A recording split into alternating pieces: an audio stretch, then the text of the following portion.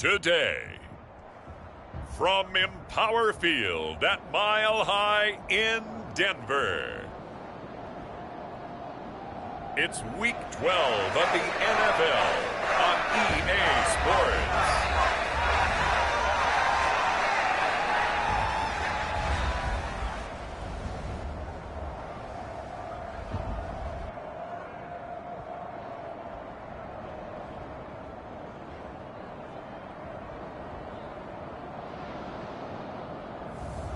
It's the Denver Broncos taking on the Buffalo Bills. EA Sports coverage of the NFL has us at the foot of the Rockies, just west of downtown Denver at Empower Field at Mile High. Today, Week 12 of the NFL season is upon us, and we've got a good one in store, as it'll be the Buffalo Bills taking on the Denver Broncos.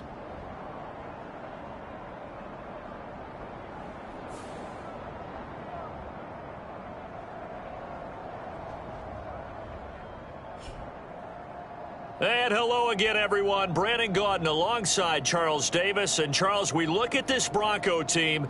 They come into this one knowing it's been a while since tasting victory. They've dropped 4 in a row. Can they remember what it was like to win a game?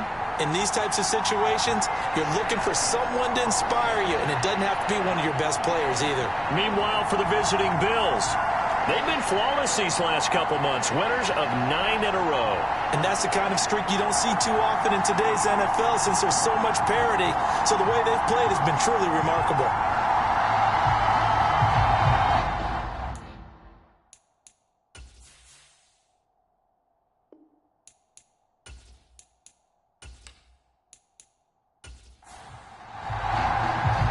And off we go from Denver.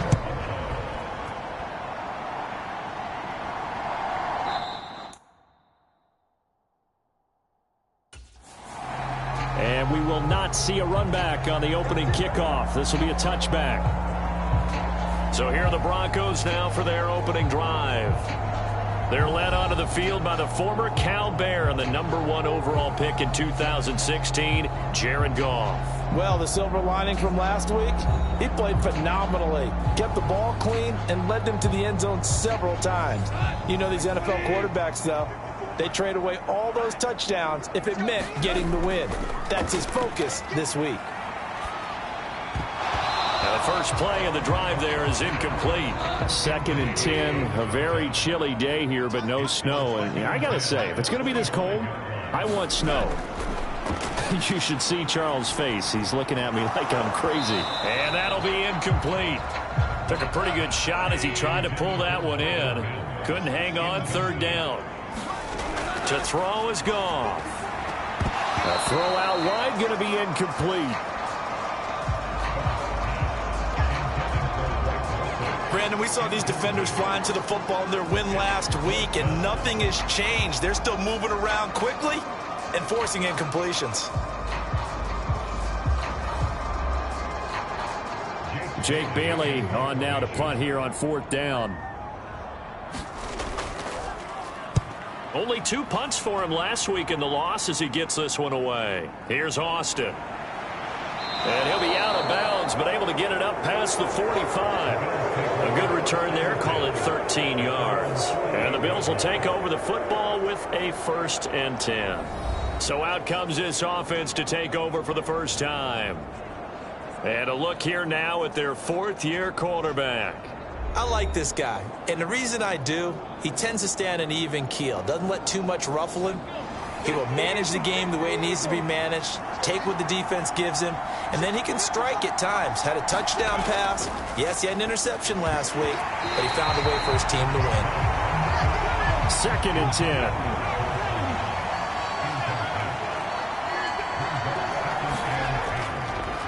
Now a first carry for the brother of Dalvin. It's James Cook. And he's fortunate to get anything from that. Give him a yard up to the 49. And they'll come to the line here needing 9 yards to pick up the first. On 3rd down, he'll drop to throw. Got his man complete over the middle. That's Cook. And this won't be enough. A good secure tackle, and they stop him a few yards shy at the 46.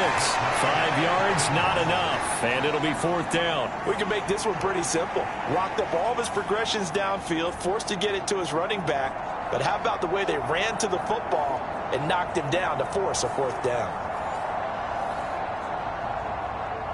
So on trots the field goal unit, and wow, this is going to be a challenge here. This was the old NFL rec. Oh, they flip it to the kicker. He looks like he's going to throw it. And they're able to pick up the first and keep possession.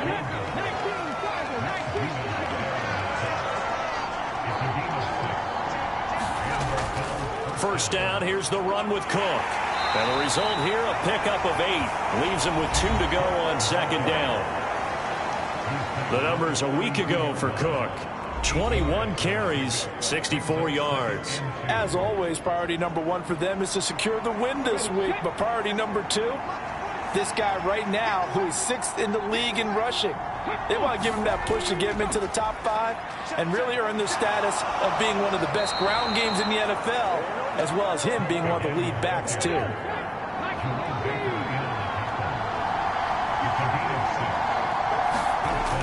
Now they'll switch it up here and look to throw. He's got the hook up with Diggs. Touchdown, Bills. Stephon Diggs.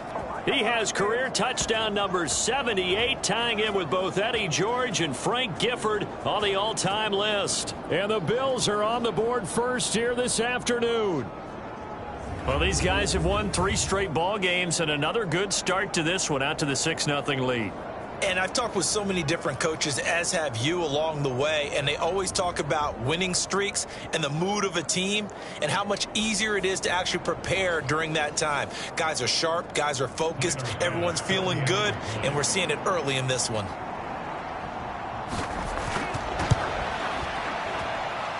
Extra point by Bass, up and good. And it's now a 7-0 game. So that winds up a 7-play drive all told. And it's finished off by the touchdown by Stephon Diggs. After the touchdown, Bass to kick it away. And to no one's surprise here in Denver, that'll carry through the back of the end zone for a touchback. So now the second drive offensively coming up for the Denver Broncos. And the first drive, 3 and out. Second possession, see if they can get a little momentum. And oftentimes that first drive is just a feeling out process. You have some plays that you've got called and you want to see how defense reacts. And it may not go terrific on the first one. Now they're ready to go. They've kind of got to look at them, got a sense. Let's see if they open things up a little bit. See if they open things up. Let's see what the defense does here, too, after a good stop. Gregory Rousseau able to record his 5th sack of the season. What a quick start to the drive, but not for the team that really needed it. In only a few seconds, the opposing QB found himself on the turf, and the defense is celebrating 2nd and long.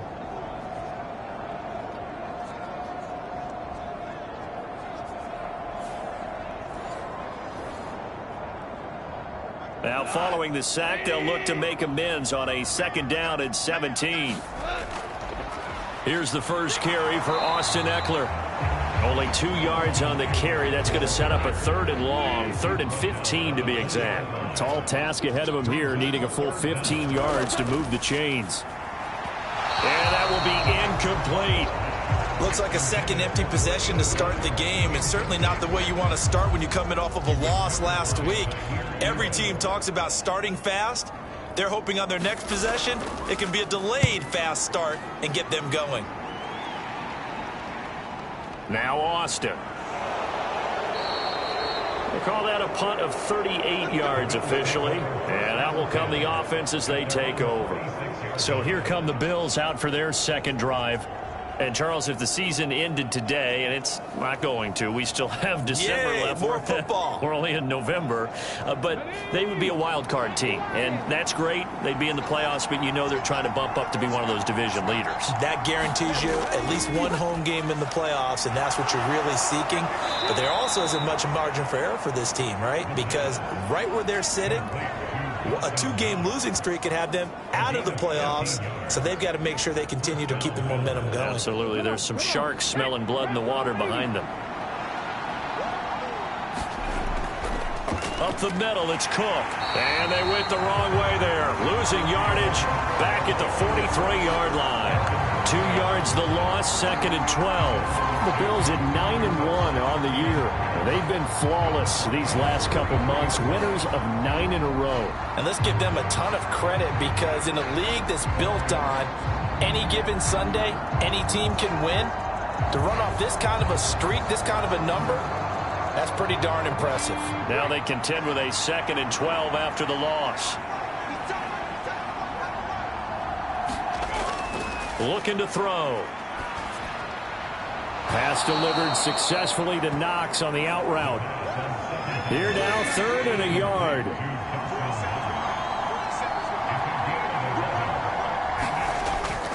Now a shotgun snap as they'll look to throw.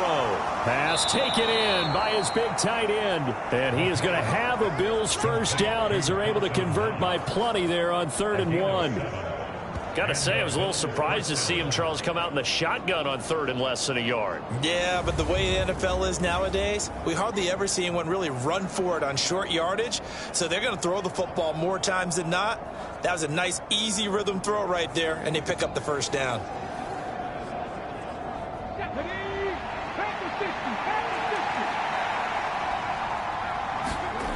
They'll look to throw now on 1st down. And they'll work it inside the 15-yard line before it's all said and done. Nothing open downfield. He keeps it himself for 11 and a first down. No surprise to see him running again here. It's something he's done throughout this season. And that run puts him over 500 yards on the ground for the year. He's got to be thinking to himself, if I'm already at 500, what's to stop me from going for 1,000? Here's a 1st and 10 at the 14-yard line.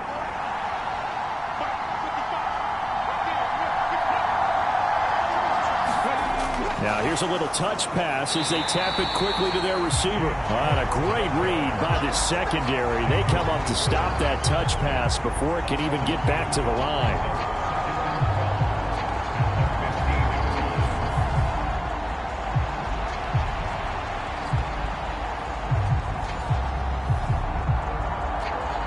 Behind the chain, 2nd and 12.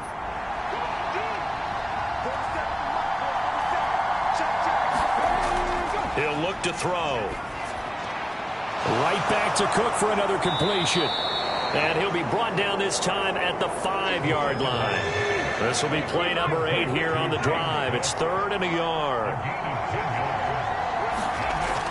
They'll set up a throw. Escapes the sack. And he'll take it into the end zone for a Buffalo touchdown. It's their quarterback. His 2nd TD of the game and 18th of the year. And the Bills have taken a 13-0 first quarter lead. If you're going to play quarterback in the NFL, you've got to have great vision, and you've got to remain calm when things break down in the pocket. Both of those traits were on display there. He surveys the situation, sees the middle of the field open, so he's just going to step up and take it himself. Very well done there. Here's Bass now for the extra point. And it's good, and they have jumped out here to a quick 14-0 first quarter lead. So that drive goes 8 plays, and it's finished off with a 5-yard touchdown run. After the touchdown, Bass to kick it away. And that'll carry over the back line of the end zone for a touchback. Denver's offense now set to go. They've shown precious little here offensively thus far as they try again with a first down now.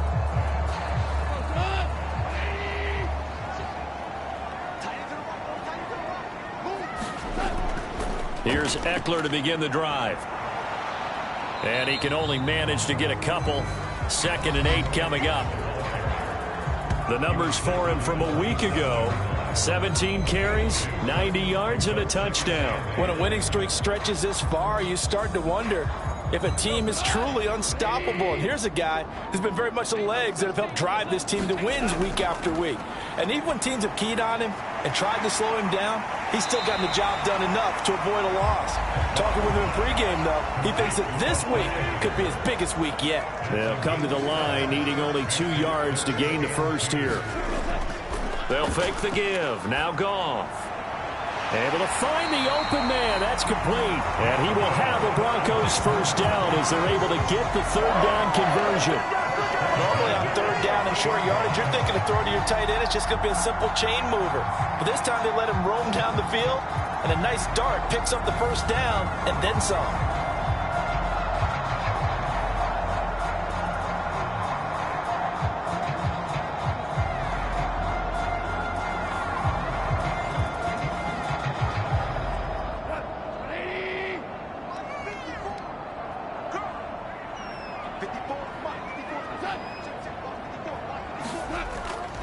Now they'll fake the jet sweep and give it instead to Eckler. He'll take this to the 46. You look at this Buffalo defense. They were very strong last week in the win over Carolina. They forced 7 turnovers. How many? 7. I mean, think about that number now. That's supposed to be a lucky number, right? Lucky for one side, unlucky for the other. And he'll lose yardage here. Back at the 47. Now they're going to be dealing with a 3rd and 7. Is that one officially a loss of 1? This defense is a difficult one to prepare for. One of the best in the league. They'll come at you from all angles, and they did a nice job there stopping him for a loss.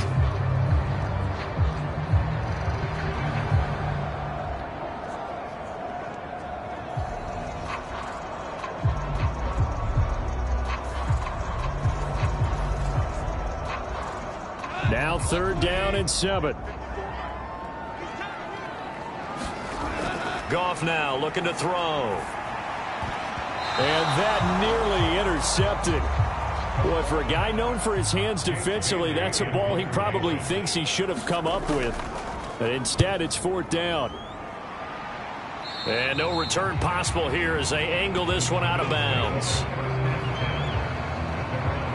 So here are the Bills to take over. They are working on that very impressive 9-game win streak, looking to get it to 10 as they've got the lead here, 1st and 10.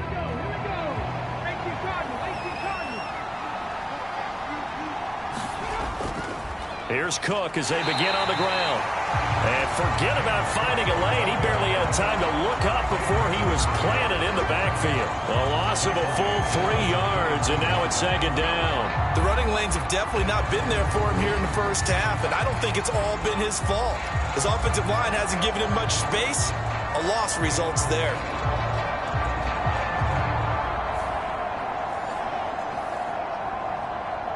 A 3-yard loss to start the drive. They'll look to make that up and then some on 2nd and 13. Again, it's Cook. And he can muster only a couple here to the 24. 3rd and 12.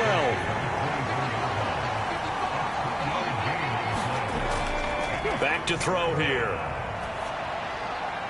He's got his target. That's complete. And he'll be taken down, but not before they work it across midfield. That one nearly 30 yards, 29 officially. 14-0 the score. This is the NFL on EA Sports. The Bills with the football as we start quarter number 2. 1st and 10, and they've got 3 tight ends out there. A jumbo package look. They're going to look to throw.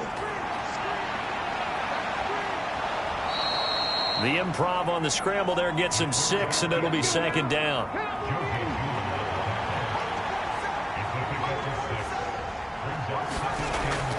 They'll drop to throw. That's complete to Justin Jefferson. It'll be a pickup of 4, good enough to earn him yet another 1st down. This has to go down as one of the simpler routes in the playbook, but oh so effective. Nice completion there. Keeps the sticks moving.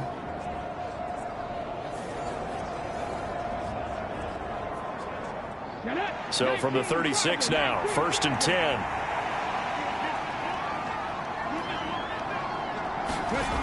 They'll look to throw. Little pitch and catch to the tight end, Knox. And he gets us down inside the 35 before going out of bounds. Here's a 2nd and 7. Middle of the field to Jefferson. And this is going to be another first down as they'll make the tackle at the Broncos 21. Back to throw again. And this one right back into the hands of Jefferson. And he will be brought down at about the 6-yard line. Another first down as they call his number again. He's got 15 yards here. Just picking up yardage in bunches here these last few plays. They have moved right down the field, and just like that, they're going to be set up with a 1st and goal.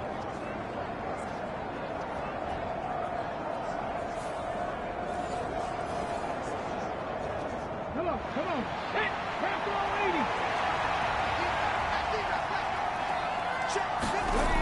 They'll look to throw again. And he will not make it back to the line of scrimmage as he's going to be taken down. It'll go as a sack and a loss of a yard, and it leads to a 2nd and goal. Well, there's still time to rectify this situation because the silver lining, they took a sack on 1st and goal. But that close to the goal line, it still definitely hurts.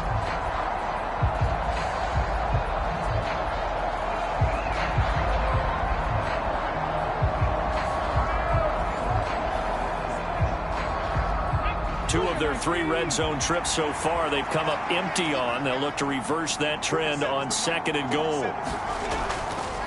Now Cook, he's got it off the draw. And they see right through that defensively as he'll be hit and taken down to the backfield. He lost 2 there, and it's 3rd down. And that's what I'd like to see out of this defense, a little fire, a little toughness. It hasn't been the best first half for them, but they did do a nice job there forcing a loss on that play.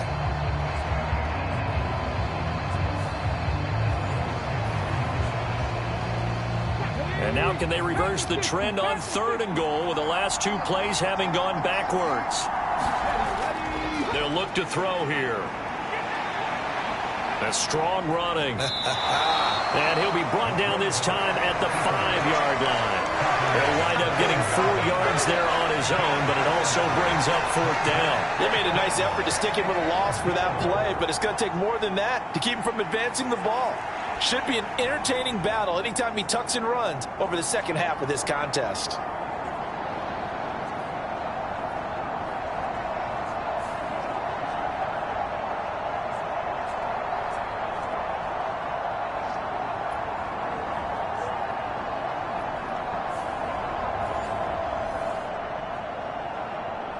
So on 4th down, out is Tyler Bass in the Buffalo field goal unit. From the left hash, should be a fairly easy one here. The kick by Bass is good, and the Bills will add on to their lead.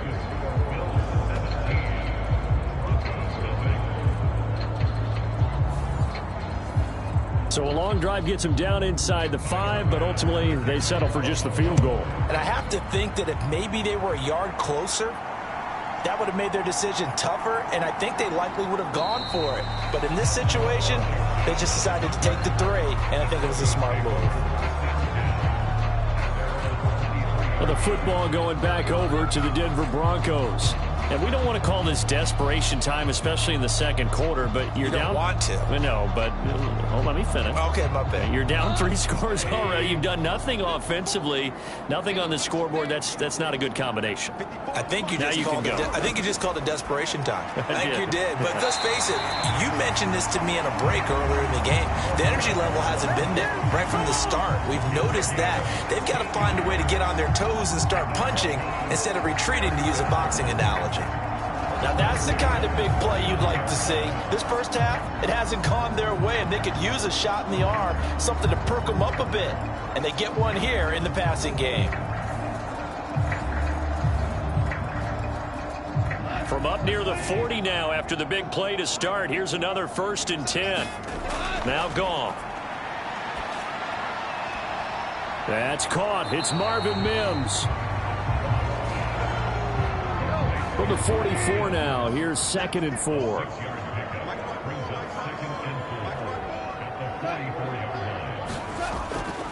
Now they show jet sweep, but instead a run up the middle here. And he still has yet to get on track in this first half as they're going to stop him behind the line. It'll be a loss of a couple on the play, so now third down coming up. Part of the thinking when you bring in extra tight ends, you're hoping that each of your guys gets those one-on-one blocks and creates a crease for your runner. You know what the converse is, though? You've got to win those one-on-one blocks, and when you don't, that's the result you end up with. This offense so far on third down, they've only converted once in 4 tries. This will be 3rd and 6. Goff now looks to throw. And that is incomplete. As a defensive back, you have some weapons at your disposal that we don't often talk about. And you can read the receiver's eyes, you can read his hands, and you know that the arrival of the ball is imminent. And that allows you to make a play on it and oftentimes knock it away. Bust through the tackle.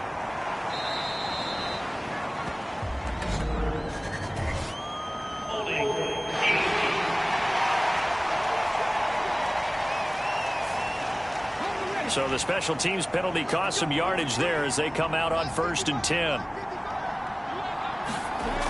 They'll set up to throw. That'll be complete to Cook. And he's taken down, but able to get this up to the 20-yard line. Give him 10 yards there, and about by the nose of the football, he's going to have a first down.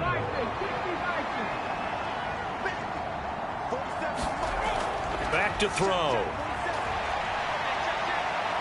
And he is brought down at the 22 after a gain of 2, and it brings up 2nd down.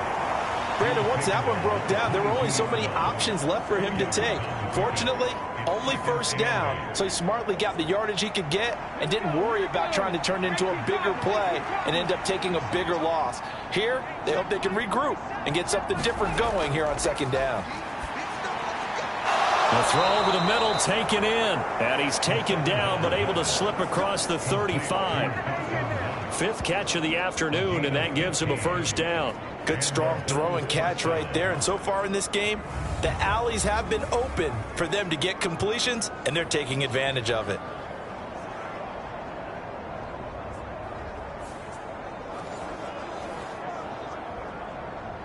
So from the 36 now, 1st and 10.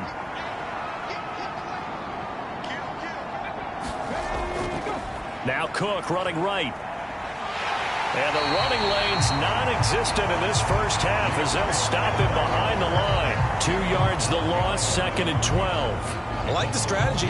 Extra tight ends, extra beef. They want to run the football, but that means they probably want to run it inside. If you get strung out on the perimeter, you're in peril. Yeah, we saw the result, negative yardage.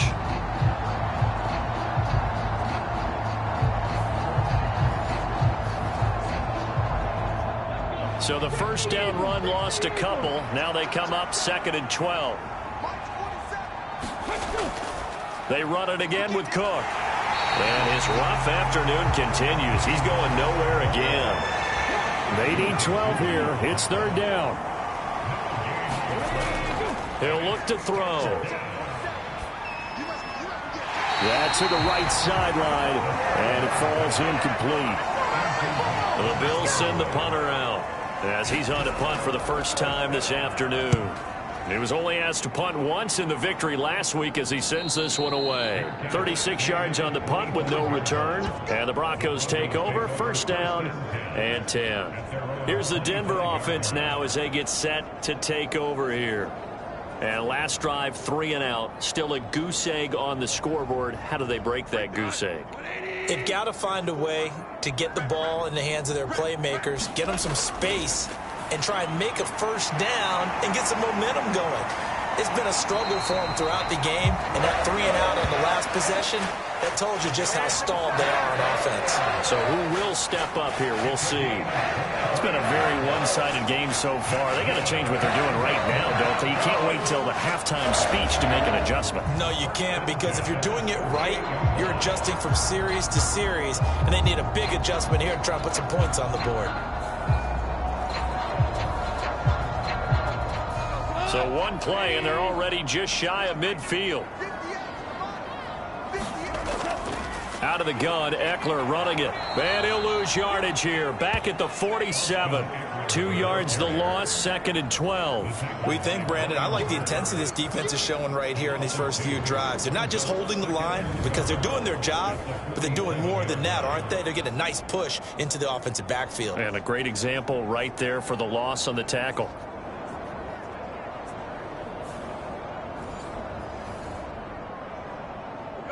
Second and 12.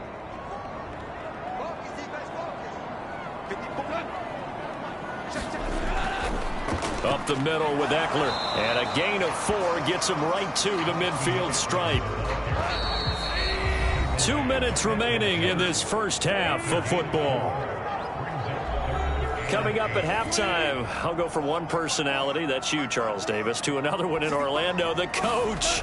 He'll have stats and scores from around the NFL. You and Jonathan Coachman both larger than life. No doubt about it. But you're stuck with me in this booth, yes, and he's miles away and smiling. And happy. On is Jake Bailey to send this one away. This is away, but boy, headed straight for the sidelines.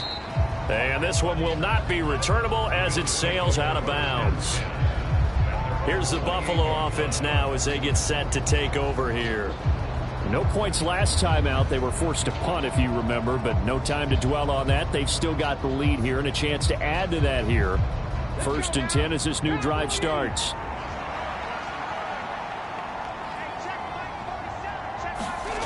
They'll try and start this drive in the air. They will find Davis. That's complete. And they'll wind up getting this to the 37. Gain of 9. Just need a yard here. 2nd and 1. Now back to throw. Right back to Davis. It's complete. And Davis will have a Bills first down as he'll get this up to the 45-yard line. He'll drop to throw. And he's going to have to eat this one as down he goes.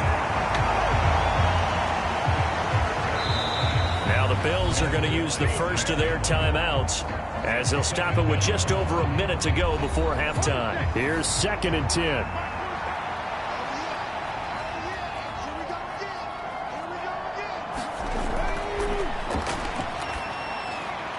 And this one taken in on the right sideline. I believe they buzzed down. They're going to take another look at this play with all reviews coming from the replay official here in the final 2 minutes of the half.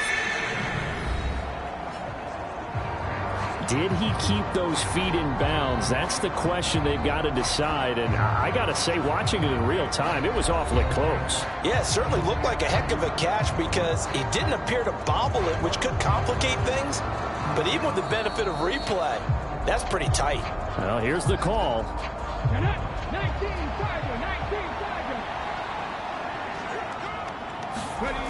They'll look to throw here on 1st down. Little pitch and catch to the tight end, Knox. And he gets this down inside the 35 before going out of bounds. A lot of tight ends just use their size and their strength, try to occupy some space and kind of body people away and catch the football. But not this guy. He's a refined route runner. Makes me wonder if he took some dance classes in his background with his footwork. Now the Bills will use the 2nd of their timeouts as they get the stoppage with just under 50 seconds remaining in half number 1.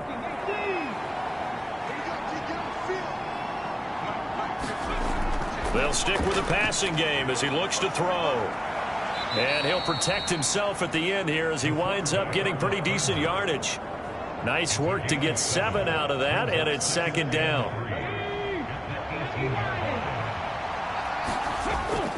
Out of the gun, they'll look to throw. Finding Knox there, complete. And Knox is going to have a Bills first down as he gets this down to the 13-yard line. Now a signal and a timeout call, as it comes with 9 seconds to go in this first half of play. From the 13 now, they work on 1st and 10. From the shotgun, he'll look to throw. Oh, and he's going to be brought down a few yards short of the goal line, and they're going to be unable to stop the clock from here. So close yet so far, and that's going to be how this first half will come to an end.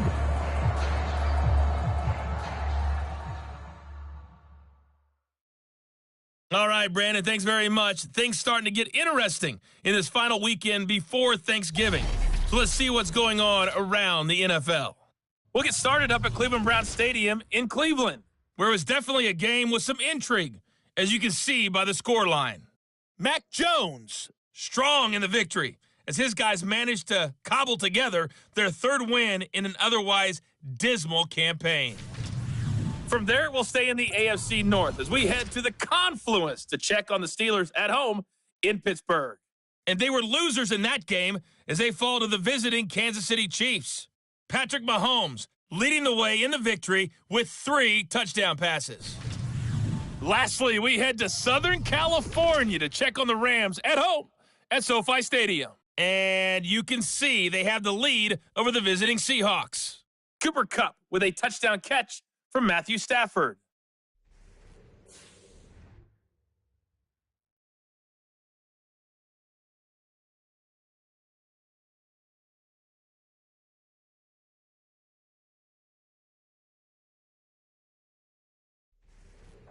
All right, Coach, thank you, and we welcome everyone back for quarter number 3.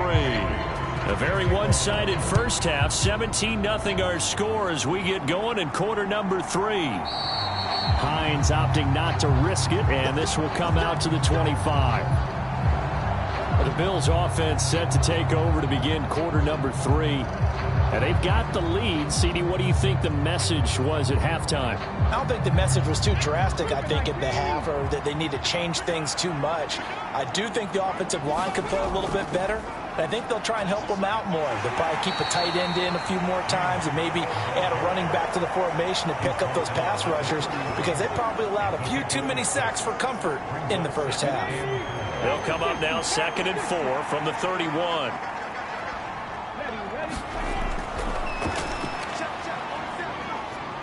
Escaping the pressure right. It's just a gain of a couple there on the scramble, and now it's 3rd down. Oh, partner, just a second earlier, and they might have had him because they certainly thought they were going to close in and drop him behind the line of scrimmage, but he had just enough time to dodge the pressure, and he ends up getting yardage before being stopped. And he's not even going to get back to the line of scrimmage. A loss of a yard, and it brings up 4th.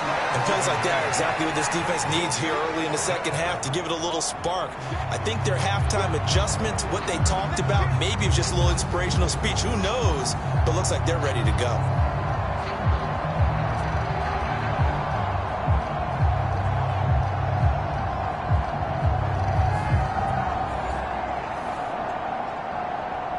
The Bills send the punter out as he'll punt it away for the 2nd time. He'll send this one into the mile-high air, and it's a good one. So a change of possession here on the punt. And it will be 1st and 10 as they take over. So now a look at the Broncos as they head back out there for their first possession of the second half.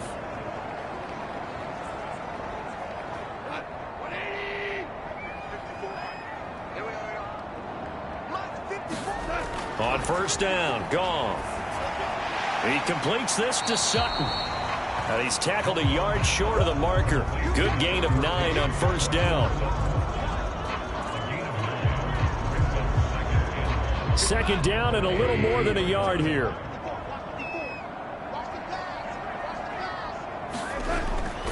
Eckler now between the tackles.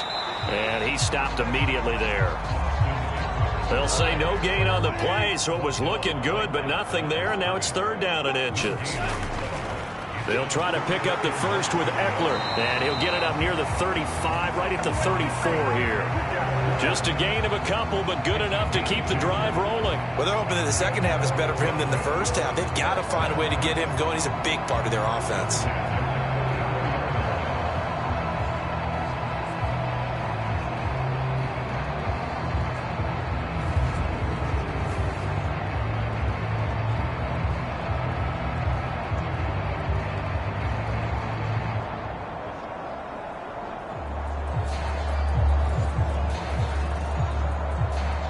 From the 34 now, here's 1st and 10. Mims in motion right. Here's a fake on the jet sweep, and instead a give up the middle. And boy, this defense again really making things tough on him as they stop him for no gain. Here's Goff. Quick hitter here. It's complete. And a pretty little juke move there on a nice game. 9 yards, not quite enough, and they'll be left now with 3rd and 1. I always laugh when people say, what's the toughest route to defend? And I'm like, any of them, especially if it's a good receiver. That makes things very difficult. But when you're running a drag route, something short, shallow, going through defenders, using guys almost as screens in order to get open, that makes things tougher if guys trying to get to the football. The defense surrenders a 13-yard pass play there on 3rd and 1. Well, they certainly had success throughout this contest getting him the ball in the passing game, and there he picks up another 1st down. Whatever they saw going into this one, they've been able to capitalize on it, and no adjustment has been made to take it away. Still in search of their first touchdown of the game, but they're on the move. 1st and 10. They go back to the ground now with Eckler. Down to the 42, 2nd down. Not too many offenses want to turn down long drives, but when you're down what they are, they've got to pay it off with some points. Now Goff. Oh, he's got a man wide open, complete. That one going for a gain of 11 and a Bronco 1st down. Running on 1st down, Eckler. And finally, down he goes as they work it inside the 10 to the 7. Good yardage as he rumbles for 24 and a 1st. Sometimes it's hard to believe, but there are times this game is about patience, isn't it? Has had the game he expected, but that run there, that may get him going. I was just going to say, maybe that gives him a little juice, because you're right, he struggled, especially in that 1st half. Yeah, and I know the great ones always think to themselves, just hang in there. I'm just one big carry away from busting this open. That's a good start for him. And he'll go down, brought down at the 20-yard line. And award that sack to Boogie Basham. Okay, I'm not sure you could actually draw a better pass rush than that one right there. Nowhere to go outside. He had to keep backing up and backing up and backing up. Eventually dropped for a huge loss.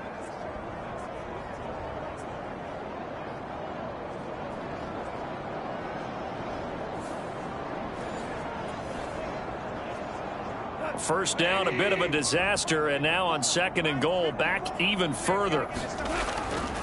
On the give, this is Eckler, and a couple of yards as they move it from the 21 to the 19. This defense against the run, by the way, they're not top 5, but they are top 10. So what's your philosophy here?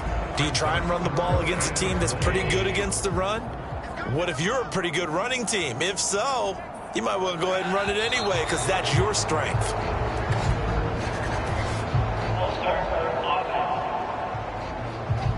Yeah, maybe they were coming with a blitz that time, and it caused a jump. I think if we saw it, you know that they saw it. Might have been a little discussion down there. Bad guys coming, pick them up, pick them up. And someone jumped. Now on 3rd and long, they'll look to throw. And the throw there going to be incomplete. So now on 4th down, Sean Payton's going to turn it over to the field goal unit. From the right hash, it's a 41-yard attempt. And his kick here is good. And they're on the board at least here. It's now 17-3.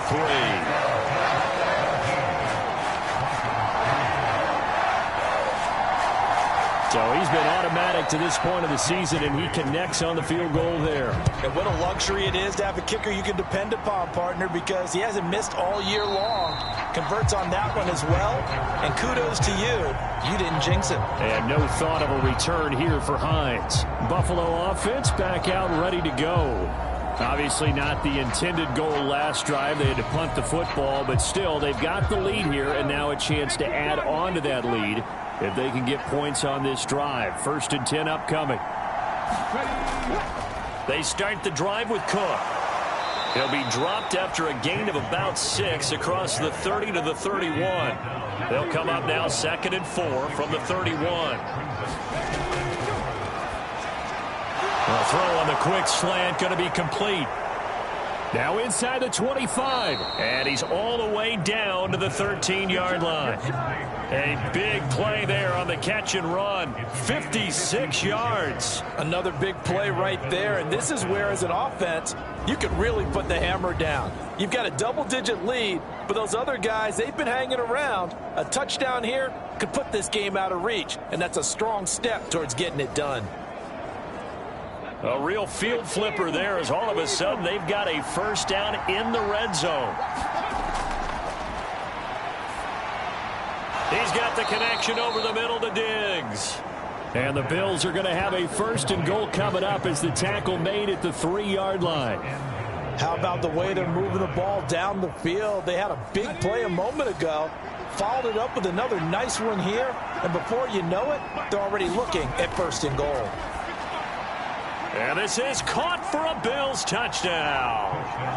Justin Jefferson, his third touchdown now on the year. And the Bills have moved out in front by 3 touchdowns. Well, that's just how they drew it up, CD. His first read was there, got it to him quickly, and into the end zone. Absolutely excellent execution by all involved. And the coordinator, got to give him credit, found the perfect play call. Quarterback let it fly as soon as the target came free, and his guy made a nice catch. Just how you draw it up in practice and then execute it in the game. Extra point by Bass, up and good. And the lead now to 3 touchdowns at 21.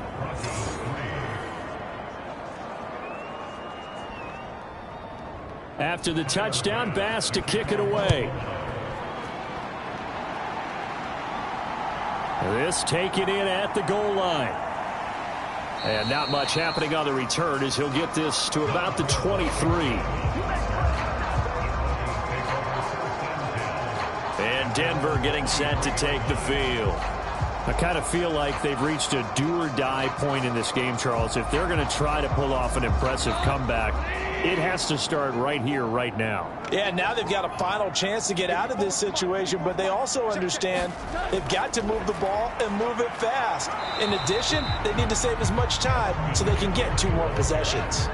2nd and 10 now, third quarter action in Denver. Mims in motion left. Eckler going to get it again on 2nd down. And he's able to plow forward up to about the 29, just shy of the 30. Call it a gain of 5 that time, and they'll be left with a 3rd and about 4. I really like the vision he displayed on that play because he saw there wasn't a lane to completely break off a huge gain. So he found where there was the most space and got what he could. A nice dirty run that's a positive play for the offense. Pass to the sideline and pulled in. And he'll take this to the other side of midfield before going out of bounds. That 3rd down conversion good for 23. Good job there of getting his tight end involved because he lines up on the right side of the formation, just works his way across the field. I really like how they were in sync on that one. He spotted the open gap in the zone, and his quarterback found him, and they get a first down. Now Sean McDermott going to throw out the challenge flag.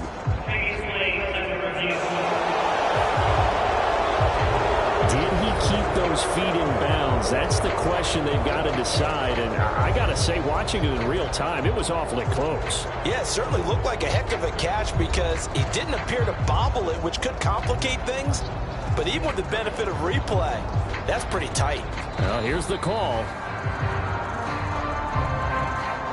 Winds up a very good call there defensively to challenge that one, as that now will wind up an incomplete pass. And the punter Bailey on now as he sends this one away. A 40-yard punt, no return, and they will take over 1st and 10. Justin Jefferson and the rest of this offense, they've got their helmets back on, and they're ready for this next series. Pretty good game for him so far. I guess he's still got time here to make this a great game, but so far, he's been solid. I like where you're going with that because it has been pretty good. But there's always that hint that things can really escalate for him. And right now, they feel like they're somewhat keeping him in check, but he has found the end zone once. But, boy, he can explode at any moment. Yeah, when you hit that end zone once, you want to find it again, don't you? Yes, you do. Makes you hungrier. You get greedy in a good way. And this throw incomplete. Well, the defender all over him that time, and it's going to lead to 3rd down.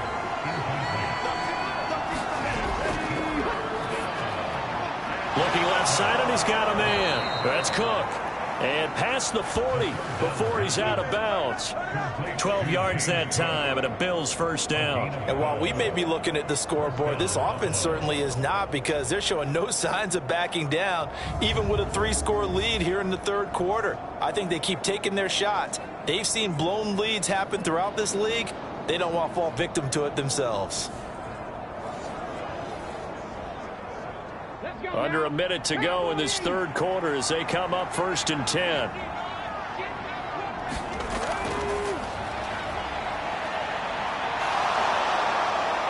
And this turns into a nice gain with a slide at the end. A nice job there on the escape and scramble. A first down, a 16-yard gain. He's been making himself a weapon as a runner, and the results, they've been welcomed by his offense. My question is about the defense we're watching right now, partner. Even after he got him with a scramble earlier this drive, they still aren't devoting enough attention to him. I would expect that after that carry, they'll do a much better job going forward, spying on him on passing downs. Now this one complete on the slant route, and he's going to get this inside the 30. Another nice gain. That's now 30 yards between those last two plays.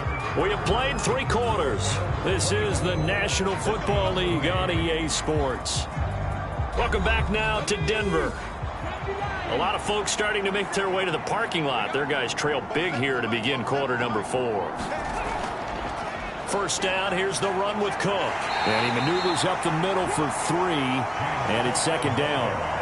Brandon, I've got to think this offensive line has got some smiles on its faces. And I know it sounds crazy, but they practiced for this back in training camp. They knew they'd be in situations where there'd be extra defenders in the box coming after them, trying to keep them from locking down a game.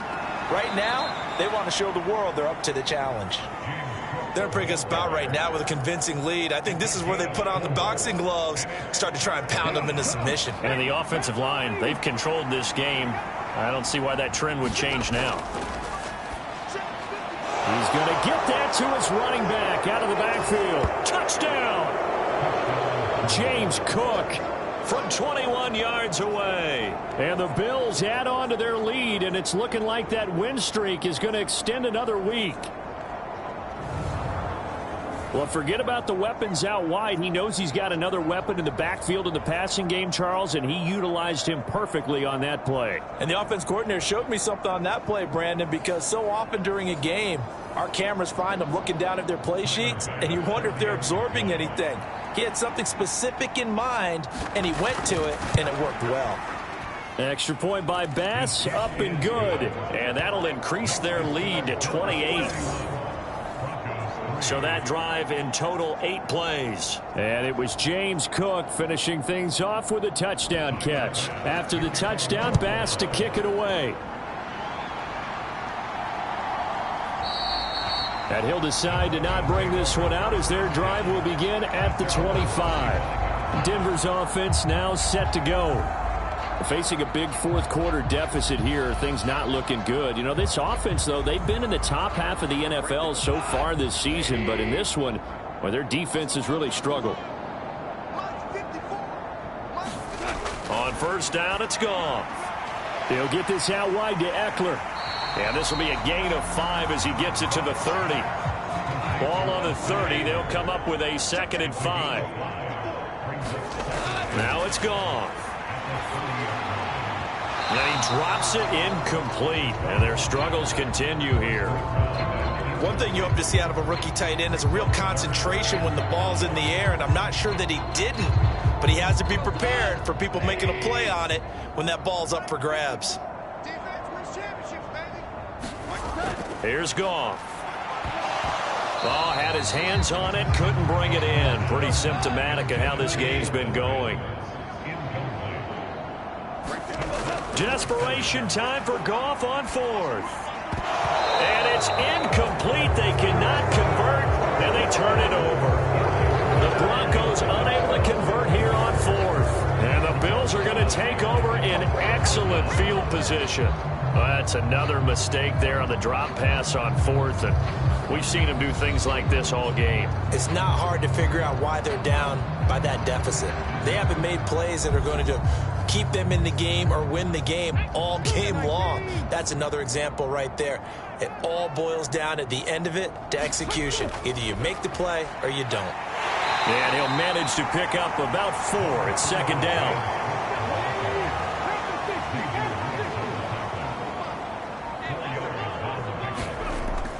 Another tote for the workhorse this afternoon. It's Cook. And some determined running there as he'll pick his way down to the 12-yard line. 44 yards rushing for him now as he's carried it 16 times. Hate to be blunt, but it is just continuing to prove to be the case that this O-line is manhandling this D-line right now. They deserve to roll up their sleeves and show up their biceps because they're doing exactly what you just described, manhandling the defensive front. They've got the leverage, they're powering through, and they're controlling this game. They'll look to throw now on first down. Working the middle here, that's complete to Knox, the tight end. So the completion good for 7 there, and that's going to bring up second down.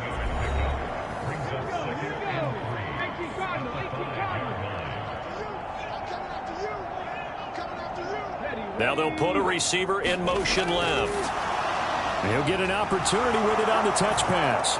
And he will score. Touchdown, Buffalo. Gabriel Davis, a 5-yard touchdown. And the Bills are closing in on win number 10 as they extend this fourth-quarter lead. Boy, he has been fun to watch throwing the football in this one. It's certainly not fun for that defense, though, Charles. Now up to 4 touchdown passes in this ball game. Yeah, we're supposed to be neutral, but I'm feeling their pain right now because he has absolutely carved up this secondary. A clinic on how to attack the defense and take them out of the game. Extra point by Bass, up and good. And this one was over a while ago as they just add on to that big lead.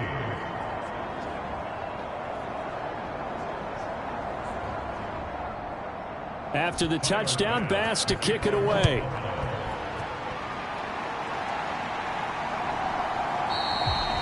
And he'll very wisely take a knee here as they'll bring this one out to the 25 on the touchback. Here's the Denver offense now as they get set to take over here.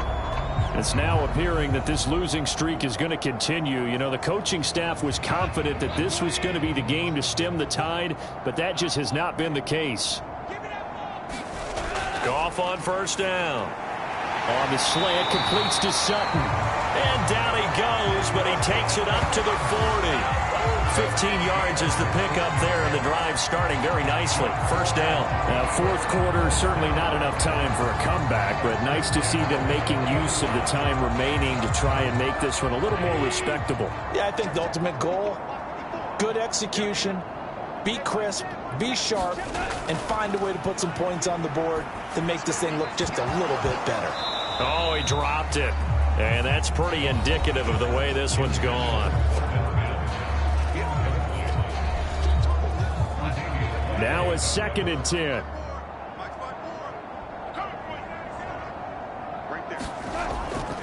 Draw play. It's Eckler. And he's swallowed up right near the line of scrimmage.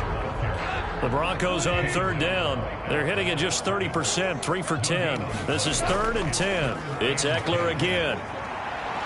And good running there as he'll take this all the way up to midfield. That one going for a gain of 11 and a Bronco first down. We'll definitely see some open running lanes, and he's taking advantage of it right now, but that shouldn't be a surprise. Defense has the lead. They're playing for the pass first.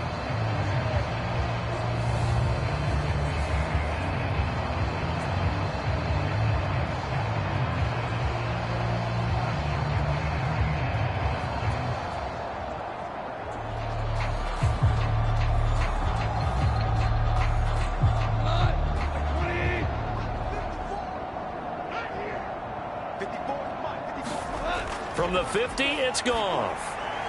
And a quick throw here, that's complete. And they'll work this down to the 40-yard line, tackled there. They get 10 more there, and I believe that'll be enough for another first down. It will. Well, I mean, look, obviously there's no 20 or 30-point play in that playbook, but they can try to end things here on a positive note despite trailing big, and that looks like what they're trying to do here by pushing the ball downfield. Well, let me go with the heavy cliche then, partner. Just control what you can control right now, and all they can control here is how their final plays develop. And little room to maneuver there. He gets it down to about the 39. Brought down by Ed Oliver. Early down stuff's to put this offense in a precarious position. We know that securing the point of attack, especially against the big-bodied guys in the middle of this D, has got to be priority one. Meanwhile, Goff's throw here caught by Mims. And he is out of bounds, but not before he's inside the 30. On 1st and 10, Goff. He'll drop this down to Williams. Call it a gain of 6 on the play, and it'll be 2nd down. Just about every quarterback is trained to really look downfield first before you come back and make a nice, safe throw. And in this case, that's exactly what he did. Found his running back, let him create some space, and it turned out to be a nice play for the offense. And that falls to the ground, incomplete. A nice job of bodying him up defensively, and now it brings up 3rd down. They'll run out of the gun with Eckler. And they will touch him down, but not before he gets the first. Give him the 3rd down conversion, 5 yards on the play. A lot depended on the spot there, and he got it, but it wasn't by much, was it? I remember Coach Madden talking about, depending on which foot the official used, that would tell you whether you had the first down or not. You want that upfield foot to be the one that spots the ball, don't you? And you and I have the luxury of a couple extra views here in the booth, and he did get it, but not by much.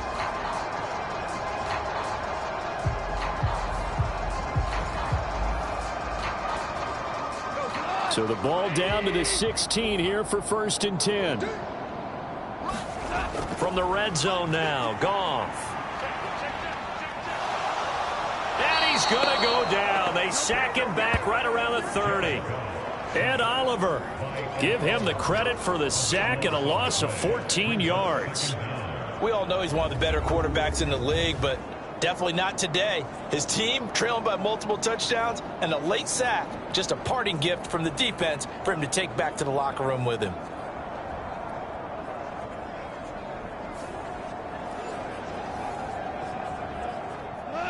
So after the sack, a scenario you certainly don't work on too often. 2nd and 24. Goff. And on the left sideline, he caught it, but out of bounds, according to the head linesman. Incomplete, so the ball a little late getting there, and it's 3rd down. Goff now to throw.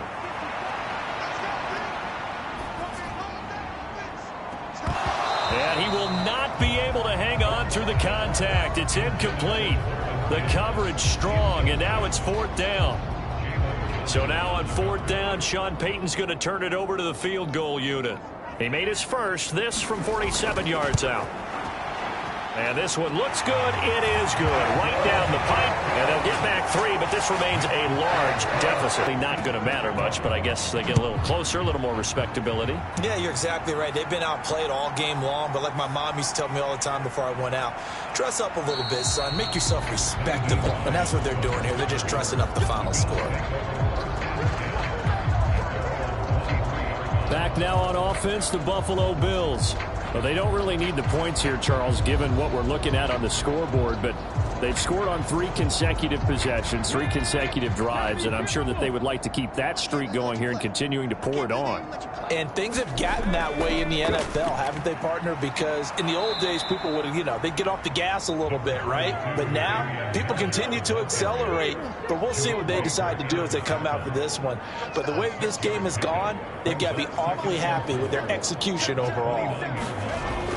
Harris going to get it again on 2nd down. And he'll get it up near the 35, right at the 34 here.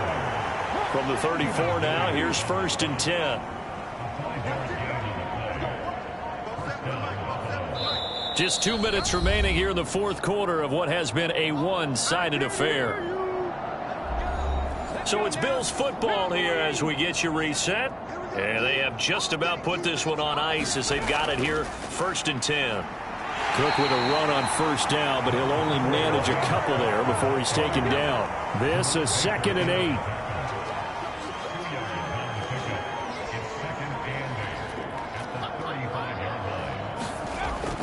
They'll try and wind down some clock with Cook. And he's going to have a Bills 1st down as he's got this up to the 45-yard line. That's a good, nice, crisp run for a first down. I wonder if the defense might have been loosened up a little bit, maybe anticipating a pass instead of the run that they got.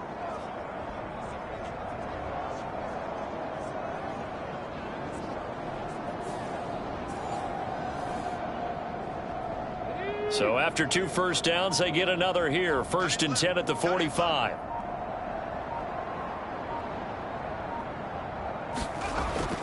Here's Cook again. Knifes his way forward here, but just 3 yards on the play. 2nd down.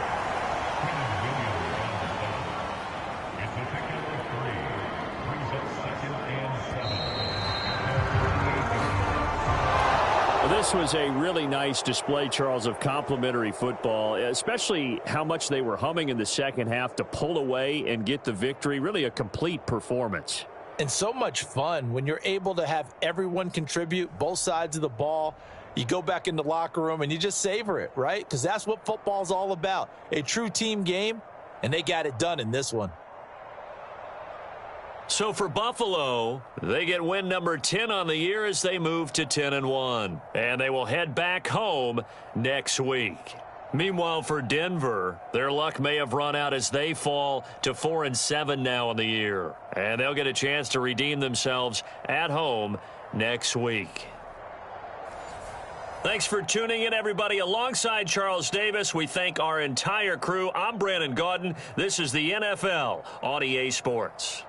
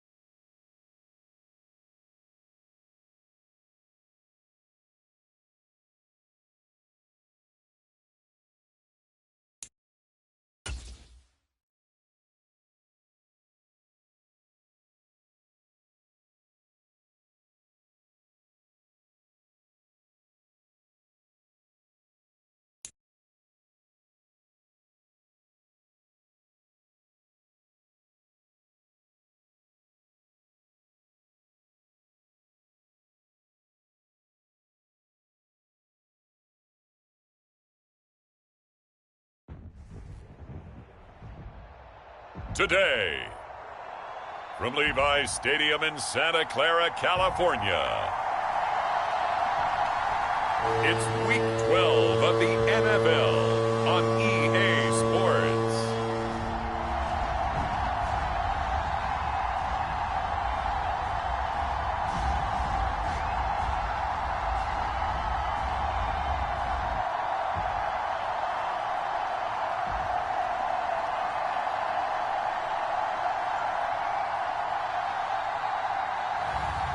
It's the San Francisco 49ers taking on the Tampa Bay Buccaneers.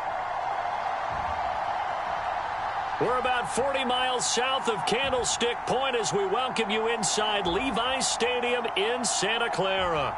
Today, Week 12 of the NFL season is upon us, and we've got a good one in store, as it'll be the Tampa Bay Buccaneers taking on the San Francisco 49ers.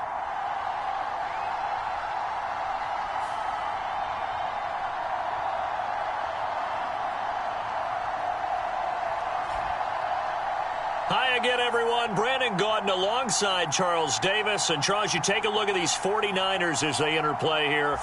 They have certainly got it rolling of late. Winners of 6 in a row. And it's simple. The more you win in the regular season, the more likely you play at home in the postseason, and that can take you deep into January. On the other side of the field.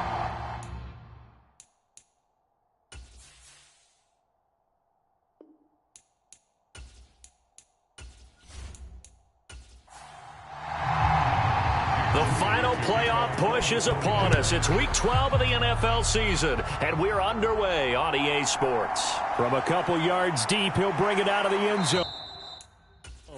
And he'll get it up past the 20 to about the 22.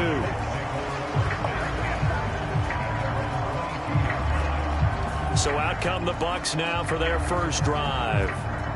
Leading them out is the Austin, Texas native. At quarterback, it's Baker Mayfield. And he ought to have a lot of pep in his step after last week's performance, because he did exactly as you want him to play if you're a coach. 3 touchdown passes, 0 interceptions, which usually means you're making a lot of right decisions out there. And got him the win. The drive starts with a run by White. And he'll take it ahead to the 28-yard line. White's numbers from a week ago: 16 carries, 52 yards. There were some signs of life from their ground game last week, but overall, just a so-so performance. Everyone knows they can make a slight improvement how they contribute to this aspect of the offense. Linemen can set their blocks and hold them a little bit longer, and he can be quicker to the hole and hit a lane. If they do that, they should get some better numbers produced this week. And they'll look to avoid an early 3 and out here on 3rd and 4. Mayfield to throw it. He's got his running back out of the backfield. And he is going to have a Bucs first down. They needed 5 there on 3rd down. He winds up getting 7. I'm not sure that was necessarily a safety valve or a check down throw on 3rd down. Sometimes just try and find the open guy and get him the ball. He did exactly that and found a way to pick up a first down. Ball up to the 35 now as they come up on 1st and 10. Running out of the gun with White. And this is going to be a Bucs first down as he's got this up to the 45-yard line. They did tell us they wanted to establish the ground game early, didn't they? They did, in a small sample size that we've seen so far, but pretty good return. Yeah, you got to like that. They've strung together a couple of first downs, established what they wanted, the running game. And guess what? They also got their lead guy running it pretty well, too. So after 2 first downs, they get another here. 1st and 10 at the 45. They keep it on the ground. White again. And he fights forward for a modest 2-yard gain. 2nd down.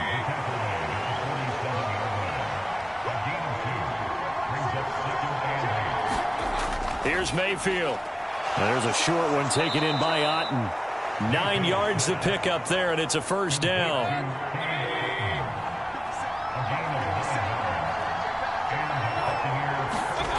Mayfield. That's complete. It's Chris Godwin. And this winds up a gain of 4 to the 41. You look at this Niner defense. They were very good in the win last week against Jacksonville. And it was the pass rush that really keyed their victory. Got to the quarterback 6 times for sacks and plenty of other turbulence in the pocket for him as well. Now a 2nd and 6.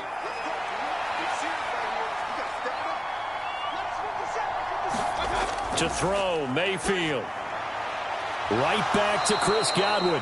And he'll go out of bounds after taking it a little further down inside the 40.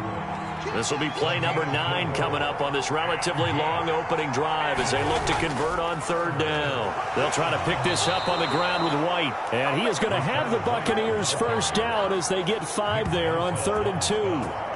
Well, partner, what do you think? Might have been 4-down territory if they didn't pick it up, but... Yeah, it's a moot point now. I was curious, so if they didn't get it there, would they have gone for it? I guess we'll never know. Yeah, we didn't have to make that call, but I have a feeling both of us would have said, go for it.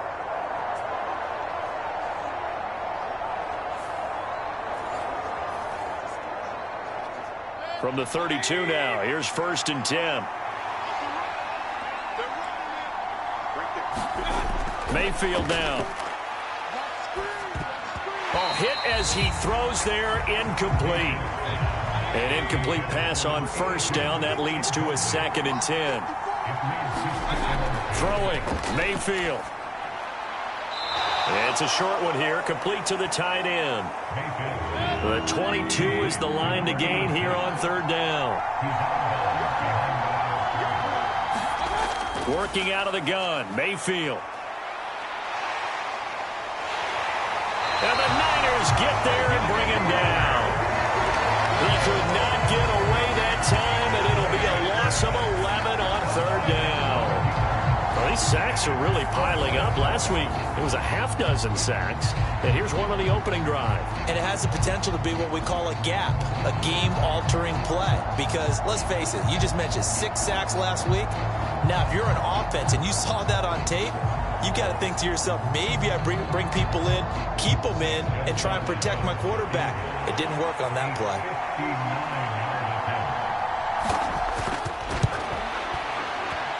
And this won't get there, won't be online either. It's no good, off to the right, and this will remain a scoreless game.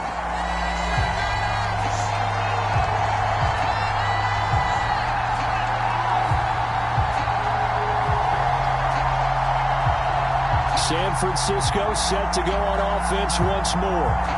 And they come into this one riding that nice long win streak. And remember, next weekend is an open week for them. So if they can get the win here, a lot of momentum into that time off. He certainly is. And if you're wondering if anybody's saying, boy, this is coming at a bad time, we want to keep playing, the answer can be yes. Because when teams are on a hot streak, they want to keep going. But what the veterans are telling the young guys in the locker room, an open week is always good, guys. Take it and let's go with it.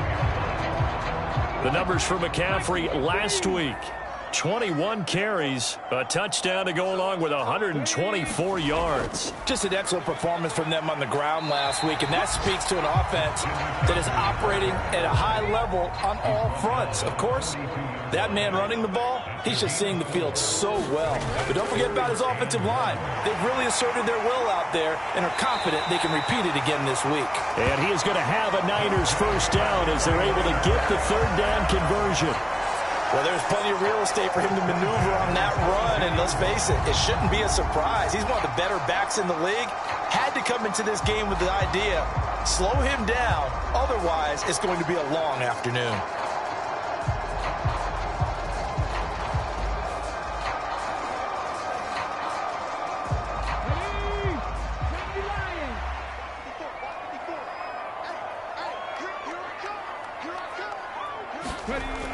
Now they'll switch it up here and look to throw.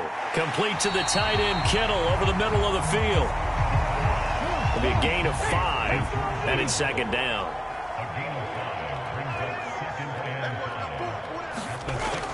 They'll look to throw.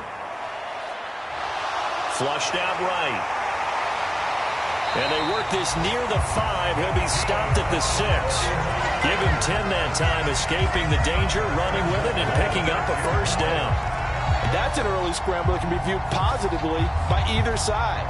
From the offensive point of view, it begins to establish him as a possibility to keep it on certain plays. And defensively, they avoided giving up a huge play in one of their first tests in containing a quarterback on the run. They'll run with Mitchell. And able to break one tackle, but then quickly brought down. But a nice little gain.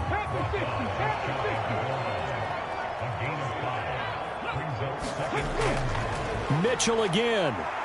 And good work there defensively as they're able to keep him out of the end zone.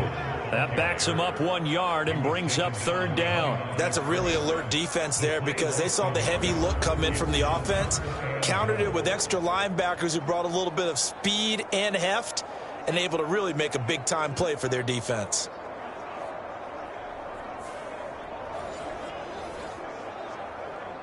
Three tight ends up front here, third and goal.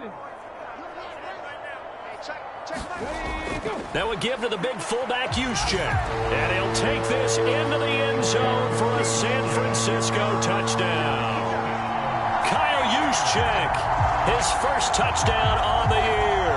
And the Niners will jump on top with the game's first score here this afternoon. One of the keys to their long winning streak has been scoring first. An ideal drive right there, getting the first 6 points of the ball game. Do you go back to our meeting with the offensive coordinator? Remember what he told us? Absolutely. With some teams, I script to probe in the early part of the game. Other teams, I script to attack. They've been in attack mode for these ball games and continue that in this one.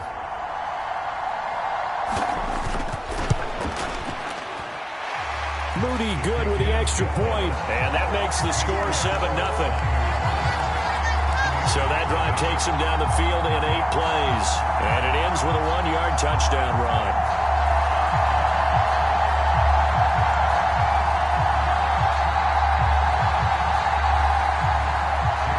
So following the touchdown, here's Moody back out to send it away. From a yard or two deep, here comes a return. And he returns this to the 22.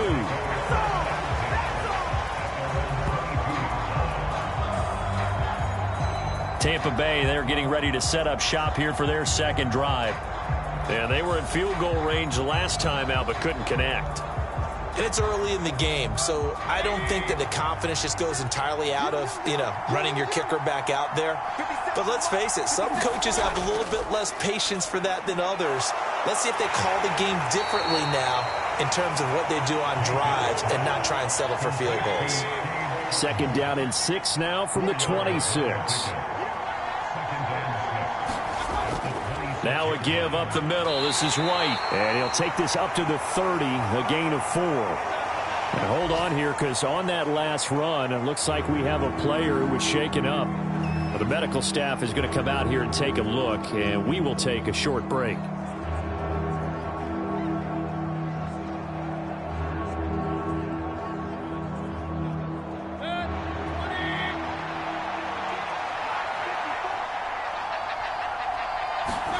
Mayfield on 3rd and 2. Going for Evans, but that pass is intercepted. Picked off by Fred Warner. And into the end zone. A pick 6 for the 49er D as they score the touchdown. Well, we went from scoreless to 13-0 in a hurry. First, their offense had the touchdown, and now the defense comes through with one. You can't get a better 1-2 punch than that. Follow up a touchdown offense by getting one on defense. If they keep that effort up, you'll take the other sideline out of this one very quickly. An extra point try now for Moody.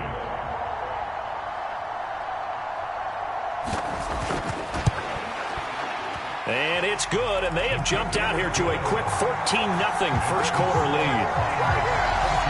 So the defense creating some points, not only getting the interception, but then returning it to the end zone for the pick 6. So they throw the pick 6. They'll get another shot at it now as this one's in the air. And here comes a return from just beyond the goal line.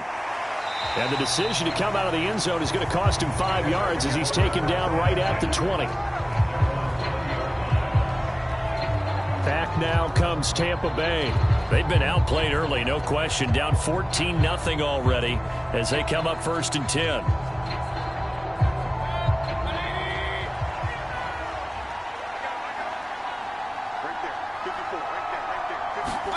Back to it after the pick six. Mayfield looking for Godwin, and he's got him complete. Give him a gain of 5 on the completion, and it'll be 2nd down. Mayfield looks to throw.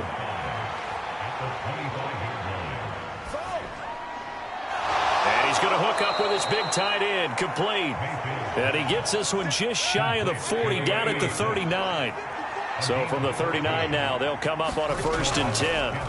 Now Mayfield. It's hauled in by Brandon Cooks.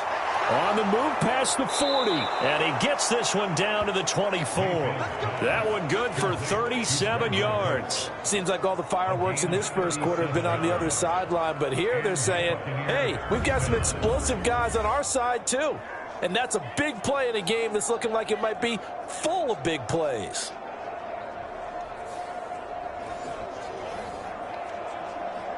So the big play gets him all the way down to the outskirts of the red zone here for 1st and 10. And again, it's Mayfield. It's caught. This is White. And down inside the 15 he goes. 14-0 the score. This is the NFL on EA Sports. Second quarter now, and it's Buccaneer football. This offense finding its legs now. Here's another 1st and 10. They run straight ahead here with White. And he'll fight his way down right around the 12. Jair Brown on the stop there. Typically, we think it's the strong safeties that are better tacklers, especially closer to the line of scrimmage amidst traffic. But in this case, how about the free safety coming up and making the big-time play? On 2nd down, they'll run with White. And he'll fight his way down right around the 12. The Bucs on 3rd down. They've hit 2 for 4 thus far. This is 3rd and 9. He'll drop to throw. And he's going to go down. He's sacked back at the 24. Nick Bosa in there to drop him for his 11th sack of the year. Well, last game he had 2 sacks. Got another one here, picked up right where he left off. Brandon, he spent the entire offseason working on new moves, new techniques, trying to add to his arsenal of pass rush moves. Certainly paying dividends in what we've seen so far.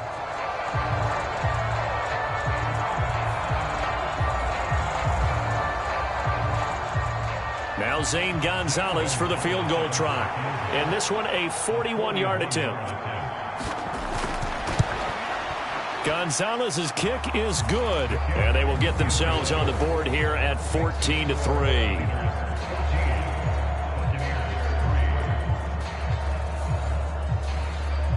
So that kick gives them their first points of the game, CD. And it comes on the 3rd drive, but hopefully for them that's a spark that gets that offense going. Yeah, and I would say if you're the offensive play caller, as you look at your sheet, you're trying to find that part on there that unlocks bigger points. They've struggled with a few drives so far, finally got 3 out of it. How do you find the end zone? That's what he's searching for now. Here we go. 18 Cardinal. Right there, 54, right there, 54 Mike. Watch the curl. They go play action here on 1st down. Man open, that's Deebo Samuel. And he takes us beyond the 35 before going out of bounds. Line of scrimmage, the 37 on 1st and 10. On 1st down, this is McCaffrey. And down he goes at the 45 after a pickup of 9. The Niners at 10-1 now on the year, and they have certainly got it rolling as of late. Winners of 6 in a row. And I think this is where, as a head coach, you show your team some trust. Instead of just talking about winning, the very next game, you point out to them, we're on a nice run here, and if we keep doing this, we'll be playing at home in the postseason, and we know that could ride us all the way to the Super Bowl if we get that done. 2nd and short, that's a rundown, so it's definitely a good time to go play action if you're feeling it, and they do so and pick up a 1st down.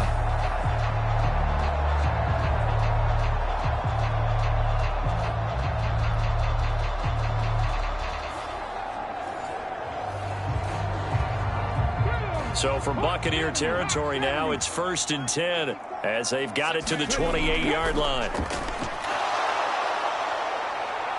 Dancing to his left. And inside the 20 before he's brought down. A nifty bit of scrambling there. 12 yards, 1st down. I can't be sure how much of that was planned pre-snap, but it certainly opens up some avenues for their offense. And if he can stay a threat to break off those kind of runs, it'll pull defenders away from coverage and open up some choice throwing lanes for him moving forward.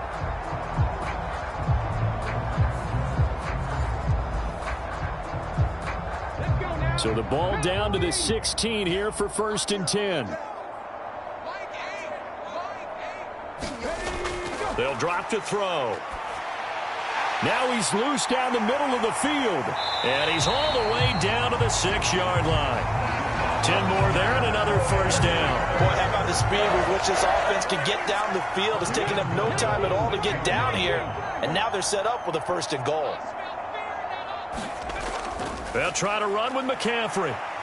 And across the chalk into the end zone. It's a 49er touchdown.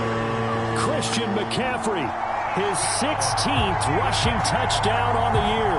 And the 49ers are able to widen their advantage. And certainly some credit there for that touchdown goes to the offensive line. They never get the credit they deserve in the stat sheet, but they are the reason that they got the points. Excellent job up front, clearing the way for the score. Now Moody for the PAT.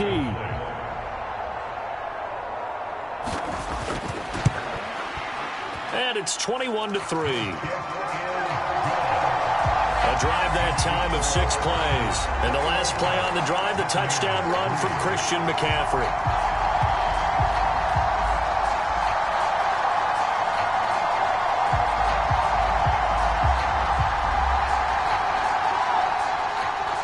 So here's Moody back out there now to send this one away.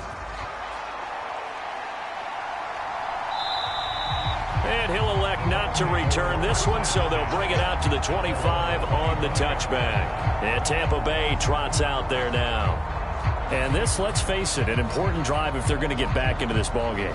Think about going into the locker room down 21-10 as opposed to 21-3. 21-10, a little more optimism, a little more bounce around the locker room, a little more discussion about how they're going to finish this thing off.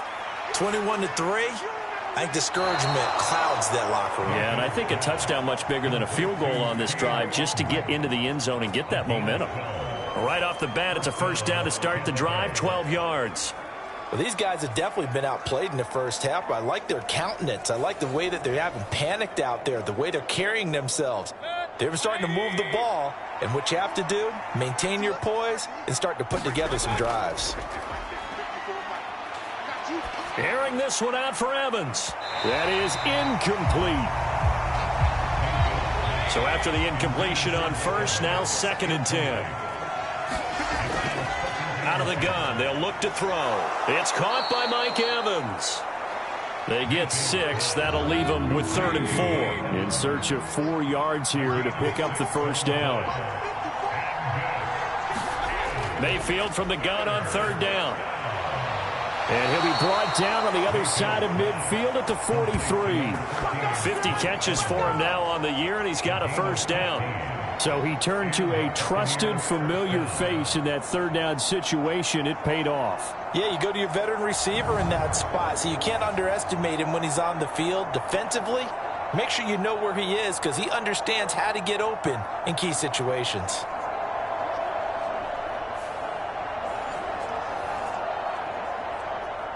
So from inside Niner territory now, this is 1st and 10 at the 43.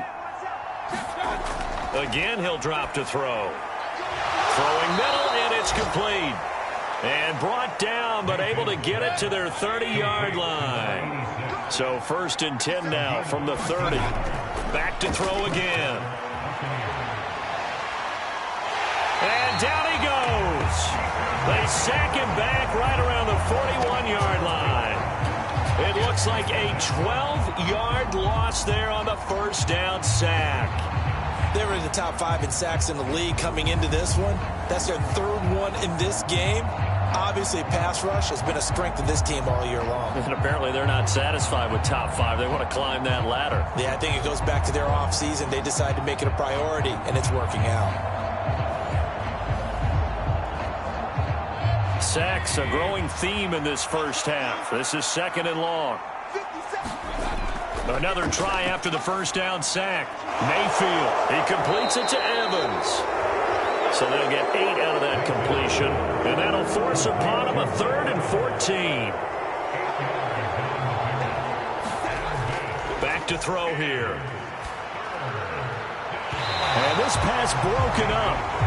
The contact well-timed there, and now 4th down. From a defensive perspective, they had exactly what you want anytime they want to throw the football. There was pressure on the quarterback. They were getting after him, and they tightened down on the receivers and forced the incompletion.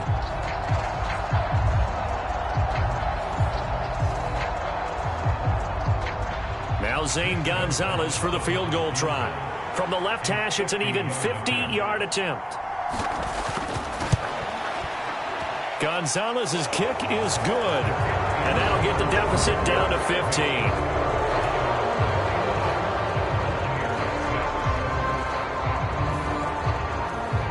That was perfect. From distance, he steps up, knocks it right down Main Street. And Main Street's celebrating right now with him, aren't they? I love the mechanics of the whole thing. Snap, hold, everything was right on target, and the blocking was perfect, and he executed so well. Christian McCaffrey and his 49er teammates back onto the field. He's over 40 yards here in the second quarter. Been nice and effective for them, hasn't he? He has definitely been dependable, and really shouldn't underestimate what he's getting done here, because anytime you're on a pace that's going to approach 100 yards. Now he's looking just to add to his totals. The tackle made by Zion McCollum. 2nd and 6, just inside the 30. From the shotgun, he'll look to throw. Over the middle to Kittle, complete. And Kittle going to have a 49ers first down as he'll be brought down at the 38-yard line. He'll look to throw. Eluding the pressure right. And he's able to get this one out closer to midfield across the 45. 2nd down and a yard. Up the gut, McCaffrey. And he'll get it down to the 47 here. 55 yards now on the ground on just 7 carries. Back to the ground on first, it's McCaffrey. And he's going to take this ahead for right around 3 yards, but no more than that. 2nd down. And we've hit the 2-minute mark in this first half of action. 2nd and 7. 18 Cardinal.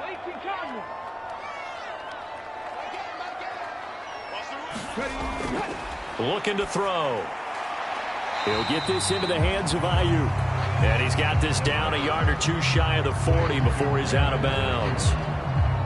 People worry about throwing the out route because often it can get jumped, and that can turn into either an incompletion or an interception.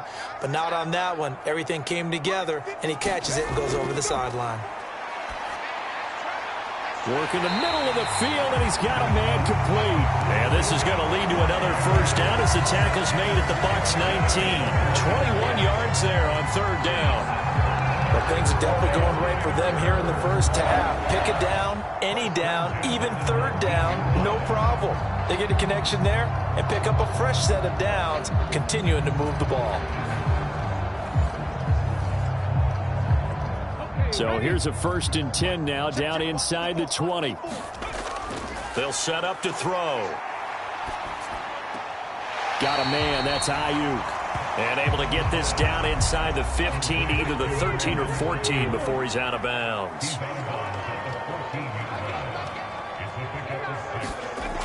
They'll stick with the passing game as he looks to throw. He's going to drop this down to McCaffrey. And this play goes nowhere. Losing yardage back to the 15. Call that a loss of a yard, and things get a little more difficult here, 3rd and 5. Heck of a play there to get to him quickly and get him down for a loss. I think they did a really nice job getting ready for this game, scouting, watching film, and understanding defensively what the play design was. Here is 3rd and 5. They'll look to throw again. And a dangerous throw there as that's knocked down and incomplete.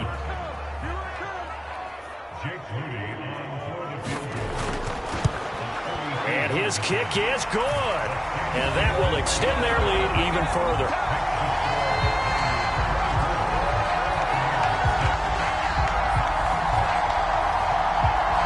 So no touchdown that time, but they do get 3 more, and now they have even more of a cushion. It's been a terrific first half offensively, so it's hard to blame them for not getting into the end zone there. But the way they've been moving the ball in this one, I don't think these will be their final points of the game. And the Buccaneers getting ready to go as they take the field. And Charles, we'll see what they can do here. Not a ton of time left, but enough certainly to get points out of this drive, and they need them right now because they're trailing. Yeah, and this is exactly why you practice a 2-minute drill all through camp and at least one practice each week before a game. A minute left, more than enough time to string a few completions together, reach the end zone, and then make that walk back to the locker room just a little more animated. 2nd down, Mayfield. Over the middle, he finds Godwin, complete. The Bucs going to go ahead and use the 2nd of their timeouts as the stoppage will come with a little under a minute to go in this first half. Mayfield's throw taken in there by Cooks. And they get to him after a gain of 6 to the 46.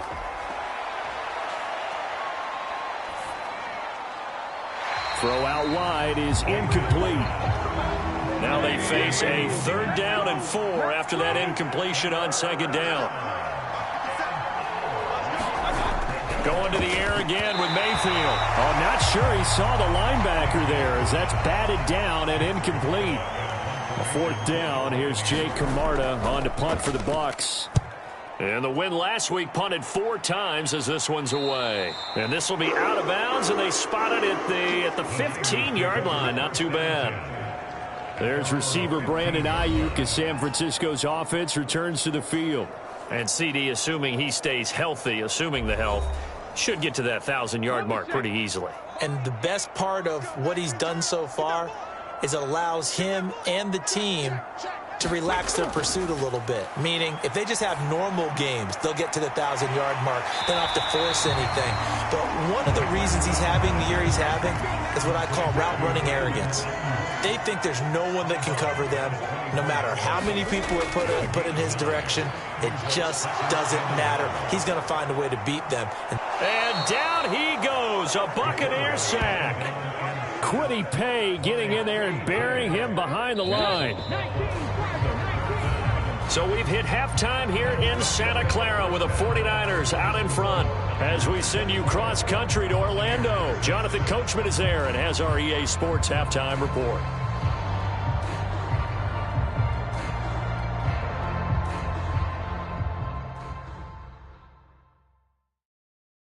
All right, Brandon, thanks very much. Things starting to get interesting in this final weekend before Thanksgiving. So let's see what's going on around the NFL. We'll start our tour out in the City of Angels, Los Angeles. And it's the Rams who are out in front as those teams approach halftime. Cooper Kupp with a touchdown catch from Matthew Stafford. From there, we'll head east all the way to the Steel City to check on the Steelers at home in Pittsburgh. And they were losers in that game as they fall to the visiting Kansas City Chiefs. Patrick Mahomes leading the way in the victory with 3 touchdown passes. Lastly, let's head up to the Twin Cities to check in on the Vikings at home in Minneapolis. And they were winners in that one over the visiting Arizona Cardinals. Josh Allen, 5 touchdown passes, leading his guys to the victory. We saw the former All-Pro Christian McCaffrey up to his old tricks in that first half. He wound up finding the end zone on a touchdown run to help give his guys the advantage here at the break. All right, Coach, thank you very much. As we welcome you back for quarter number 3. It's the 49ers out in front, and they will get the football first as well as we are back and started in the second half. Williams to return. And he's up across the 25 and down at the 28.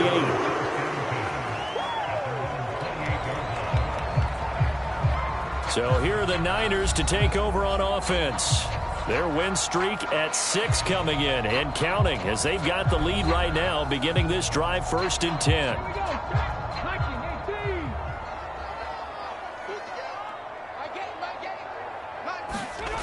They'll try and start this drive in the air. Looking middle, and that's complete. And he slips up past the 45 before being tackled.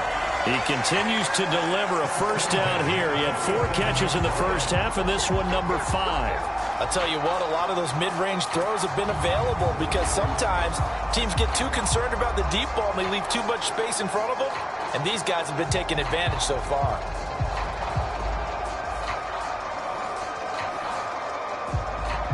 A big hitter to start the drive has him up near midfield here for 1st and 10. Off the play fake, he'll look to throw.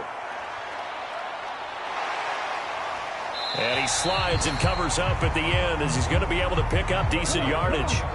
From the 48-yard line, here's 2nd and 5. Samuel going to go in motion right. On 2nd down, McCaffrey. And he'll get it inside the 40 to the 39. 66 yards on the ground for him now on 9 carries. Well, you certainly have to give a little credit here because they're playing this game now at their pace. This is ball control football, sustained runs, taking their time, and making it work.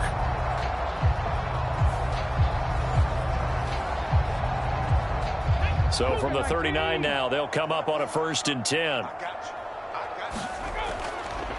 They stay on the ground. And a loose football. And it's picked up by the Buccaneers. And his guys are going to get the football at the 37-yard line. So certainly not at all what you're looking for here to start the 3rd quarter. A fumble on their opening drive.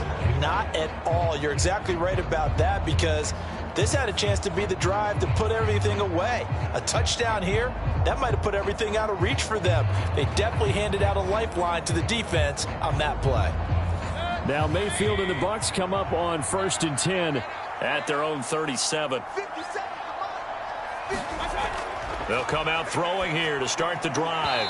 And this will be incomplete. Physical play on the football there, and it's 2nd down.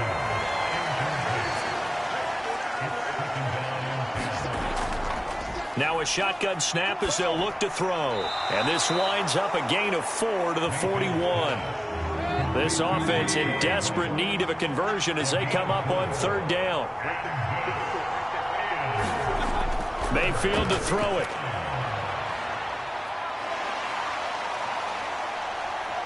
And he fends him up, but he can't get away forever, and down he goes. Multiple defenders getting to him there for a huge loss. I think we've seen this before. Someone's down 3 scores. That situation there, it's just going to add to their growing frustrations, don't you think? Yeah, a bad number 3 right now. 3-score game, 3rd quarter, 3 and out, not what they wanted. And you can tell on the sideline, those faces are getting a little bit longer as this one goes.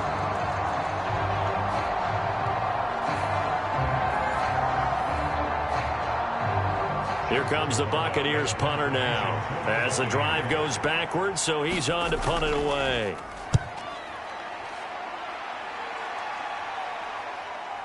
With it is Brown. A nice job getting free on the return for 13 yards. And the Niners will go on offense, 1st and 10. Now this offense back out and set to go for their next drive. And last time, the fumble, the turnover. Now, they still have the lead, but I don't think coaches care. The turnovers will bother them no matter what the scoreboard says. Yeah, that's the relief, that you still have the lead. But coaches look at what if and what it should be. Turning the ball over when they get a chance to score more points and increase the lead, that's what's going to affect them. And they're also thinking to future weeks, maybe when the game's closer, right? No doubt about it. You want to clean up everything. Let's just be honest about it. They want everything to be perfect at all times. They don't want to give up anything that's going to hurt their team. Now a throw here, hauled in. And Debo going to have a Niners first down up near midfield, spotted at the 48. Now back to throw. Back to Debo Samuel for consecutive catches. And he gets it inside the 35 and just shy of the 30. It's another first down as they look his way again, this time 19 yards. Pardon me, sold the go route really well. Thought he was going deep, then curled it back inside for a nice completion. DBs love when they pump the brakes, don't they? Yeah, that's really a whole lot of fun. It's almost like you said, listen, if you're going to sell the go, just go. And let's see who's faster. So from Buccaneer territory now, it's 1st and 10 at the 32-yard line. Back to throw. And that's caught by the tight end, Granson. And down he goes, taking it inside the 10, just shy of the 5 at the 6. That'll be marked as a 27-yard pickup. I'd have to say they're feeling like they are in rhythm right now. Things are in sync, aren't they? Team's winning, got a nice little margin on the scoreboard, completing some passes, and they just completed another one for a first down there to the tight end.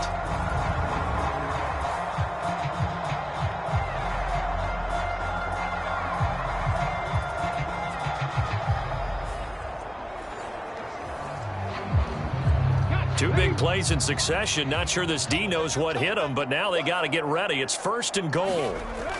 They'll look to throw here. Over the middle into traffic, and that's complete.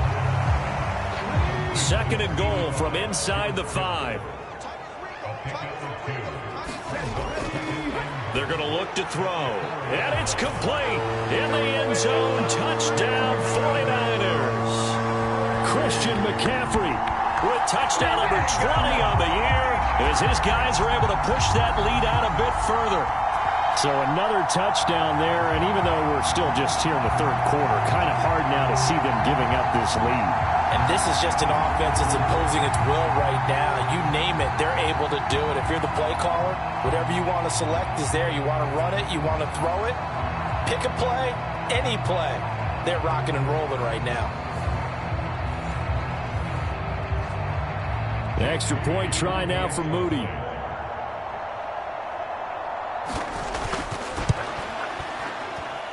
And they open the lead up now to 25 points. So the drive there took 6 plays.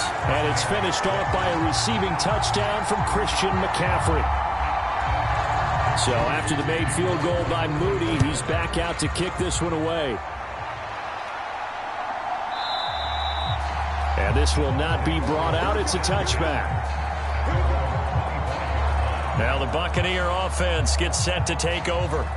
Well, we haven't exactly been treated to a nail-biter in this one, CD, and if they cannot score here, this one's pretty much all but over. Are you saying that you feel like people are starting to think about getting out of here, maybe beating the traffic in order to get home or to their final destination? Yeah, I don't think there's a whole lot of reason to hang around, especially if they can't score here. Yeah, you're right about that, because it has been pretty clear who the better team has been in this one. And in a league that we talk about every game being a one-score game as we go into it, watching this blowout, let's just say it's been unusual. And he'll be brought down right around the 37. Line of scrimmage, the 37 on 1st and 10. Mayfield throwing quickly there, but it's incomplete. That certainly appeared to be a play call where they were just trying to make 2nd down, 2nd and short. I think they thought the coverage was off a little bit more than it was. Nice job there pressing up on it and forcing the incompletion. Meanwhile, Mayfield's throw complete to Otten. 9 yards, and that leaves him just short, so it'll be 3rd and less than a yard. And there's a completion to the tight end. And look at the size of these players nowadays. At that spot, 6'4", 6'5", and up.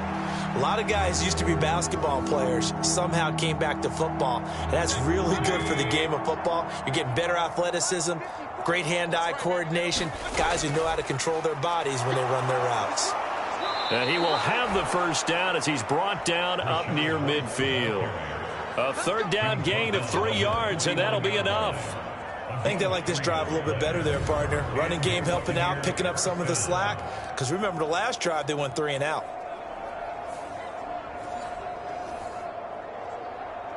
Two first downs have them up near midfield now on 1st and 10. Opting to run again here with White. And he edges forward, but only gets a pair of yards out of it. And it's 2nd down.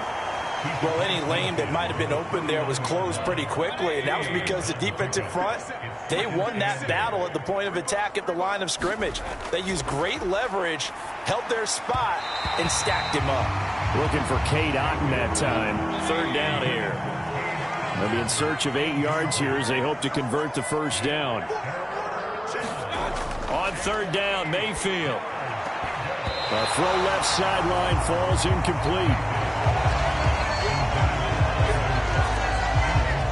We saw this a lot in the first half, and it continues. These receivers just not able to get much separation. So that means they have to win the 50-50 balls. They've got to go up with the defender and find a way to start coming down with them. And this time, contact and another incomplete pass. Here comes the Buccaneers punter now as he's on to kick it away.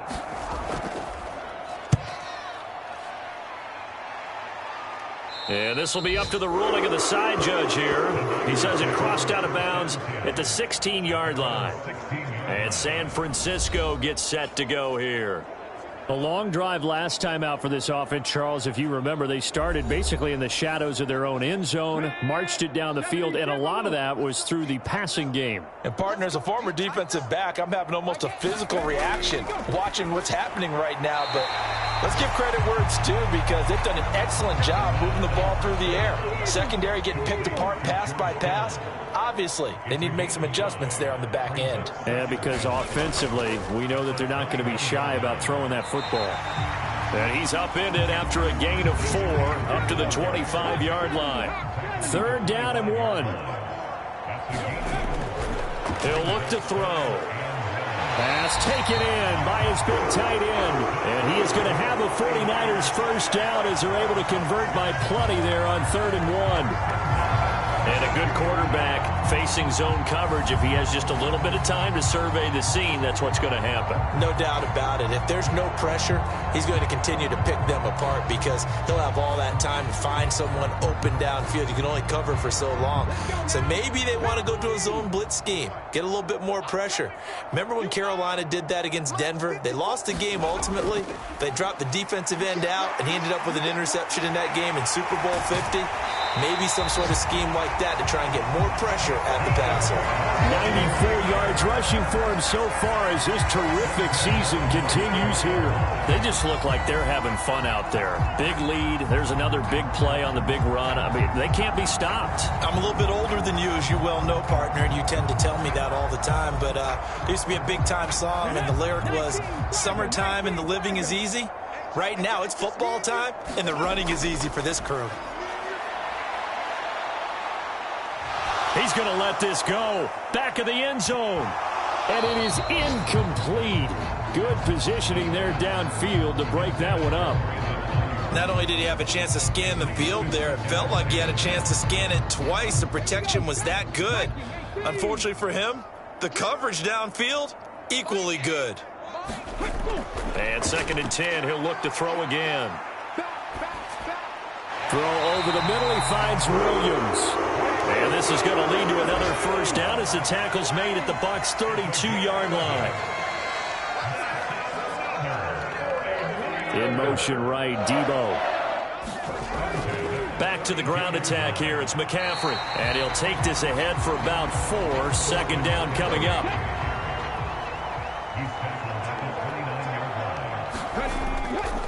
The play action fake. They'll look to throw. And that one into the hands of Ayuk downfield. And they do get him down, but not before he's able to slip it inside the 5-yard line.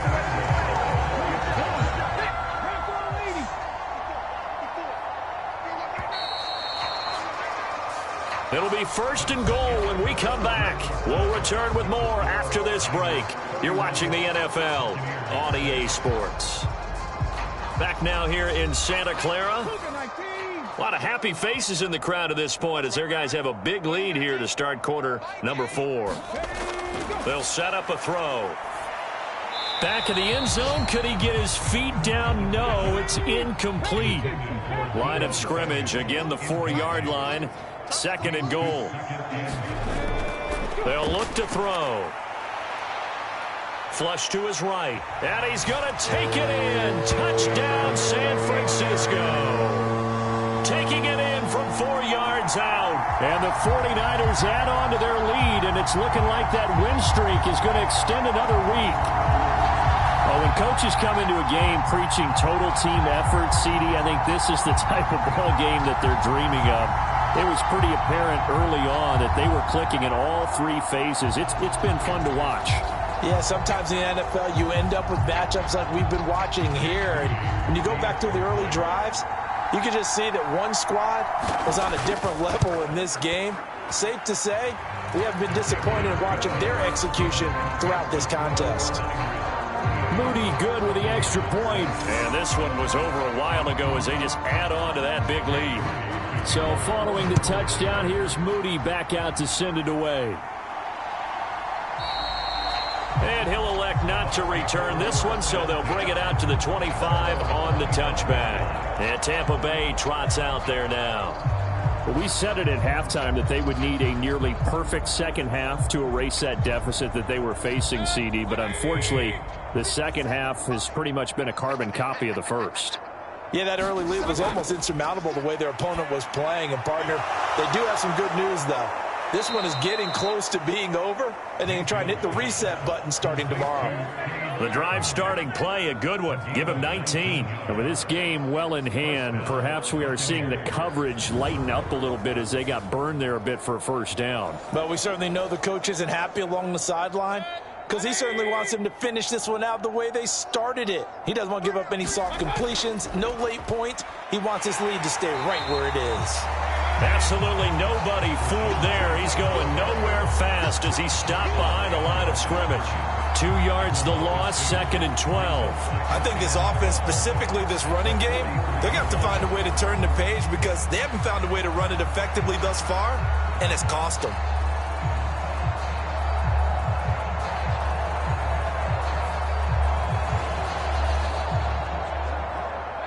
Now they contend with a 2nd and 12 after the loss.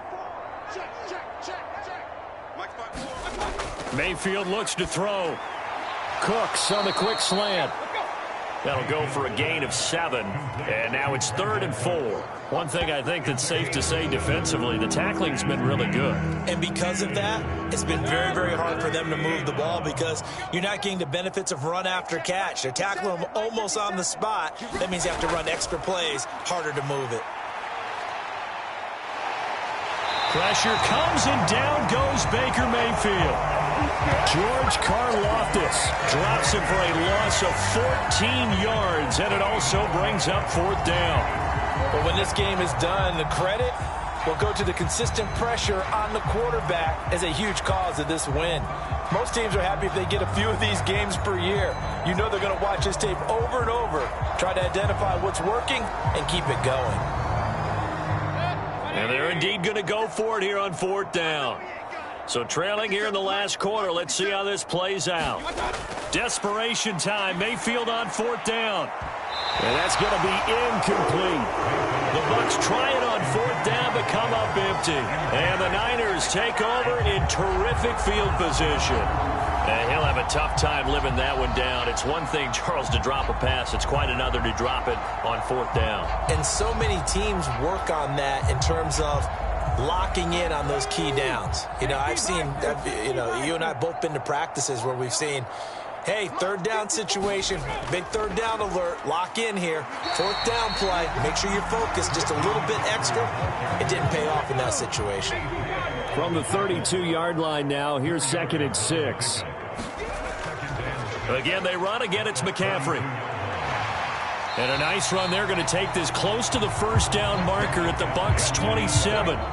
The Niners on 3rd down. They've been near perfect, 4 for 5 to this point. They're looking at 3rd in the nose of the football. And he will have a 1st down at about the 21-yard line. 113 yards rushing for him now as he has been tremendous all day long. No doubt those are the types of carries they're looking for here, Charles. The lead in the fourth quarter. This is when coaches that have a reliable running game, they breathe a little easier on the sideline. Yeah, they love the idea that they can take the air out of the football at this point of the game. That means they're really counting on that offensive line, counting on the runners, taking care of the football. Because you're going to tell your quarterback, hey, no time to be a hero. We're not going to throw it here. Just eat up that clock. And if you have the ball, they can't score. And he's going to get this one down inside the 15. A solid run on first down. Gain of 7 leaves him with a 2nd and 3.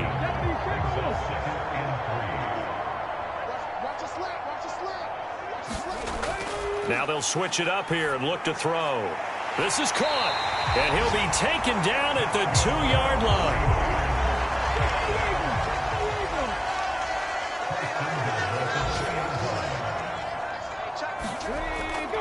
McCaffrey is in. Touchdown 49ers. Boy, we talk a lot about Christian McCaffrey and what he can do in the open field, and it's easy to gloss over how tough he can be to stop near the goal line. And he shows you just how tough he is on that carry as he takes it into the end zone. Now Moody for the PAT.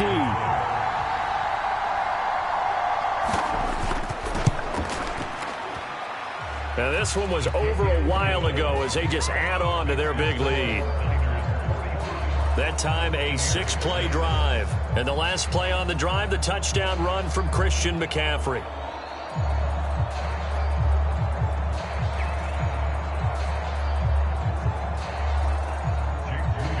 So here's Moody back out there now to send this one away. And he won't return this one. He'll go down to a knee, and they'll start at the 25. Here comes the Tampa Bay offense now heading back out onto the field. Charles, we know that this offense is aggressive. We saw that last drive. They went for it on 4th down, didn't get it. Then they give up the touchdown. So now you feel like they really need to respond here. They certainly do, but let's face it. Sometimes when you take that risk, you understand if you fail, a little more onus goes back on your ball club to try and pick themselves back up. Line of scrimmage, the 37 on 1st and 10. Throwing, Mayfield. He rifles one, and that's going to be intercepted. Picked up by Talanoa Hufanga. And the return stops at the 39-yard line. But with this advantage, this defense knew that passes were coming, and they stayed in position, Charles, and picked one off here in the fourth quarter. Yeah, what a way to cap things off, huh? Because I think this is part of the game within the game. They see the scoreboard, they see what they can accomplish, and they went for it.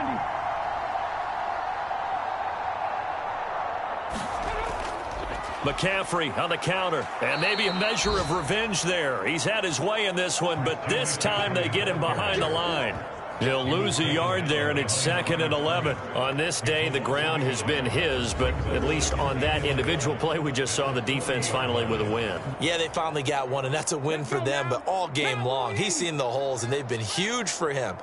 Kind of like a baseball hitter in the zone. The ball seems bigger, and he's just whacking it. These guys, they've got it going today.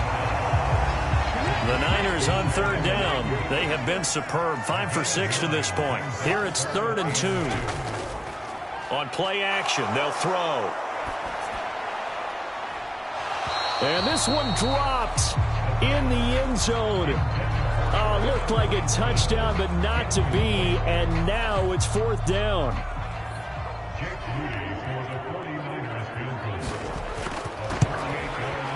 And this one is right down the middle. And that will extend their lead even further.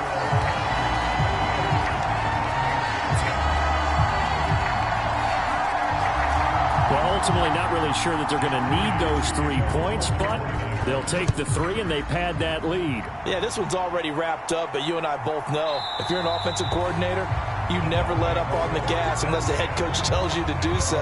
And maybe you've actually clicked him off in your headset so you can keep calling plays and trying to add to this lead. So out come the Bucs now. So now, Charles, this drive maybe a touch more important, trying to erase the memory of that interception they had the last time out. Yeah, and everyone goes through this because even the best in the game, you're going to have games where it just doesn't go right for you, and interceptions result. So, frankly, to me, it's all about how you respond, not just the types of plays that you call, but how you carry yourself, how you show your team that you're still with it, and how you continue to lead. Got to give some credit there defensively. They snuffed out that screen early on first down. Really read it well, didn't they? Because they didn't bring the pressure that they expected. They covered all the passing lanes. So once you see it break down as the passer, I think in this situation, you're either throwing it at the feet of your back to make sure no one picks it off, or you throw it away, throw it over the sideline. Don't try and freelance and try and make a bigger play. There's really no one else running a pattern that should be open.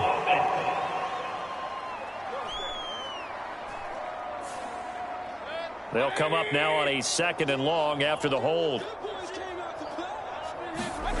To throw, Mayfield. And this is caught by Evans. They'll need 5 on this play to move the sticks. On 3rd down, a run from White. No gain there on the play, and that's going to leave them with a 4th down. Seems pretty obvious defensively a key was stopping the run game. How have they done it so successfully? To me, it seems that these guys really did a nice job of paying attention during the scouting report meeting. And you know, Brandon, when they do those, they talk about the top plays that these guys like to run. The best runs for the top running back, those are the ones you focus on and want to take away. And they've done that pretty successfully in this game. 13 yards the tally on the return there. And out will come the offense as they take over. Now Brandon Ayuk ready to bring out the rest of this offense here for this upcoming series. They have to like what they've gotten from him in this game. Think about the accumulation of catches. 8. The yards per catch now, because you're getting more than a first down every time he's touching the ball. This is the kind of game you want when you're able to throw it out wide. Absolutely. Over 100 yards, has the 8 catches. And he'll manage to pick up about 4 at 2nd down. That's it. That's what you want. Straight ahead positive gain. Just keep that clock ticking. From the 37, they work on 2nd and 6.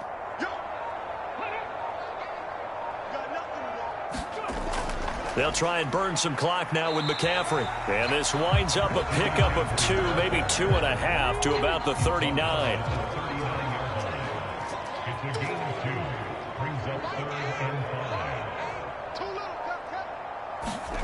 He'll drop to throw. Escaping the pressure right. And he will slide to a stop. He does have the first down. Just 2 minutes remaining here in the 4th quarter of what has been a one-sided affair. So it's 49er football here as we get you reset. And they have just about put this one on ice as they've got it here 1st and 10. Down to about the 45. When we talk about defenders, specifically linebackers, keeping their eyes in the right spot, he had that eye down the entire time. And you know that's not easily done because they throw a lot of misdirection at you. They try and fool you and get your eyes in the wrong place. But you're right about that one. He correctly figured that one out and made a really nice play. 2nd down and right back to McCaffrey. A good space to operate there as he takes this down inside the 35-yard line. The Niners have the first down on a gain of 11. Well, that's a carry they have to be satisfied with. And throughout this game, they've been satisfied with what he's given them. Whenever they've needed a big run, a first down, he's the guy they've turned to. And it doesn't matter what the defense thinks. They've got the confidence to keep handing it to him and keep picking up good yardage.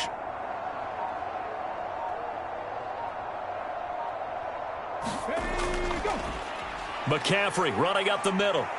Taken down at the 30. And that was a quality play to start a new set of downs. That was simply an offensive line winning the battle up front and winning in a big way and giving their guy in the backfield a nice lane to hit. Well, fans usually love to see scoring, and there was no shortage of it today. What a dominant showing from an offense that was truly playing at an elite level in this contest. Partner, this game was over a long time ago. And you noticed they did not want to slow down anything. Absolutely a dream scenario for everyone on that offense, and they took advantage of every second. Guaranteed popcorn for everyone in their film session.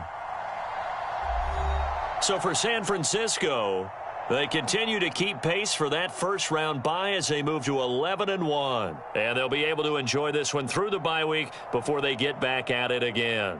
Meanwhile, for the Buccaneers, their luck may have run out as they fall to 4-7 now in the year. And they'll get a chance to redeem themselves at home next week. So that'll do it for us. For my partner, Charles Davis, and all the hard-working men and women on our crew, I'm Brandon Gaudin. You've been watching the NFL right here on EA Sports. The 49ers get the win here at home as we say so long from Santa Clara.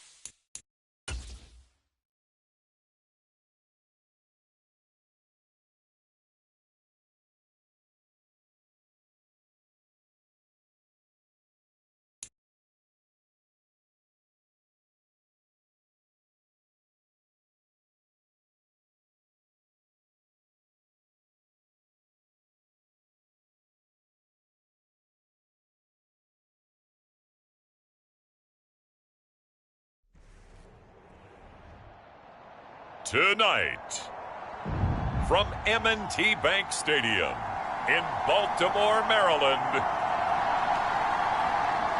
it's time for Monday Night Football on EA Sports.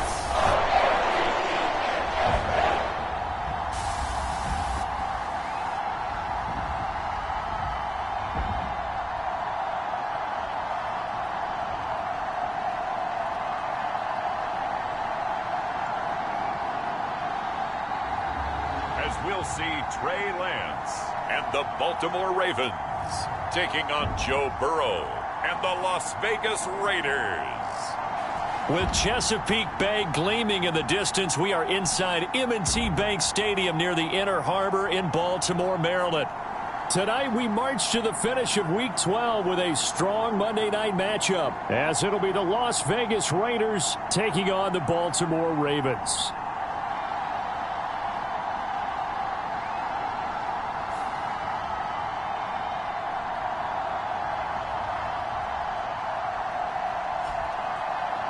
Alongside Charles Davis, I'm Brandon Gaudin. And, Charles, you look at this Raven team as they get ready here.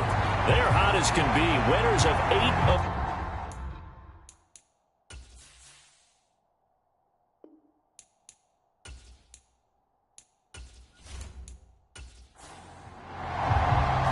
The final playoff push is upon us. It's Week 12 of the NFL season, and we're underway on EA Sports. Well, the returner, Trey Tucker, going to bring this one out. And he'll be stopped right around where he would have been had he gone down to a knee, maybe a yard shy of there at the 24. So here comes the Raiders offense now onto the field. They'll be led out by the #1 overall pick back in 2020 from LSU. It's Joe Burrow. I think his task in this game is really simple. Eliminate the turnovers. He threw 2 interceptions last week. I can't believe I led with that because he had 3 touchdown passes. Right. So there's a lot of good that he did, but he's got to take care of the ball better. The ball has to go to guys wearing the jerseys that they're wearing this week, not the opposition. And this one almost intercepted. Not a good throw there. Nearly an opening drive, INT. First carry for Josh Jacobs. And here's another tackle made at the line. So they're converging well on the football now. Officially nothing on that one. No gain. So they're left with still 10 to go on 3rd down. You look at this Baltimore defense. They were excellent a week ago in the win over Pittsburgh. I just consider myself fortunate that I'm not in charge of the offensive line. They gave up 7 sacks last week. And if things don't improve in this game, head coach... Into heavy traffic, and it's intercepted. Picked up by Charvarius Ward. And his crew will take over with a football at the 35-yard line. Remember, Charles, this is the #1 defense in the NFL, and they proved their mettle here, forcing the turnover on the opening possession. And sometimes when you play a team that has that reputation, it's earned it by their play. The psychology is, okay, they're #1. They have to prove it to us, and they tried to attack. They found out that that ranking was real. And if history is any indication, when this defense gets off to a good start, look out. Yeah, their offense plays off of them awfully well, too.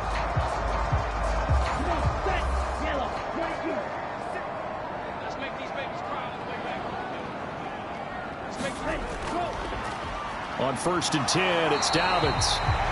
And this will be a gain of 5 as he gets it to the 30. These are his numbers from last week's contest. A boatload of carries, 118 yards. And the way they ran the ball in last week's game has to be satisfying to their entire staff because they're seeing not just a back gain big yardage, but they're seeing an offensive line really in sync. On 2nd down, here's Lance. Oh, his first throw of the game, going to be intercepted. Picked up by Divine Diablo. And the Raiders are going to take over at their own 30-yard line. So a first interception thrown for him there, and that really not the best decision either. Not at all, and that's something he did not do in their victory last week. No interceptions in that game, but this defense, they're able to take advantage of an early mistake. Now let's see if they're going to turn it into points. So 1st and 10 now from the 30. Trying to shake off the interception. He'll look to throw. And he's going to lose yards. They take him down at the 26. And despite the completion, they're going to wind up losing 3 there. Second down. Well, this defense for the Ravens, they were excellent a week ago in the win over Pittsburgh. And the way they did it was by getting after the quarterback. Sacked him 7 times in that game. Came from all angles, created a lot of illusions, and especially just beat them man for man. That's the kind of defense that really frustrates an opponent.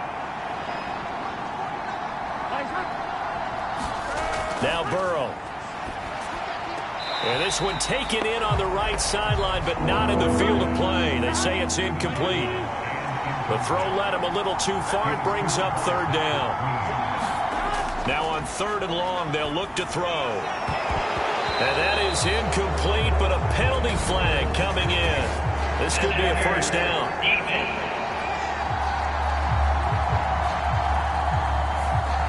After the penalty, a fresh set of downs. It's 1st and 10.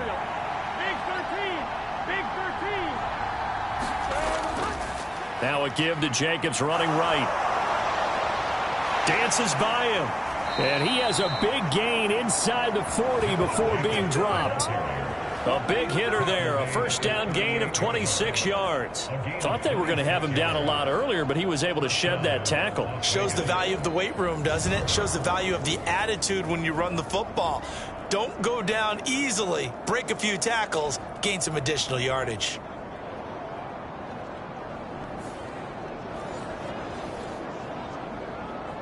Three tight ends in the ball game here on 1st and 10. On first down, they go with Jacobs again. To the 36-yard line. Stop there. A check on Jacobs from a week ago. 18 carries, 79 yards. How about we shine a little spotlight on the offensive line? Those big guys up front are creating nice space, nice gaps for them to run through. I think he's going to go for over 100 yards in this game. On 2nd down, Burrow. That one's complete out to Michael Mayer. And he's brought down in the red zone at the 18 after a gain of 18. 1st and 10. And that's a more than acceptable read right there because it's zone coverage, so timing is everything. This time he waits for his man to come open, puts it right on him, and they pick up a first down. So from inside the 20, here's 1st and 10 at the 18.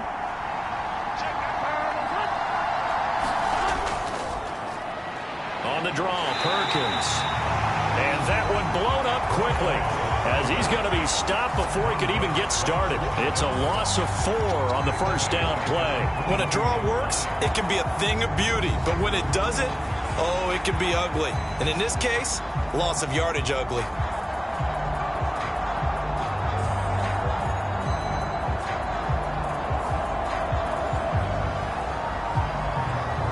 So a step in the wrong direction. Now they'll look to make amends on 2nd and 14. Burrow will throw. They swing that out wide to Jacobs. Short completion, just 4 yards. And that's going to lead to a 3rd and 11. He's already proven to be a factor in the running game on this drive. Now he gets involved in the passing game. I think what we're seeing here is the modern version of workhorse in the NFL, being able to run it and catch it with equal proficiency. Now they go play action now. Burrow. Nowhere to go here. He lost the football. And it's picked up by the Ravens. And he's going to take this one back to the 37-yard line. And they put it on the ground here on the second drive. And, of course, Charles, that follows drive number 1 where they had the INT. Makes you wonder what's going on with this team because a lot of times we can attribute it to nerves, but maybe it's a lack of focus. Maybe it is the preparation for the game. Maybe they just came into a little lackadaisical because that's just not looking good at all. That's just not the football that we came here to see. The drive will commence with a run by J.K. Dobbins. And that'll be good for 8 yards to the 45. Now a 2nd and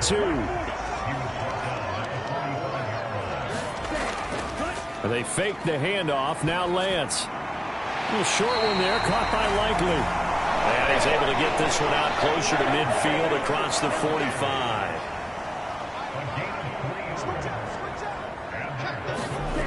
On first down, Lance. Now throw right side here, going to be incomplete. The Ravens at 9-1 on the year. They've been as hot as anyone. The win last week makes it 9 out of 10. And partner, to me, this is a team that no matter what the matchup, they're up for the fight. They are really suited for the postseason the way they're playing right now, and I would not want to face them come playoff time. So back-to-back incompletions, and that has them staring at a 3rd and 10. Again, it's Lance. They're unable to connect, but a late flag comes in. And the contact may have come too early. Well, that one hurts. I mean, it was 3rd down, of course, but now the penalty, and we're back to 1st down. Yeah, it hurts momentum in a big way, and they built that up here in the early going. Now, that leaves the opposition with a 1st down. That's a mistake you don't want to make at this point in the game.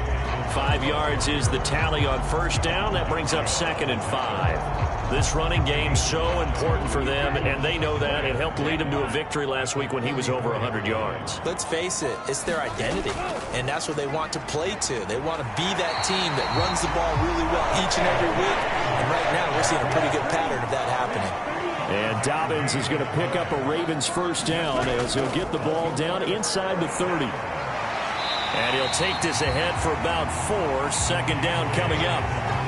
At the end of all that hitting and hollering, it was a 4-yard run, so the offense is going to go back to huddle and feel pretty good about themselves. Defensively, you have to feel okay because you didn't let it turn into a bigger run, but the goal, shut it down for 2 yards or less. That's when you start to feel good about yourselves. On the throw, let him too much that time. It's incomplete.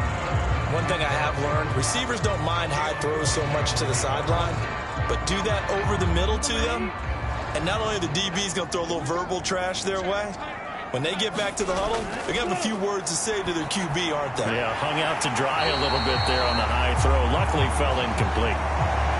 50 catches for him now on the year, and he's got a 1st down. And the tight end is certainly a position built to move the chains because they can control space underneath. If they've got good hands, then, of course, they're a dynamic target. But one other thing is they're right in the sight lines of a quarterback on just about every play, and that makes it easier for the quarterback to pick him out and deliver. Line of scrimmage, the 15. It's 1st and 10. They go back to the ground with Dobbins. He will push his way down to about the 14. 2nd down and 8.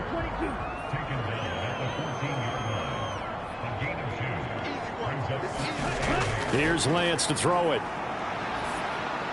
This one caught by his tight end, Andrews. And he's taken down at the 7 after a gain of 7. Such a tough position to defend near the line, even when you add a second defender, but the big man shrugged off the extra body and made the play call a success. They need 2. Here's 3rd down. Here's Lance.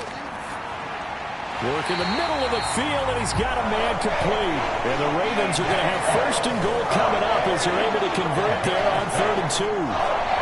I like the call on 3rd and 2. They were geared up to stop the run. I like the fact they just hit them quick. A little slant route. All about timing there, partner. Yeah, the timing, everything well executed. Here we go now on 1st and goal.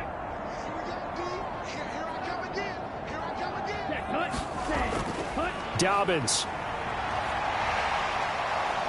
is not going to get in here as they push him back to the 2-yard line.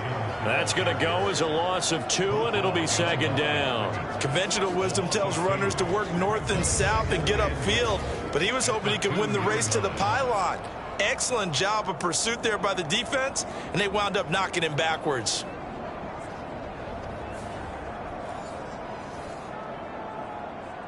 Back at the 2 now. Here's 2nd and goal.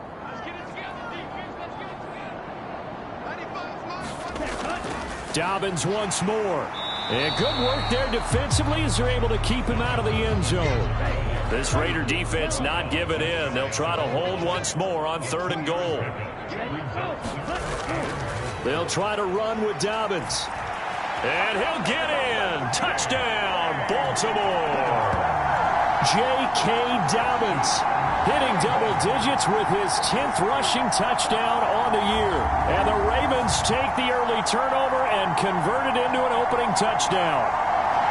So the second down run didn't work. They run it again on third down and get in. I wasn't sure if they might pass it, Charles. We know that they like to mix it up down here around the goal line. Yeah, almost felt like the offensive line said, forget mixing it up. Let's call our favorite running play over our best blockers, and let's get this one in.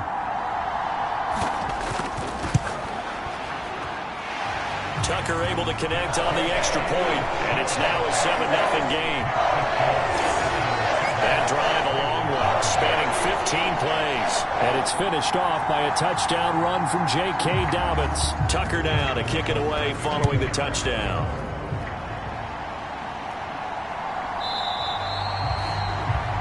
And he'll elect not to return this one, so they'll bring it out to the 25 on the touchback. The Raider offense now making their way toward the huddle. And they are back down to 500 following the loss last week. Consistency has been a real issue for them so far. Brandon, you almost don't know what team is going to show up every week. I mean, there's no consistency with this ball club at all, and if we feel that way, I know it frustrates the coaching staff. And now a fumble. The ball's out. Oh, and one of the linebackers has got it. And his guys are going to take over at the 31-yard line. Hey, I'm all about defense forcing plays and getting takeaways. But an interception and 2 fumbles in their last 3 offensive possessions. Time to readjust. Yeah, you can't just give all the credit to the defense on that. They've got to look in the mirror and take the blame themselves and figure out how to not do it anymore. Line of scrimmage, the 31 now on 1st and 10. Following the fumble recovery, Lance. They set up the screen for Dobbins. And inside the 20 before he's brought down. That's good for a Raven first down, 15 yards there. And that's not a play that you see all that often at the start of a drive, but some teams, they don't mind doing it. And that one, well sold by the offensive lineman. They showed the pass, and then they got out into space, able to get some good blocks downfield and allow the play to be successful. So the ball down to the 16 here for 1st and 10. A give up the middle to Dobbins. A minimal gain as we tick down inside of a minute remaining in the opening quarter. So if you've been playing defense in this one, there's a little bit of the good and some bad, because they did give up the touchdown run to him earlier but shut him down otherwise. Outside of that, you're exactly right. I would say they've contained him very well. And he works his way past the line of scrimmage and then slides to a hole.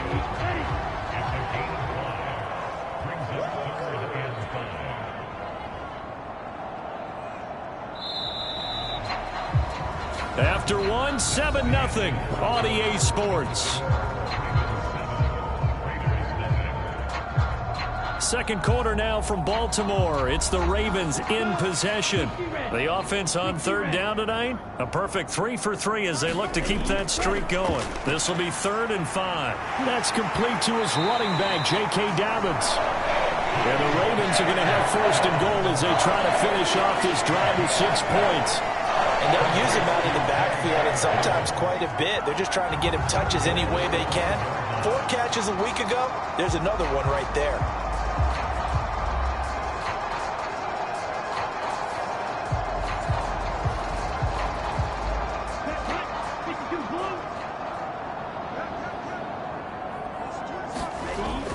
They'll run with Dobbins. And he is into the end zone for a Baltimore touchdown. J.K. Dobbins with career touchdown number 60. And the Ravens have taken a 2-touchdown lead now. So his strong first half continues as he finds the end zone here for the second time. And definitely good blocking at the point of attack, and you just have to love watching the way he can create space down near the goal line, and he's able to take it into the end zone. Tucker now to add the point after.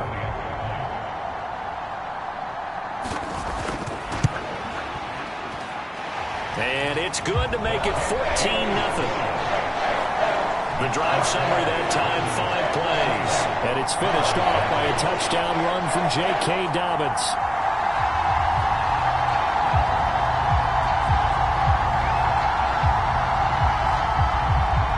Tucker now to kick it away following the touchdown. On the return, Trey Tucker. And he'll get it up across the 20 to the 21-yard line. The Raiders offense now making their way back out onto the field. They're sort of seeing themselves spiral out of control. Let's see if they can get things back on track. And this is where the coach is walking that line of being calm and really being firm with his team. I had one tell me once, when we were having a tough patch, this too shall pass, this too shall pass. And finally we kept having a rough patch. He said, but you got to do something to make it pass. And that's what they have to do. They've got to get some control back, get themselves reasserted, and calm things down. See if they can get calm and reassert themselves here. When you're struggling on offense, you're looking for anything possible to get you going. Sometimes you do it like basketball teams that don't normally press. You put a press on, bring people to life, make them move a little bit quicker. Maybe that'll help them as they head towards the half.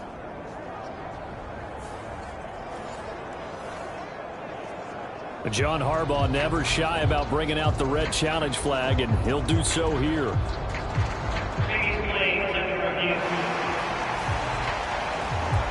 Did he keep those feet in bounds? That's the question they've got to decide. And I got to say, watching it in real time, it was awfully close. Yeah, it certainly looked like a heck of a catch because he didn't appear to bobble it, which could complicate things.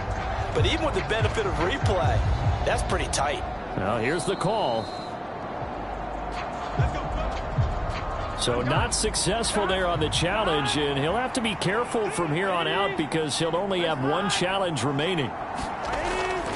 Play action. It's Burrow.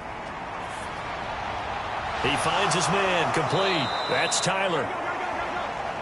And that's good for a pickup of 10 yards. And that'll leave him with a second and just a few inches left. And coaches always harp on the quarterback reading the defense and getting it to the open man. That's good recognition there. And how about what he did after the catch? Yeah, hit your tight end. Let him get some rack. Yeah, when he gets moving, not many guys want to come over and put a hit on him, do they? Off the play fake, here's Burrow. And the Raven pressure too much. Down he goes. Montez Sweat in there to drop him for his 11th sack of the year. This offensive line has struggled. In fact, when we sat down with the coach, he said it's been in tatters lately. They allowed 6 sacks in their last game. Just gave up another one right there. In tatters, so it sounds a little bit like this right now.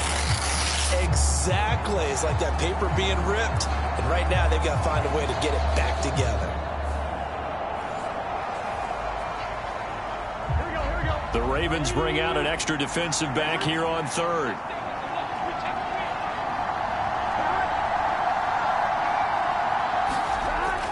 Here's Burrow.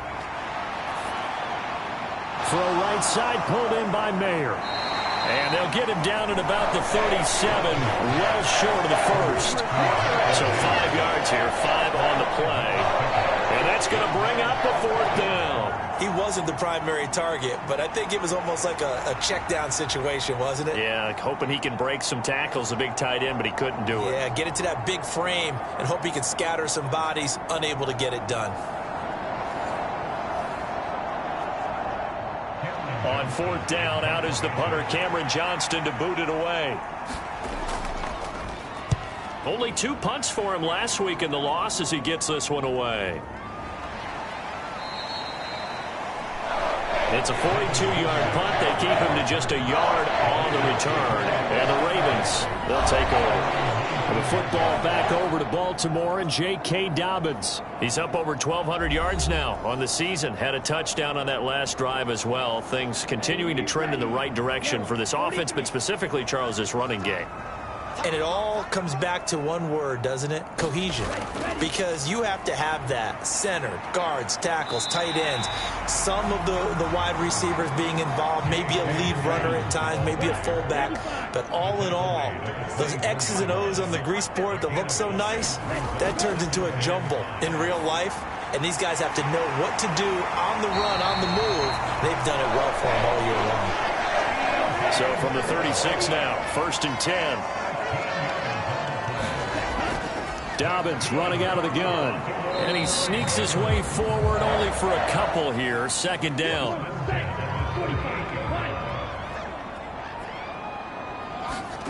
Shotgun now for Lance. A short throw caught by Andrews. And he'll be stopped right at midfield. It's a pickup of 11 and a Baltimore 1st down. And after that completion, you can understand why so many teams in the league are emphasizing speed on defense at every position. The tight ends have created so many tough matchups now. If you can't run with a tight end as a linebacker, this is going to be the result every time.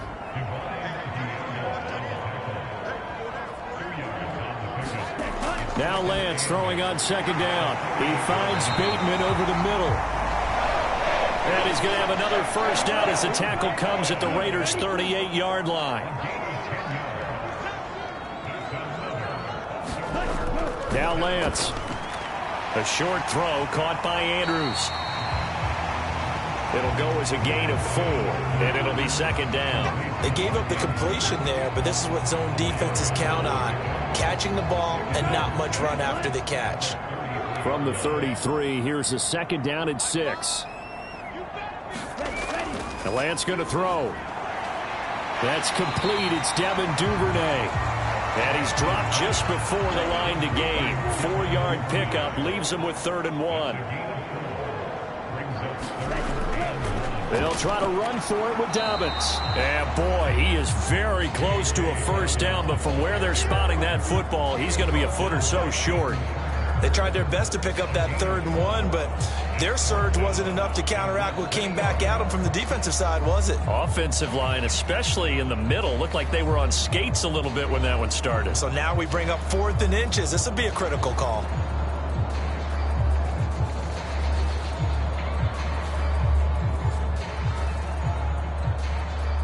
They'll pass up a field goal attempt. It would have been a 45-yarder. Now they'll go for it on 4th. They're going for it with Dobbins. And he's able to get the 1st here as he's taken down at the 25. Throwing now is Lance.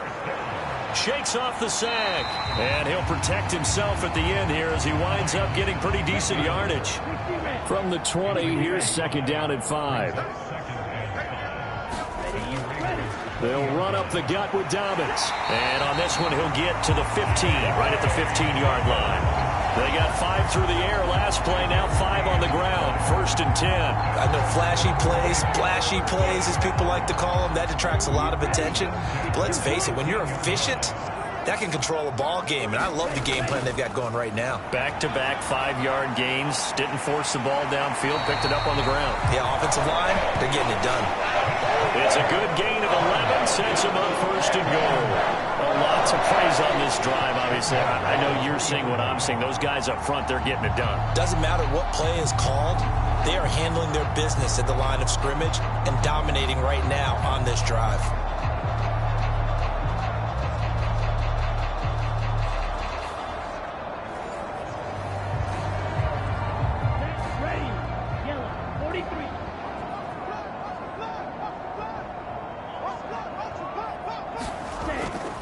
Gibson will get down close to the goal line, but not in, as he'll be marked down at the 1. 2nd and goal from the 1. A shotgun snap and a give to Dobbins. And he'll take it into the end zone for a Ravens touchdown. J.K. Dobbins on his way to a monster game. 3 first-half touchdowns. And the Ravens take a 3-touchdown lead. So what a first half that he has had running the football. That now 3 touchdown runs. And I would anticipate that when they get down in the red zone, he's going to get more chances as this game goes on. And I think that the guys blocking for him are going to ask for him to get more chances. They like the rhythm they've developed.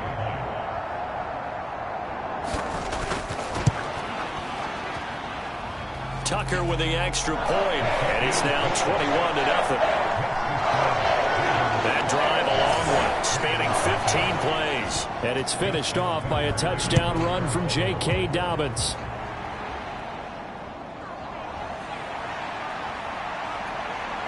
And a nice return sets him up pretty good here right at the 30-yard line.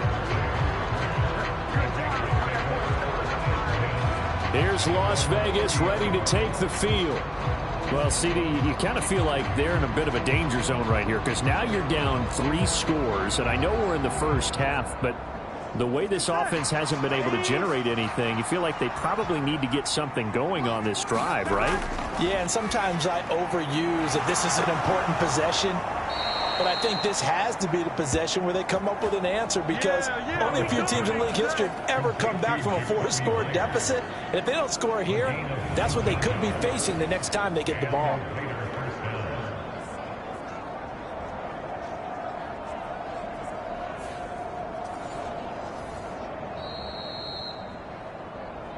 Two minutes remaining in this first half of football.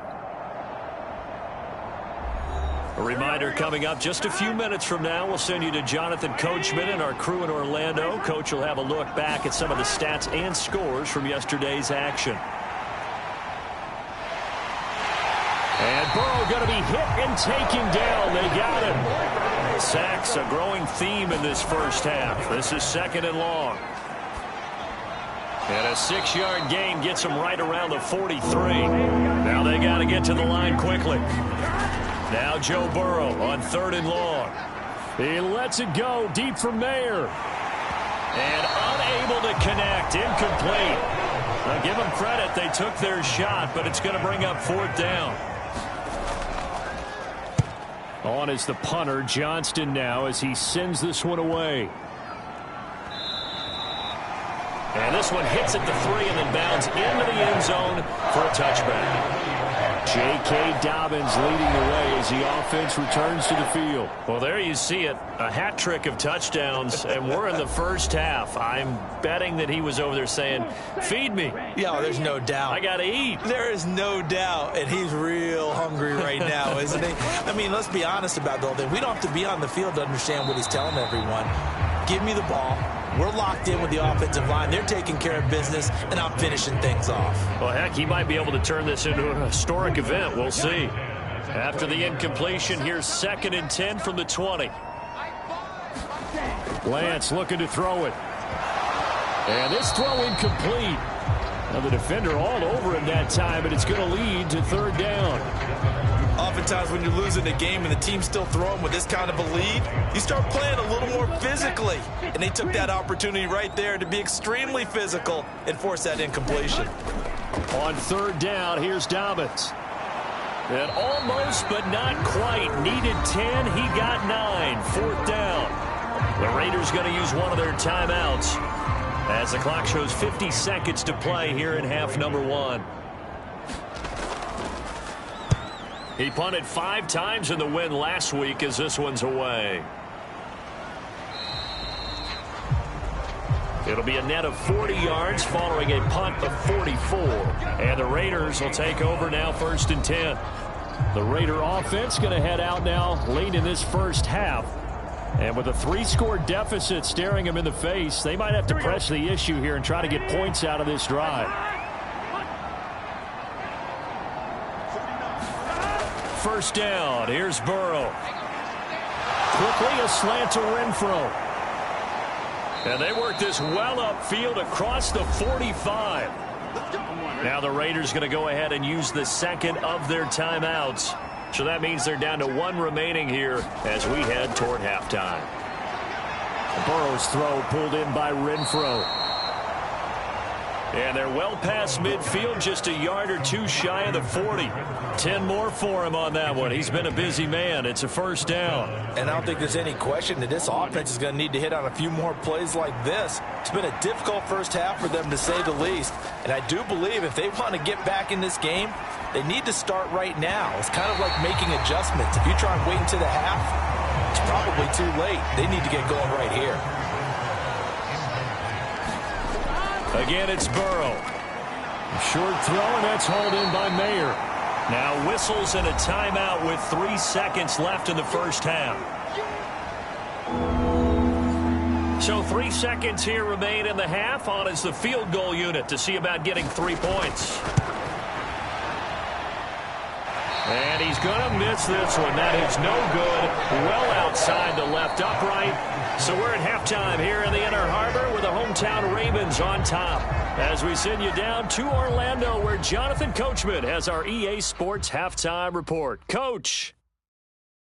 Okay, Brandon, thanks very much. Welcome in, everyone, to our EA Sports Halftime Report. Let's get you caught up on what's going on around the NFL.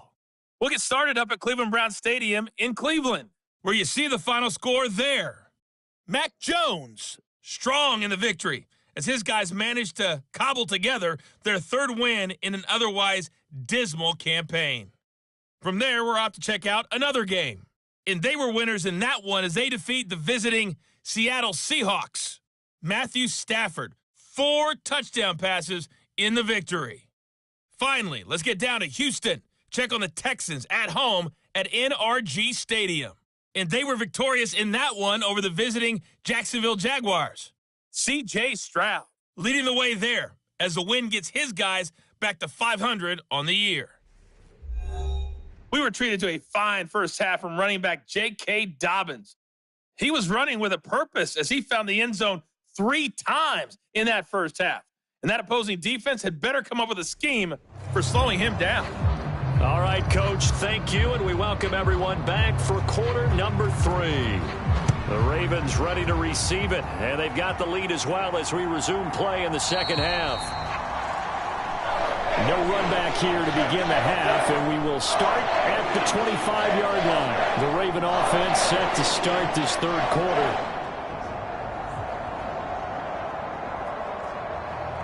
Here we go. Yellow,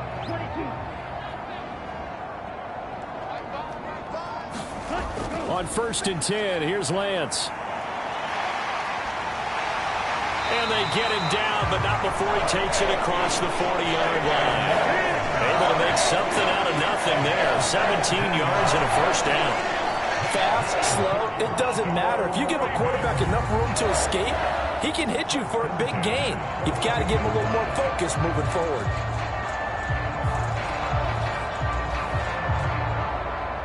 One play has him up past the 40 already, and another 1st and 10. To throw, it's Lance. And he can't find a receiver, and he's brought down. Finally hauled down for the first time this game. Multiple defenders in there to drop him. We've seen how this quarterback can beat you with his legs. Saw it earlier on this drive, as a matter of fact. But that time, they had him covered. They really gave him no place to escape because oftentimes they're able to find a crack, a sliver, anything that can get them upfield. On that occasion, nothing open at all, and they swarmed him.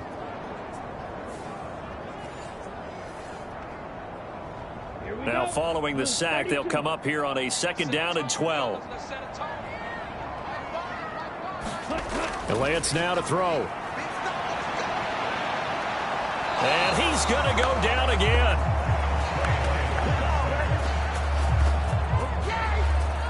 So once again, they dial up the pressure and get home and get a sack. It brings up a 3rd and long, but it's really not an unmakeable one, especially considering they just gave up back-to-back sacks.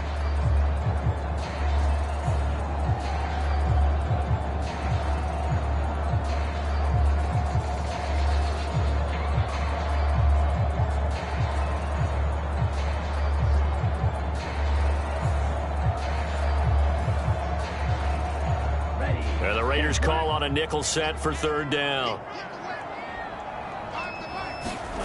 From the gun, it's Lance. That is caught.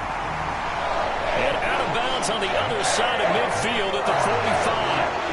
That his first catch so far. They've held him under wraps, but he's got a first down there. This is just more of the same. This defense has had no answer on a lot of these throws. They've let these receivers run wild, and here's another completion for good yardage.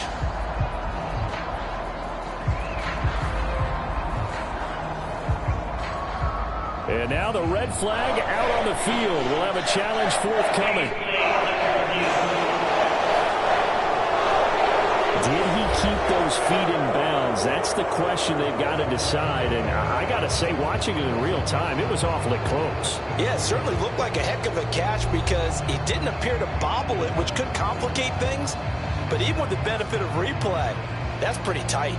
Well, here's the call. So the challenge there does not go their way. This will indeed remain a completed pass. Lance now on first down.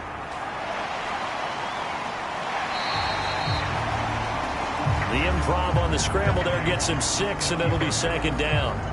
Well, it looked like a quick hitter, a 3-step drop. But when it's not there, what do? He elects to try and escape through the massive bodies up the middle, and he does so and picks up positive yardage. Lance to throw on second down here. Looking for the out route, and he's got more. And he's going to have another first down as the tackle comes at the Raiders' 22-yard line. The Ravens get a new set of downs, give them 17 on that pickup. Whatever the discussions were at halftime to try to slow down this offense, it has not worked to this point. Yeah, I have a vision right now of everything that was discussed at the half just being torn in shreds or being erased off of the Microsoft Surface tablets because none of it is working. They are really locked in on offense. Play action. Now it's Lance. Rolling to his, and he can't get rid of it. He's taken down. Tyree Wilson using that athletic ability to make the play. But defensively on the previous play, they gave up a pretty good chunk of yardage, but right there, they got a good portion of it right back. And if we just flip it around from the offensive perspective, took a nice step forward, and how about a couple of leaps backwards after that play? They've got to figure out a big call coming up here to try and gain that yardage back. Throwing on second and long. Lance, and he's brought down at the 24 after a gain of 4.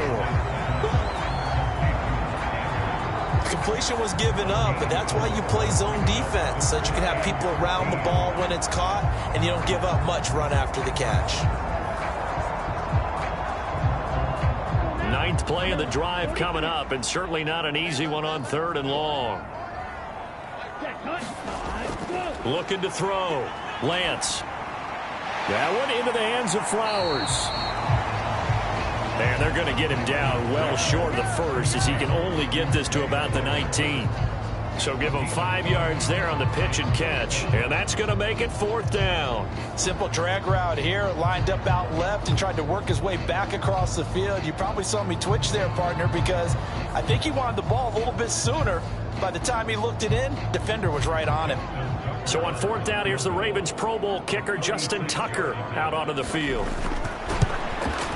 Tucker's kick is good. And the route is on. It's 24-0.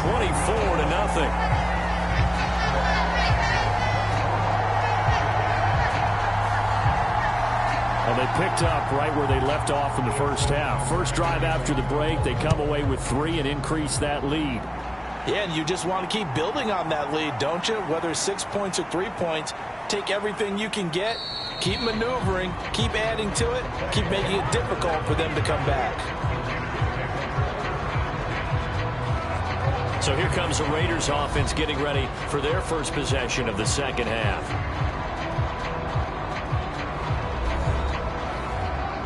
Here we go.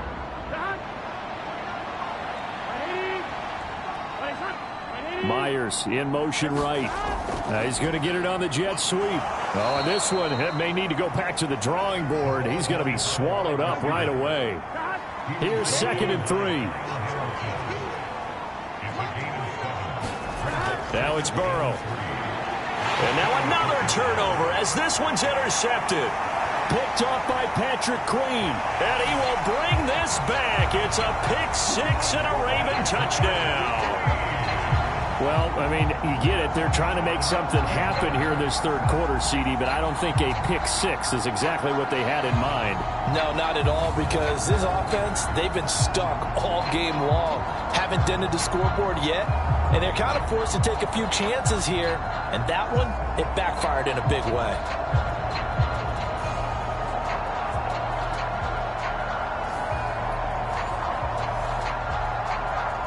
Now Tucker to add the PAT.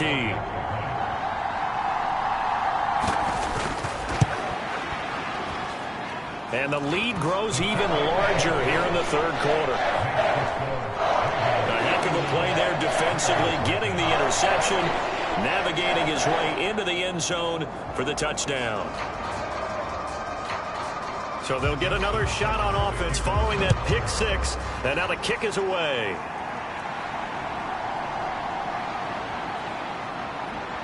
And he won't quite make it to the 25.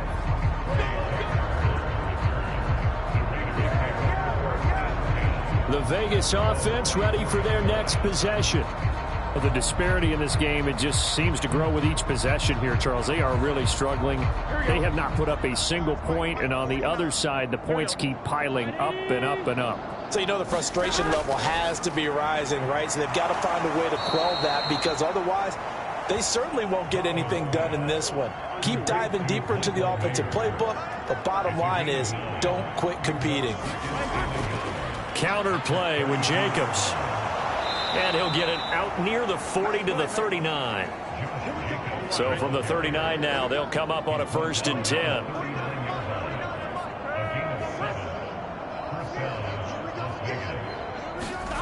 Burrow looking to pass. He's going to find and complete it to Renfro. And that's good for a gain of 6, and that'll bring up 2nd down.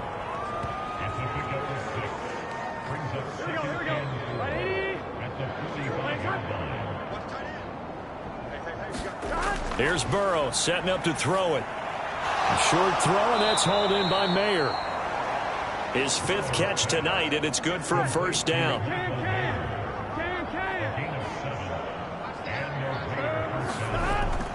Here's Jacobs from the gun.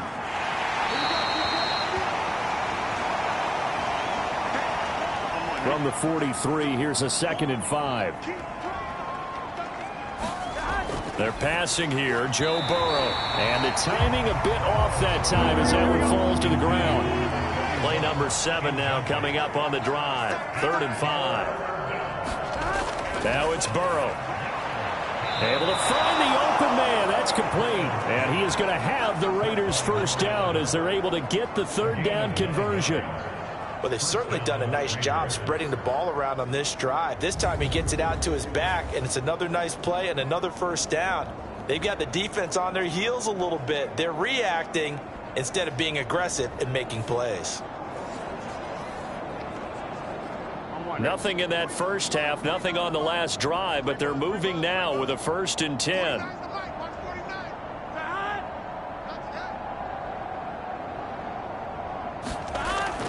Now a shotgun give to Perkins. And he'll lose yardage on the play back at the 37-yard line. That's going to wind up a loss of a full 3 yards on 1st down. This defense is just flat getting after it. They have not given up much of anything in the run game. Case in point right there.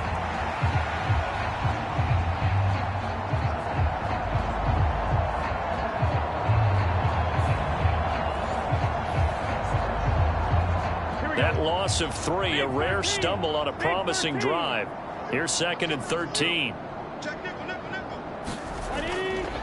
Now a 1st carry for their fullback. 3 yards on the pickup there, but they've only got it back to 3rd and 10. Out of the gun, it's Burrow. And that will be incomplete. On now is the field goal team here as the Raiders will try for 3. On the left hash, officially it's called a 51-yard attempt. And his kick is indeed good. And now they'll just need 4 touchdowns as the deficit is now 28.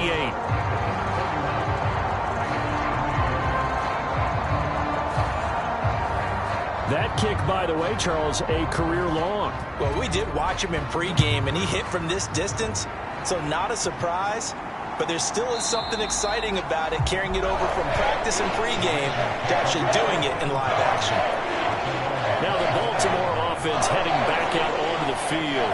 And last time they were able to churn some clock. They got the field goal, added onto their lead. But that was a drive that was so long, it should have ended in a touchdown. You know that's how they felt. And we'll both be headed to the airport after the game. but we probably should go to the post-game press conference because someone's going to ask the head coach about this drive, and he's going to profess that he was happy to get points, but we know that's not true. Okay, after this type of a drive, not getting a touchdown, a huge disappointment. Working from the gun, Lance. A short throw caught by Andrews. It'll be a gain of 5. And now it's 3rd and 3. Coming up here looking for 3 yards to pick up the first. Lance going to try and throw on 3rd down here. A short one there, caught by Likely. And I don't think he got there, no. He's short by maybe a foot, maybe. Call it 4th and inches.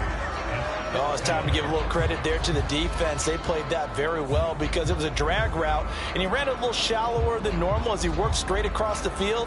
He was hoping he'd get lost behind the defensive line, but once he made the catch, nowhere to turn upfield and gain any yardage. The Ravens send their punter out now as he'll punt it away for the 2nd time. First kick, 47. This one looks good as well.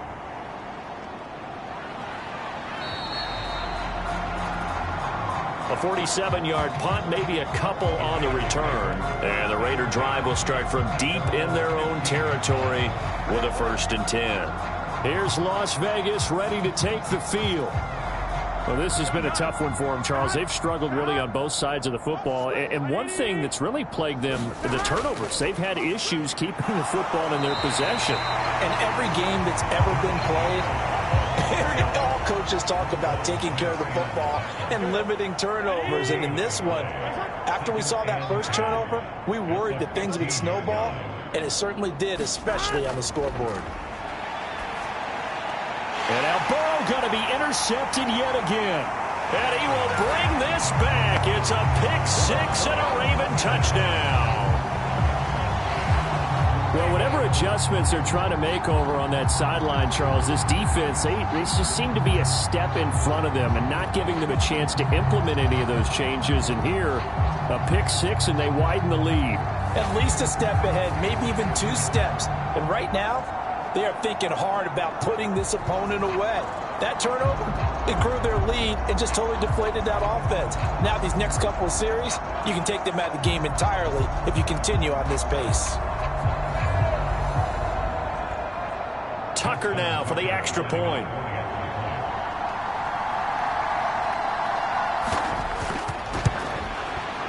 And he's been a busy man, 5 for 5 now as he knocks another one through to extend the lead. So the defense creating some points, not only getting the interception, but then returning it to the end zone for the pick-6. So they throw the pick-6. They'll get another shot at it now as this one's in the air.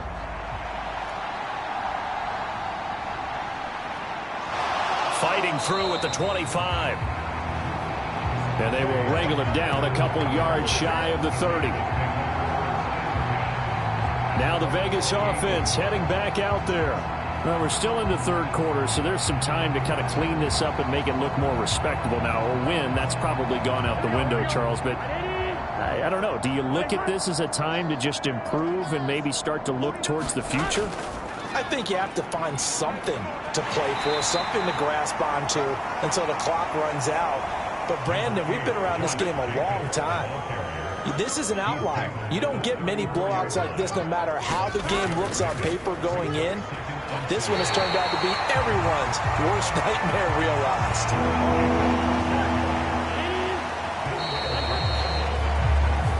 1 quarter remains here as we wrap up the week on a Monday night. You're watching the NFL on EA Sports. Back now in Baltimore. And this is a blowout so far as we get set for the 4th quarter. A very one-sided affair. Now Burrow. He'll get this underneath to Jacobs. And the broken tackle helps lead to a 1st down gain. An effective 7-yard 3rd down conversion. Oh, they had a good chance to get off the field defensively there. If they could just wrap up, it's going to be a 4th down. But instead, they can't get him on the deck, and he allows them to pick up the 1st down.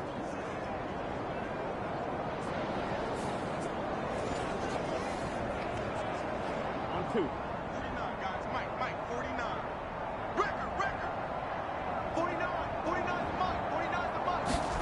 They will throw on first down with Burrow. Pass is caught by Wan'Dale Robinson. And taking it across midfield and just shy of the 40. Solid gain of 18 and a Raider first down. You always worry about those smaller receivers running through that gnarly patch of land in the middle of the field. But he did a really nice job there holding on to the football and protected himself as best he could while completing the play.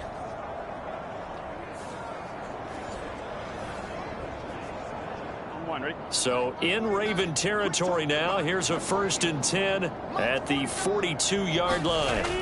Burrow will throw. He'll swing that out wide to Jacobs.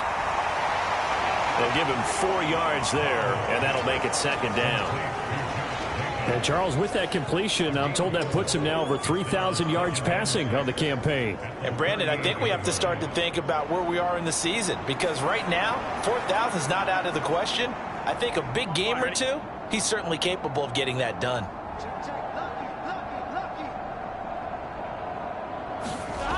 And Burrow going to throw again. He finds his man, complete. It's Jacobs. The offense on 3rd down tonight, lacking much success, just 2 for 7 to this point. This is 3rd and 4. They'll look to throw again. He's got his target. That's complete. And he's going to be taken down with the first down at the Ravens 23. 14 yards is the pickup there at a Raider first. I tell you what, it looks like he's shaking off that pick 6 just fine. It's not just defensive backs that have short memories. Quarterbacks utilize that as well. A much more confident throw right there.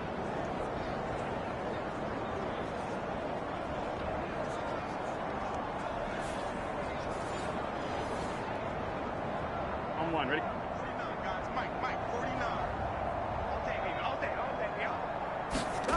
On 1st and 10, Joe Burrow. The open man here, Renfro. And he'll go out of bounds in the red zone just inside the 20. Give him a gain of 5 on the completion, and that will bring up 2nd down. One thing you're hoping for when you run drag routes, you're able to hit a receiver in stride, and he can pick up a lot of yardage after the catch. But in this situation, the defense was effective, able to stop him before he could get a good head of steam going.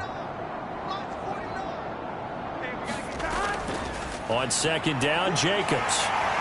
And brought down, but not before they get it inside the 10 to the 7. It's a good gain of 11. Sets him up 1st and goal. So after a run like that, I will guarantee that the head coach is saying to himself, maybe even over his headsets to the rest of the staff, where was that all game long? We needed that. That's the type of run we planned for going into the game. Didn't get much of that, but let's move it forward. Let's build on it, get ready for the next week, and let's go play.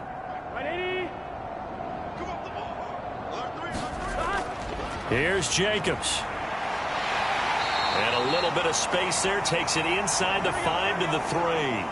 So the ball position now at the 3. Here's 2nd and goal. Looking to throw. And he's going to go down. Sacked right around the 17.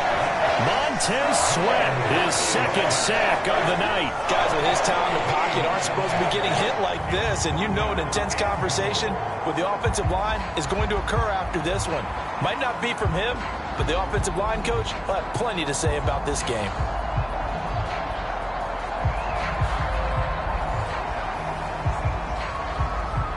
They've been denied touchdowns in the red zone twice already. Here comes 3rd and goal. They'll look to throw here. The throw here right sideline falls incomplete. And that's another play that's painted the picture of this game overall. It's been a blowout. It's been continually fueled by big turnovers and stops for one side and an inability to advance the ball from the other. The field goal doesn't help. They're going to go for the 6 here on 4th and goal. They'll try and throw forward with Burrow. It's incomplete. Took a shot, couldn't connect. They can't hook up here on the 4th down pass attempt. And this long drive is going to wind up yielding nothing. And they've now made 2 trips to the red zone and still looking for their first touchdown. not able to punch it in, and if you're on defense, your confidence is sky high. Because mentally, you're saying, hey, you're in the red zone. We're thinking we're giving up 3. We just want to give up 6. In this case, they end up not giving up the touchdown at all. They've got to feel great about what they got done. Unable to corral him. He fights through. And he's going to get this one across the 30-yard line. 78 yards on the ground for him now as he has gotten better, really, as the night's going on. And carries like that, that's how they're going to continue to salt this thing away here, Charles, in the fourth quarter. Yeah, how about that? A new set of downs. Clock continues to move. No better way to close out a game than to tap those mastodons you have up front and say, guys, keep pounding them. Let's keep the ball, keep their offense on the sidelines, and let's close this one out.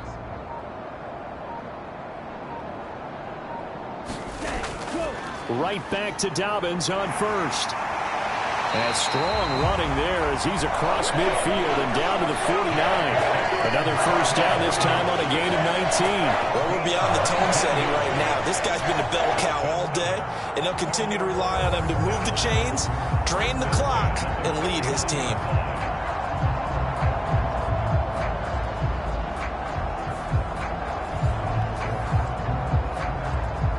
So here's a 1st and 10 now in Raider territory at the 49-yard line. Another run here with Dobbins. And he's corralled at the 40, but not before picking up 8. 2 yards to go, 2nd down.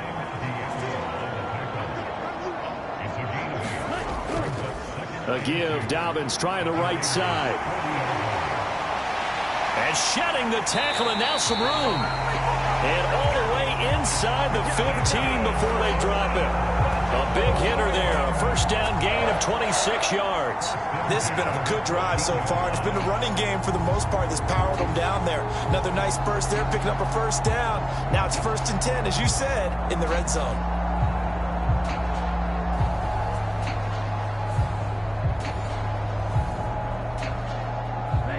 Here's a 1st and 10 at the 14-yard line. Straight ahead, Gibson. And effective running here. He'll take it down inside the 10. Ball on the 8. It's 2nd and 4.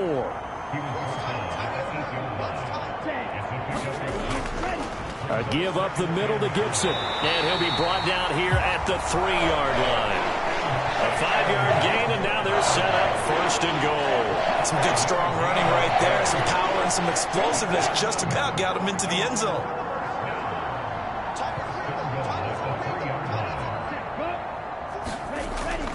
Dobbins.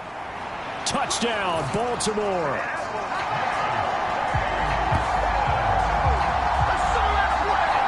Well, he'd been the workhorse on this drive, and it would have been unfair to bring someone else in to finish the job. So they go back to him again, and he delivers with a touchdown run.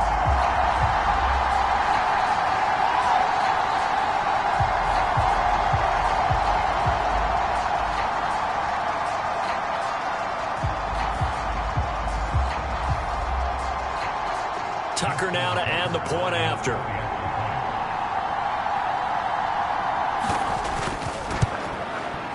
Now this one was over a while ago as they just add on to their big lead.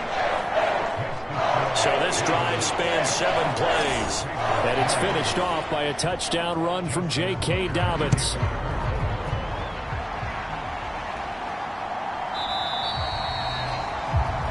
And they'll put up the stop sign there as his guys will get it at the 25. The Vegas offense ready for their next possession.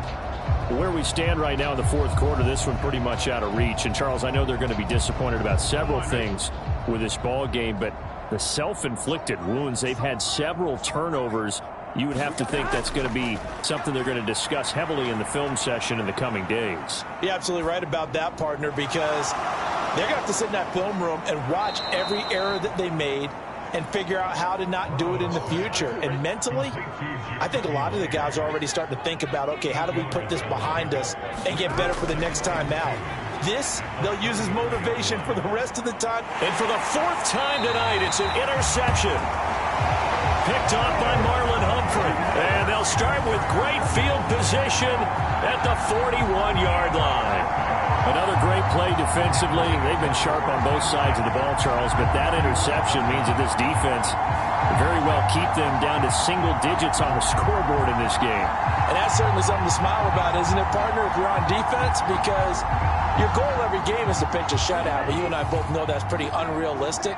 But to hold a team below double figures in a game, in an NFL game, that's certainly something to take pride in. And this winds up a pickup of 2, maybe 2.5 to about the 39. Here's a 2nd and 8.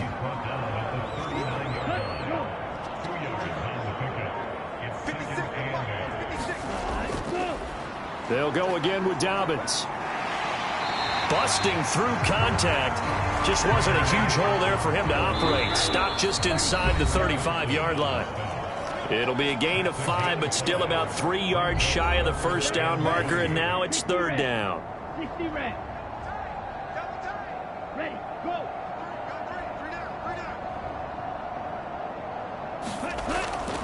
A give up the middle to Dobbins.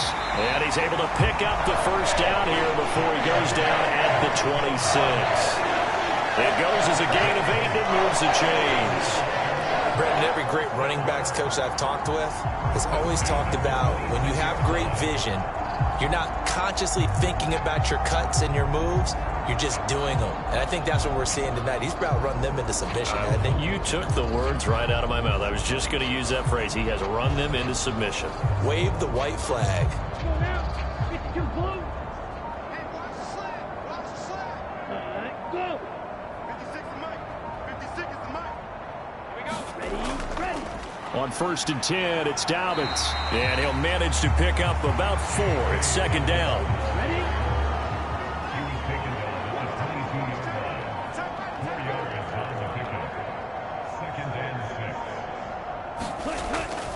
Now a handoff for Dobbins. And he's taken down after a gain of 3 as they move it from the 22 to the 19. Some of the most unselfish players on any football team, defensive tackles, because we ask them to just eat up blocks and allow other people to make tackles. But when he can make a play himself, as we just saw there, that's a big day. Well, fans usually love to see scoring, and there was no shortage of it today. What a dominant showing from an offense that was truly playing at an elite level in this contest. Partner, this game was over a long time ago, and you noticed they did not want to slow down anything. Absolutely a dream scenario for everyone on that offense, and they took advantage of every second. Guaranteed popcorn for everyone in their film session. So for Baltimore, they get win number 10 on the year as they move to 10-1. And they will hit the road next week to take on the Cincinnati Bengals. Meanwhile, for Las Vegas, it's starting to look like it won't be their year as they drop to 5-6. And they'll get a chance to redeem themselves at home next week. So for Charles Davis and our entire crew, I'm Brandon Gaudin. Next game, guess what? Charles and I will be here again. It's the NFL on EA Sports.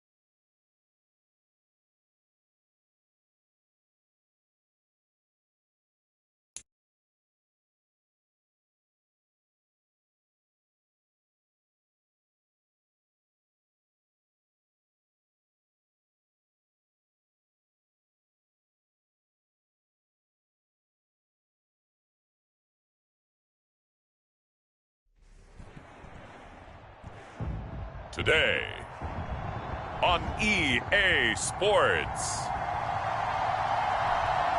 It's week 13 of the NFL on EA Sports.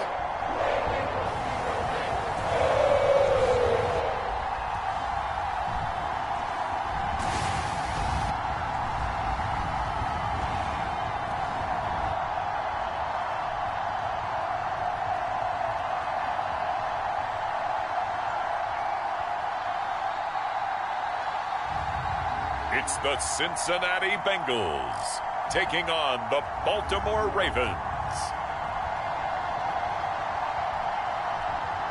With the Ohio River and the hills of Kentucky just to our right, we welcome you into Paycor Stadium in Cincinnati, Ohio. Today, we've got a Week 13 matchup for you here, as it'll be the Baltimore Ravens taking on the Cincinnati Bengals.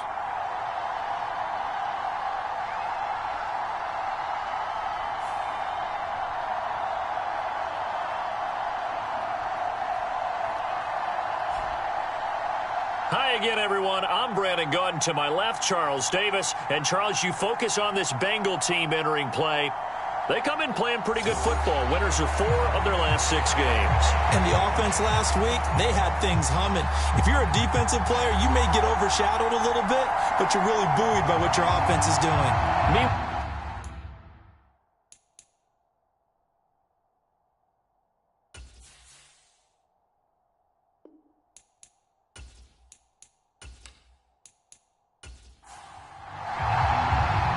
We are set to go. Evan McPherson to do the honors, and we are underway from Cincinnati.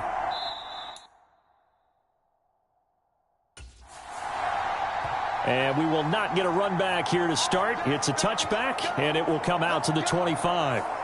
So now the Ravens getting ready for their first go on offense. They'll be led out by the former number 3 overall pick back in 2021. It's Trey Lance. It's a pretty bland game he had last time out. Ended up throwing 1 interception. Didn't have a touchdown to offset it. But the team found a way to win. He found a way to lean on other parts of the offense that carried them through. Off of play action, here's Lance. This will be caught downfield by Moore. And they nearly get this all the way to midfield. Mark him down at the 49. Call that a very strong gain of 24. And we see the emphasis early here. Get your star receiver involved. Able to do it successfully. Not a bad start to begin with, that's for sure. And to me, this play says our guy is better than your guys. Because, you know, a player of his stature, he won't just be single covered all game long. It's going to involve multiple people. And right away, they told the other team, guess what? He's just better. Pretty solid run here on first down. Almost picked up another first, but he appears to be a few inches short. Now a pause, and there's an injured Raven in need of some assistance. Hopefully, obviously nothing serious here. Medical staff, though, going to take a peek, and we'll take a break.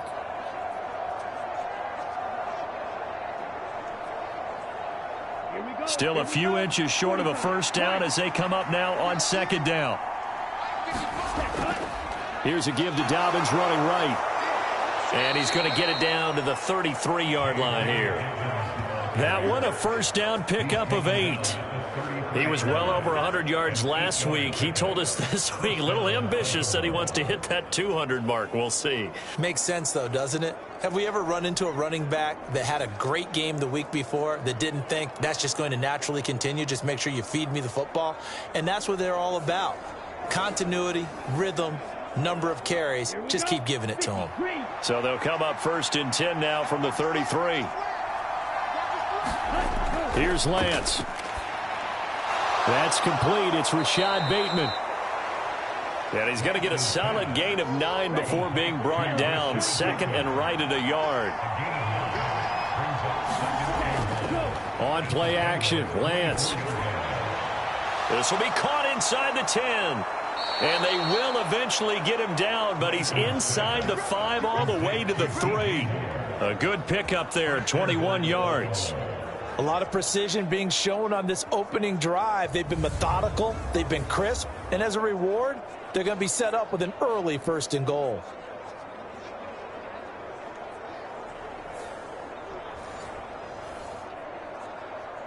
First and goal, a chance for an early statement here on the road. Here's Lance to throw it. To the end zone, but it's incomplete. Against a team coming off a win just as your team did the previous week, you talk about being physical all game long. Sometimes being physical is just being on the spot and helping force the incompletion. On second down, a run with Dobbins.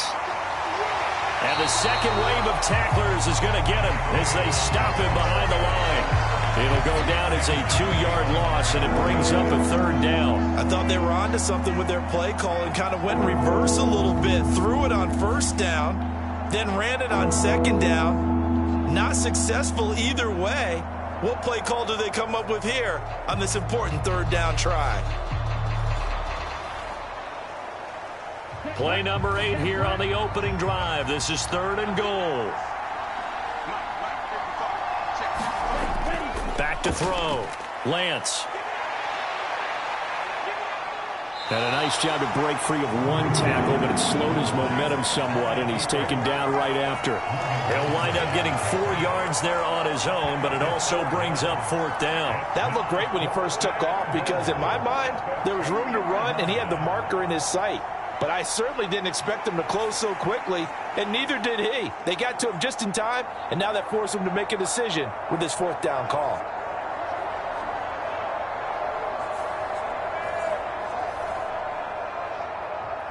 So on fourth down, here's the Ravens Pro Bowl kicker Justin Tucker out onto the field. From the right hash at a bit of a tight angle. Tucker's kick is good. And the Ravens strike first at 3-zip.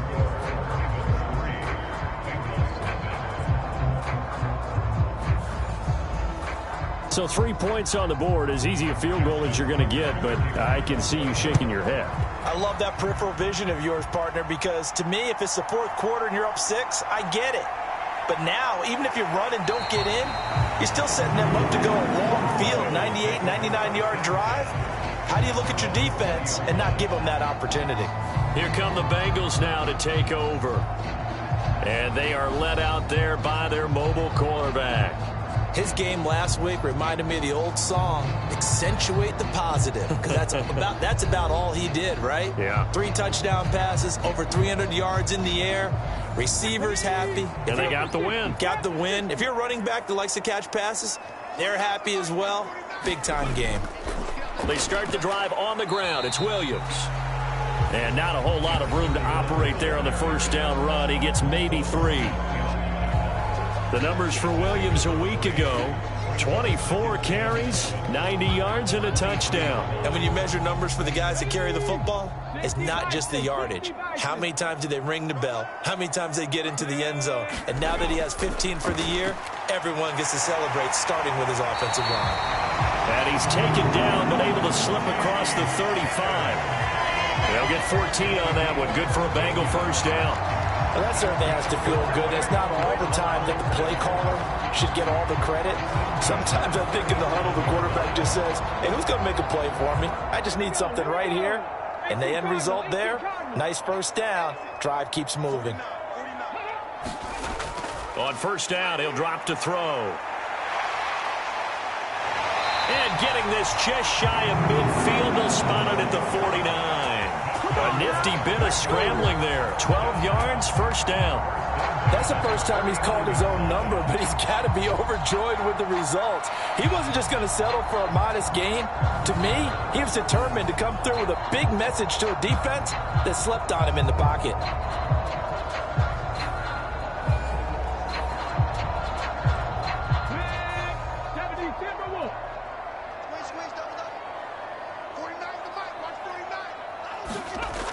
They'll look to throw now on first down. Steps away to his left. And he'll slide down to avoid the tackle. Nothing open downfield. He keeps it himself for 11 and a first down. Partner, there's a downside to everything, and the danger of man coverage is if you're locking down your target, you often turn your back to the quarterback and you don't see him. Sometimes you open up a big lane for him to hit you for big yardage, and that was an astute play by him to scramble out, see that lane, and burn them for a first down.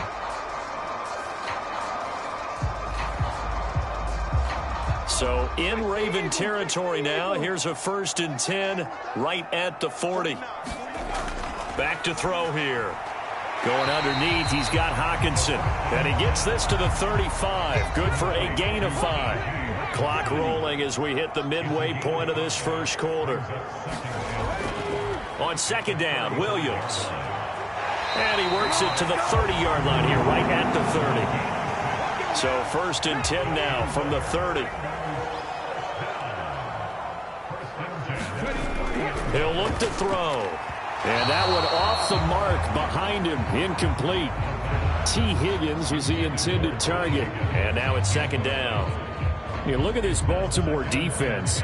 They played really well in the win over the Raiders a week ago. One thing you always look for when you're evaluating a defense, how opportunistic are they? How many takeaways do they get? How about last week's game? The number was 6. Phenomenal performance. And 2nd and 10, he'll look to throw again.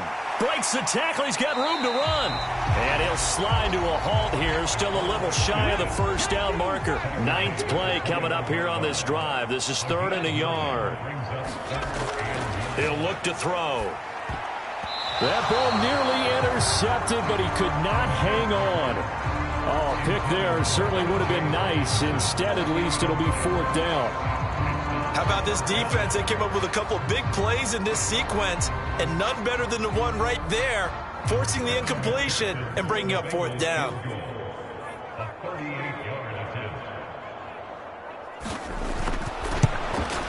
McPherson's kick is good. And that will tie us at 3-3.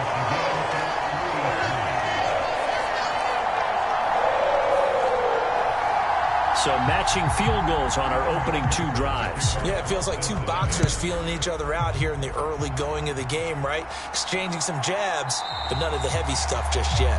And he won't return this one. He'll go down to a knee, and they'll start at the 25. The football back over to Baltimore and J.K. Dobbins. And a week ago, as you get a look at the numbers, well over 100 yards, he was on fire.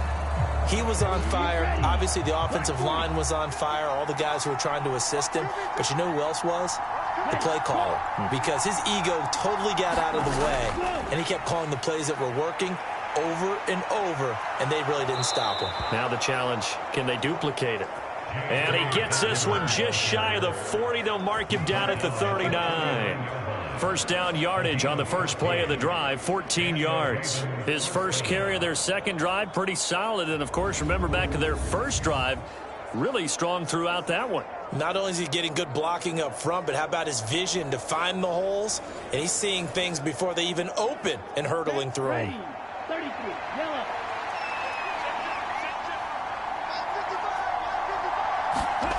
On 1st down, Lance.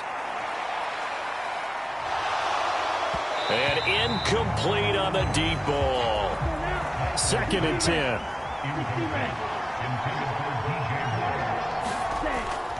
Now a play fake. Lance. He's going to look deep for more. And that will be incomplete. Tried to dial up the long one way out there, but it'll be 3rd down. So, Charles, this defense, they definitely know that they've got their hands full here going up against a group that has won 7 straight. What's the key for them in this ball game? Well, we asked their defensive coordinator that very question, and the response was, we have the mindset that they actually have to react to us, not the other way around. So it sounds to me like the plan is to do the attacking and not wait to see what they present to them. And he can only manage to take the football to the 40, and that is well shy of the 1st down marker. Only able to get back a yard for his efforts, and that leads us to 4th down. And, partner, I would guess that in his headset he was hearing from his coach, it's 3rd down, don't take a sack. And in this case, he's able to avoid the pressure and get out of there. He doesn't get the 1st down, but he does turn a possible loss into positive yardage. Facing 4th down, Baltimore will punt. Jordan Stout out there. They only punted twice in the win last week as he gets this one away. We'll call it a 42-yard punt, 3 on the return. And the Bengals will take over here, 1st and 10. Cincinnati coming back onto the field here for their 2nd drive. And last time able to get 3. It's not what they wanted. They wanted 6, but they got at least something. They mustered something out of the drive. They'll take it. I like the way you've described it. Not ideal, but they'll take it. Anything to put some points on the board. But this time on offense, they don't even want to see the field goal kicker trot on the field. They want that ball in the end zone. Yeah, they'll be going for 6. So from the 26-yard line, here's 2nd down and 2. Again, it's Williams. And he'll get to the 29-yard line, brought down there.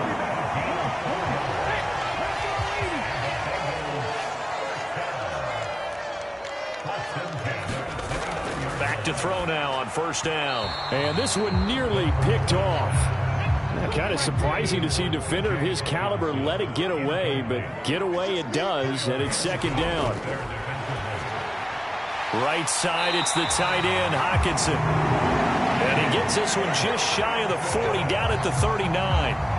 2nd catch for him today, and it'll wind up a 1st down. That was a route run, not just with dexterity, but with intelligence. Found the hole in the zone, made sure the quarterback saw him, and was able to make the sure catch and flip the down marker back to 1. Keeps himself upright. And the result here, a pickup of 8. Leaves him with 2 to go on 2nd down.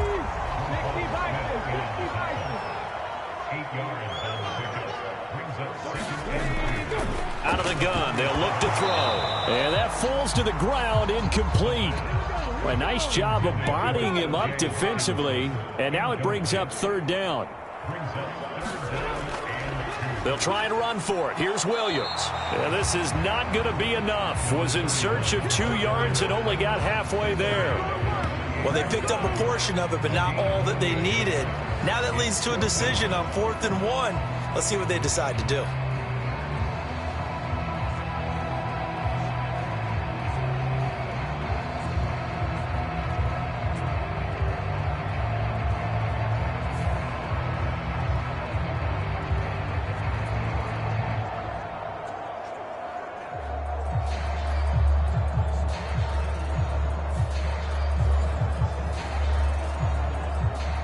So on 4th down, on is Brad Robbins to punt for the Bengals. This is away, but boy, headed straight for the sidelines. And the punt over the side in the air, and the spot will be inside the 35. The Ravens offense back out there. And, you know, it's certainly a lot of football left to play. We're not into December yet, but right now where we stand, they're in 1st place in their division, looking really good and looking to be a threat come January. And are you one of those early holiday shoppers, partner? Are you one of those guys get your list done? Because I think about what every team has on their holiday shopping list right now. What's the number 1 goal? Make the playoffs. Number 2, win your division. Number 3, and I think the biggest goal of all, try to get the number 1 seed so you get that 1st round bye and ensure you don't have to go anywhere in January and hopefully get to the Super Bowl that way. They do get a couple, but they'll be left staring at a 3rd and 8 coming up. You talk about this Bengals defense. They played extremely well last week in that win over the Packers. And the big difference in the game, their ability to force turnovers. Multiple, in fact. Being able to take the ball away, give it back to their offense, the big difference in the game. It was impressive. Now the question, can they duplicate it? And Lance will have the 1st down as he's able to slide to avoid the contact there at the end of the play. These 2 teams all tied after 1. Raven football here as we begin quarter number 2. As they've got it with a 1st and 10.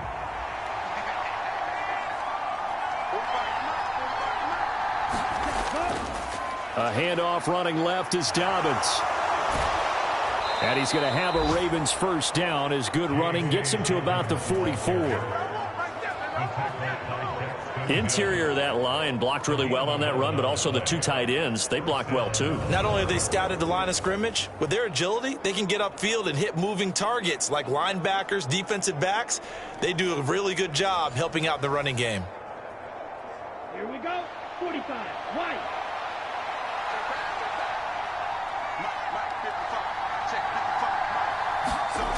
Lance now on 1st down. That ball. Oh, now he's stripped. He lost the football. And the Bengals grab it. And he'll take it across midfield and down to the 48-yard line. Always costly to cough up that football. These defenders, they become so adept, though, at jarring it free. Yeah, it's amazing that there aren't more fumbles caused because now, if you're an offensive player, you go through ball security drills every single day. It's really not out of line to think you should take the ball to bed with you and just hold on to it. But the bottom line is, no matter how much you try to protect it, these guys are pretty good at finding ways to knock it out. Now a first down carry, it's Williams. And he'll get this down only to about the 46. Now 2nd and 9. Off the draw, here's Williams. And he's going to be down close to a first down at the Ravens 39. So 3rd and 2, this quite possibly 4-down territory, though, if they're stopped. Work in the middle of the field, and he's got a man complete. And he is going to have a Bengals first down as they're able to get the 3rd down conversion. I like the fact that they didn't overcomplicate things on that call. 3rd and 2, just run the quick little hitch, which they did. Ball's out of quarterback's hands, and yes, indeed, they pick up the first down.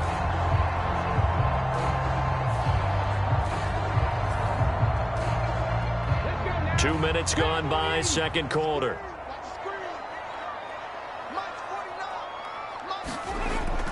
Now on first down, he'll drop to throw it. Going underneath, he's got Hockenson. Now this will leave him a yard short. Nice pickup of 9 yards on first down. Up the middle, it's Williams. Oh, nice move. And on this one, he'll get to the 15, right at the 15-yard line. This offense finding its legs now. Here's another 1st and 10. They'll stay on the ground with Williams. And he'll work free from 1 tackle, but that's about all as he's taken down. 5 yards on the carry. Good pickup on first down. Consecutive positive runs for him on the last 2 snaps. He certainly appears to be trying to put the offense on his back and just move them down the field when his number is called. The way he's running it, I'd keep going back to him. 2nd and 5. His pass caught at the 4. And the Bengals are looking at 1st and goal as he's tackled all the way down at the 2-yard line. Many different ways to create space, but on that play, he did it with that big, wide body of his. Didn't get a whole lot of yardage on the play, but it did what it was supposed to. Pick up a first down. Williams is not going anywhere. He'll be hit and dropped for no gain at the 2-yard line. 2nd and goal, and they will try again from the 2-yard line. Williams again.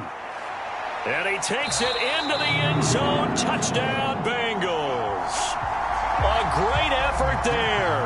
His 16th rushing touchdown on the year. And the Bengals have taken the lead. Extra point by McPherson, up and good. And the lead is now 10-3. That time, a 9-play drive. And it's culminated by a 2-yard touchdown run.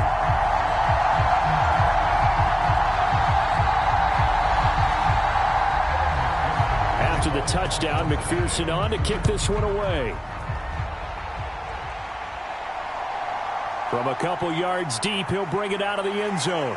And he's able to get this across the 20, but not by much as he's marked down officially at the 21.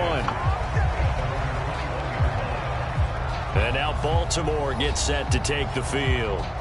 It's been very much a slow start for them. 3 drives and just the 3 points, CD. Yeah, if you're into the points per drive ratio, that answer is 1. And that's not going to get it done in a ball game. They've got to find a way to finish these drives in end zones, not having balls go through goalposts. And he gets forward up the middle, but only for a couple. It'll be 2nd down.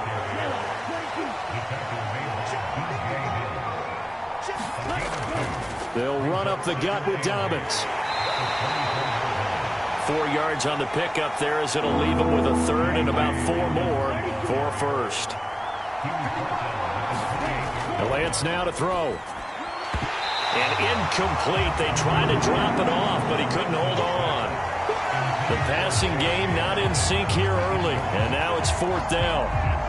He did a fine job there of not hitting it before the ball arrived, and I've got to tell you, you can often mistime that play because of the angles of approach.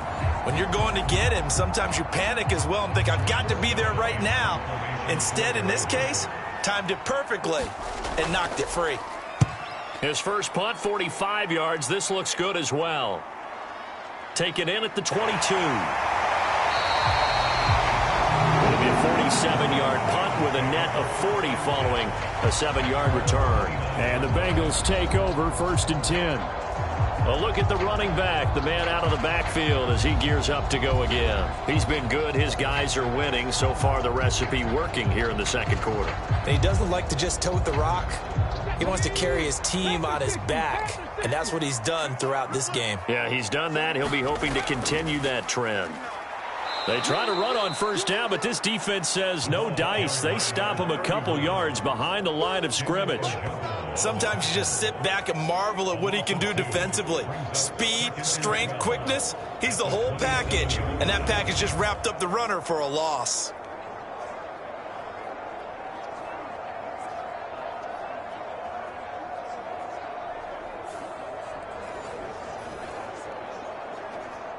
So the opening play of the drive goes backwards. Now they'll come up on 2nd and 12. He'll drop to throw. He gets this to Devontae Adams. And they work this well upfield across the 45. First catch of the game for Adams, and he's got a 1st down. But one of the ways that quarterbacks keep all the receivers alive in a play, never lock in on any one guy. Make sure you keep your eyes moving, scan the field. And here he finds the open guy for a nice pickup. Here we go. 18 Cardinal, 18 Cardinal. 49, guys. Mike, 49. They'll look to throw here on 1st down. Over the middle, he finds Higgins. And they'll get him down as he's inside the 40. So in Raven territory now. Here's a 1st and 10 at the 38.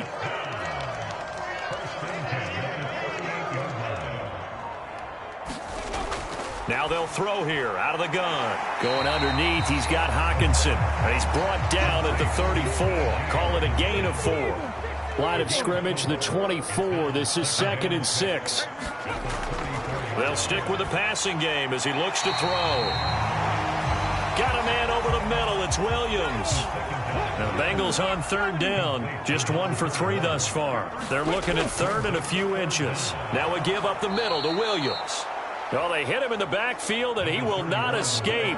And that is not going to get it done. That'll back him up 2 yards and also bring up 4th. And how about that, partner? That happened in a hurry. Sudden, explosive, gets into the backfield and spills the play. And he was AFC Defensive Player of the Week last week because of plays just like that. So on 4th down, on is Evan McPherson and the Bengal field goal unit. He made his first, this from 47 yards out. McPherson's kick is good. And they will stretch their lead to 10 now at 13-3.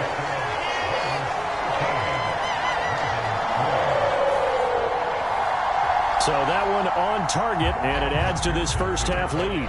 And maybe we're too early to worry too much about 1-score lead, 2-score lead, etc. But this is where you kind of start banking those points that come in helpful later on. And makes it across the 20 as his guys will set up shop at the 23-yard line.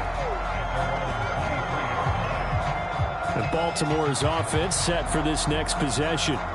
They're in a 13-3 hole here now as they come up on 1st down.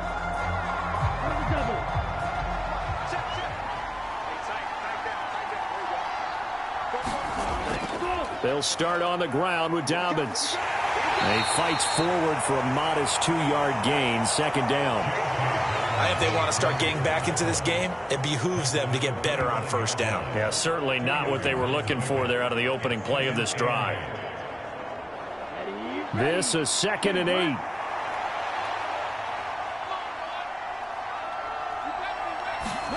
Throwing now is Lance. A short throw caught by Andrews. And Andrews going to have a Ravens 1st down as the tackle made up around the 33-yard line. It's an 8-yard pickup and leads to a new set of downs. And we've hit the 2-minute mark in this first half of action. So they'll come up 1st and 10 now from the 33. Now Lance. Looking for Bateman. He's got him complete. And they'll get him down after a pickup of 8. 2nd and 2. He'll find Bateman once more. He'll wind up getting just a yard. And that's going to bring up 3rd and 2. And that is incomplete. 4th down, and out comes Jordan Stout here to punt. He's been a busy man here in this first half as he gets it away. And that hits at the 6 and carries into the end zone for a touchback. Now the Cincinnati offense ready to see what they can do here. It was still more than a minute to go in the half. Time to try to mount a drive. And I would think that they would have to. This is today's NFL. You got to push it whenever you get an opportunity. You can never have enough points with the high-powered offenses that you face. And analytics will tell you, try and score when given the opportunity. He's tackled a yard short of the marker. Good gain of 9 on 1st down. Nothing fancy on 1st down, but a very consistent type of a play. Hit that slant. A lot of people call it an extension of the running game, and it can be if that pass is completed, because you hit a guy on the run like that, he often can go for big yardage. Sets him up nicely for 2nd down, staying ahead of schedule. Up at the 29 now, they'll head to the line, 2nd and a yard.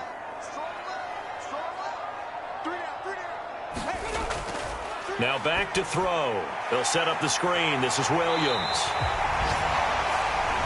And he'll get it up to the 33-yard line.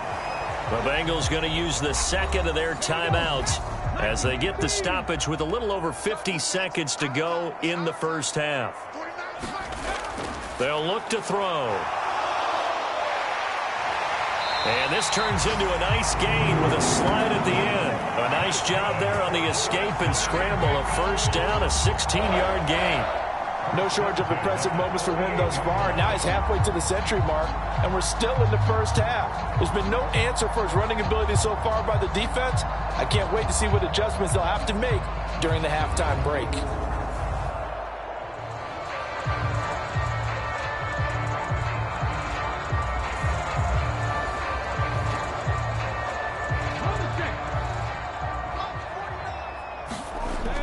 They're going to look to throw. And he slides and covers up at the end as he's going to be able to pick up decent yardage. He'll get 5 out of the scramble. It's 2nd down. His running ability has been an extra dimension of their game plan thus far. For once, though, he doesn't create any magic against the front that's prepared for him to try and take off. Now the Bengals going to signal for their 3rd and final timeout as it'll come with 15 seconds to play in the first half. They'll run out of the gun here. Williams. Oh, he's brought down. And remember here, no timeouts left. They got to get to the line quick. They'll throw now on the final play. Over the middle, that's caught by Adams.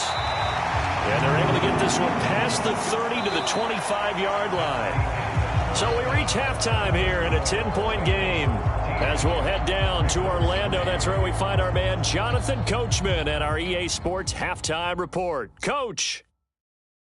All right, Brandon, thank you very much. We're starting to get near the home stretch of this NFL season. It's Week 13, so let's get an update on what's going on. We'll begin out in the windy city of Chicago, and it's the Bears who have the lead. Lamar Jackson has thrown a touchdown pass. From there, we'll head down to the Big Easy. Check on the Saints at home at the Superdome. And this one going the visitors' way as the Texans have the lead in that one. Michael Thomas, a touchdown reception. Lastly, let's get you to Charlotte, North Carolina. Check on the Panthers at home at Bank of America Stadium. As you can see, the score there in the 2nd quarter. Jonathan Mingo with a touchdown catch from Bryce Young.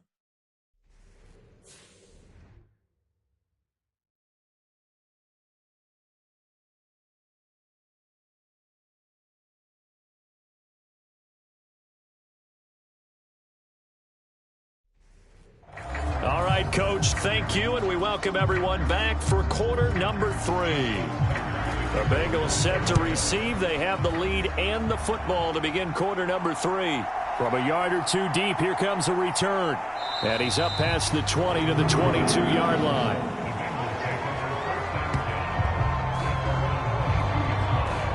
The Bengal offense now with a football first here to begin quarter number 3. And they've got the lead, CD. What do you expect from them in this second half? Well, I like what they were able to do on the ground in the first half because they had a lot of success running the ball, and I certainly think we'll see more of that. But I'd keep an eye on that defense, and I think their coaches up in the box will do the exact same thing.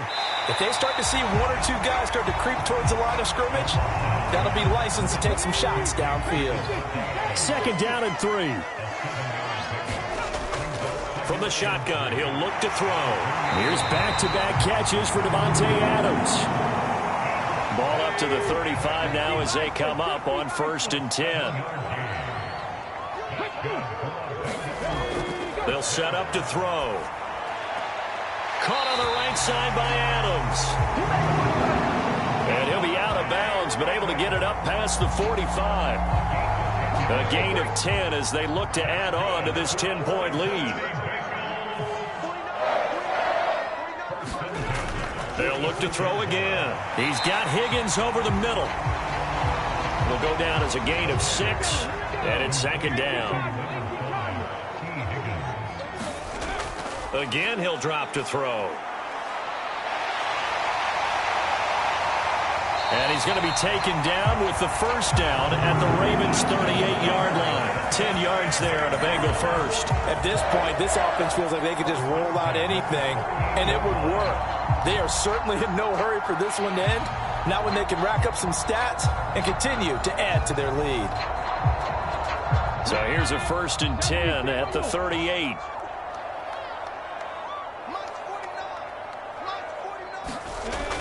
They'll drop to throw. Open man is Chase, complete. And he's taken down inside the 30. Just his second catch of the game so far. This one moves the chains.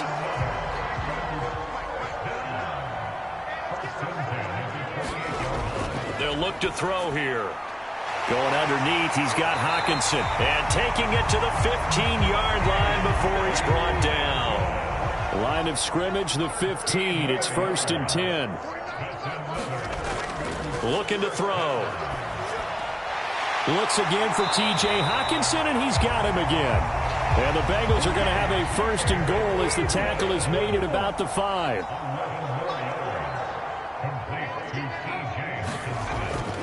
They'll try and run. This is Williams. And he is going to be stopped cold behind the line of scrimmage. It's a loss of a yard there, and it's second down. And now defensively, you have to look at this like the game's on the line. It's just the third quarter, but another touchdown given up here could really spell an end to their chances, so they need to toughen up and keep them out of the end zone. Second and goal from the 6 this time. Let's go, D. Williams will try again. He gets him a little bit closer. He takes it from the 6 inside the 5 to the 4. A big play forthcoming. Here's 3rd and goal. Now a shotgun snap as they'll look to throw. And it's caught. A great job to hold him to just a yard there.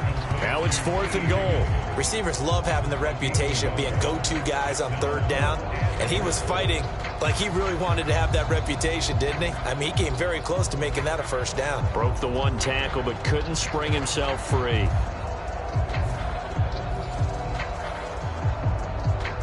And no hesitation about this decision here. Confidently, they're going to go for this. 4th and goal from the 3.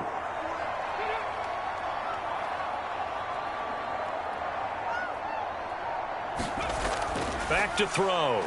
And that is caught. He's got it for a Bengal touchdown. Davante Adams. His 3rd touchdown now on the year. And the Bengals take the opening kickoff of the 3rd quarter and drive right down the field to extend their lead. That drive that really increased their cushion felt very military to me. Very precise, methodical. That's one of the words you've taught me. And they just got it done. And slowly but surely now starting to pull away a little bit. Things looking good for them here in the 3rd quarter. Not only pulling away, but you mentioned that slowly but surely. You also drain clock, too, with a drive like that. So you really give yourself an advantage. Extra point by McPherson, up and good. And that'll make this a 3-score game now. The lead moves to 17.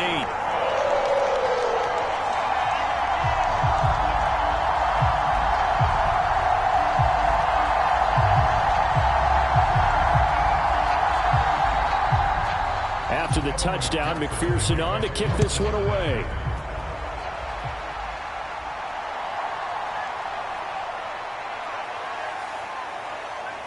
And out a little across the 25 to the 27.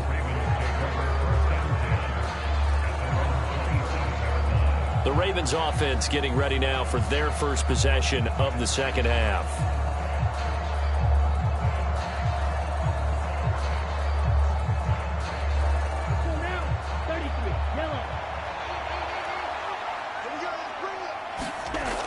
Lance now on first down. He'll fire deep, looking for more. Oh, and that is incomplete. Here's 2nd and 10. A shotgun snap and a give to Dobbins. And he'll get a couple up to the 29. This offense in desperate need of a conversion as they come up on 3rd down. To throw, it's Lance. And that is incomplete. You get the sense that they're saying we're not playing up to what we're capable of, and we're deep enough into the game that the early jitters are long gone, that they should now have some sense of continuity and be able to make some of these plays that they have not been doing so far. This is brought in at the 21. That a 46-yard punt, though they did get 9 back on the return. And it will be 1st and 10 as they take over.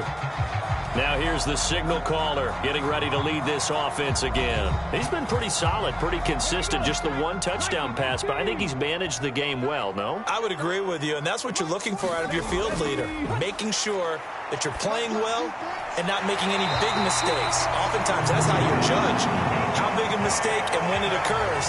No interception so far. They'll like that. I just want you to know that you agreeing with me, that's going to get me through this 3rd and 4th quarter. Are you touched? He's patting his heart, boys and girls. He's touched. Respect.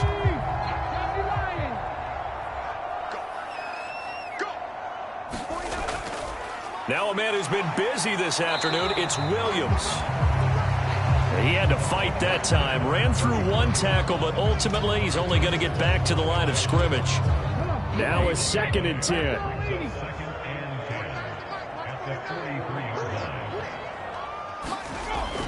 They'll set up a throw. And he goes down. The Ravens able to get to him. Call it a loss of 5, a big sack to bring up 3rd down. Chalk that up as their first sack in this game, and they tallied 4 a week ago. And probably not as much exultation in that sack as what took us so long. Because when you get 4 the previous week, you're counting on continuing that momentum. They didn't get that done in the first half of the game. Let's see now if they start to bring even more exotic pressure towards the quarterback. Now on 3rd and long, they'll look to throw. And that's complete to Adams. And they'll get this across the midfield stripe, but still winding up short of the 1st down. It'll be a pickup of 13, but it'll still lead to a 4th down. There's another example what defensive coaches constantly preach, not allowing any run after the catch. They give up a few more yards than they wanted to, but they were able to get him down quickly and force a 4th down. The Bengals bring out their punter now, as he'll kick it away for the 2nd time.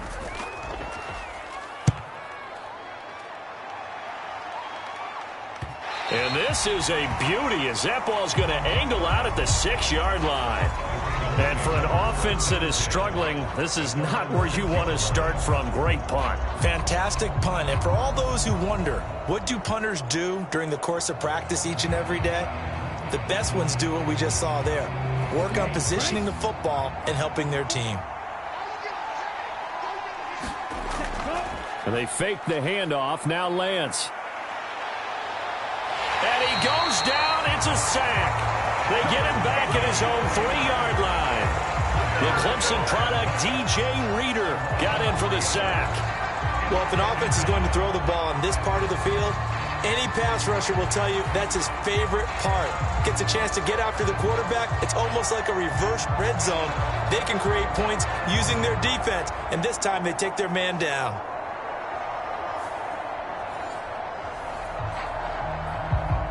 Following the sack, they'll try to change their fortune here on 2nd and 13. A give up the middle to Dobbins. And he's going to take this up past the 10 to about the 11. These guys have punted 4 times already, and they're staring at a 5th, barring a conversion here on 3rd down. Here's Lance to throw it. And he will slide to a stop. He does have the 1st down. The drive stays intact with a pickup of 13. It certainly appears that he's been able to get a read on how they've wanted to contain him in this game. He's seen some places where he can beat them in big spots, and right there, he slides in with ease for the 1st down.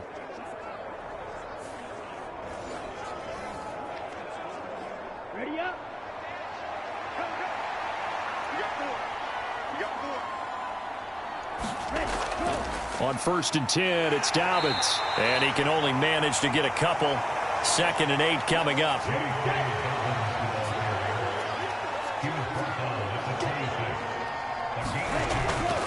Another run here with Dobbins. And he'll go down right at the 30-yard line. This offense in desperate need of a conversion as they come up on 3rd down. Lance going to throw. Pass taken in by his big tight end. And he will have a Ravens 1st down as they convert on 3rd and 3 with a nice gain of 7 yards. That's a much-needed accomplishment there on 3rd down. They've been forced to punt far too many times already. They needed something to go their way, and they're able to get a new set of downs.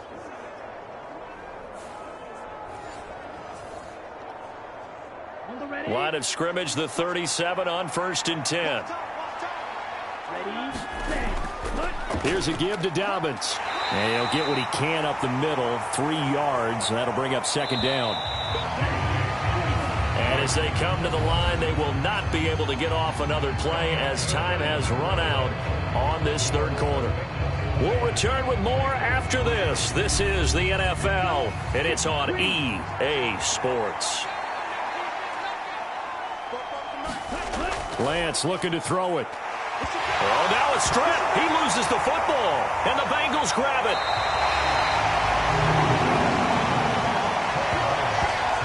And I don't know that fumble's going to matter a whole lot. You look at the deficit here in the 4th. It doesn't matter. The coach on the sideline still scratching his head. Yeah, not only scratching his head, but probably writing a note or two about, we're going to address this come practice next week because maybe that's the reason we're down this far. Doesn't matter at this point, but being sloppy throughout the game, not going to help him improve.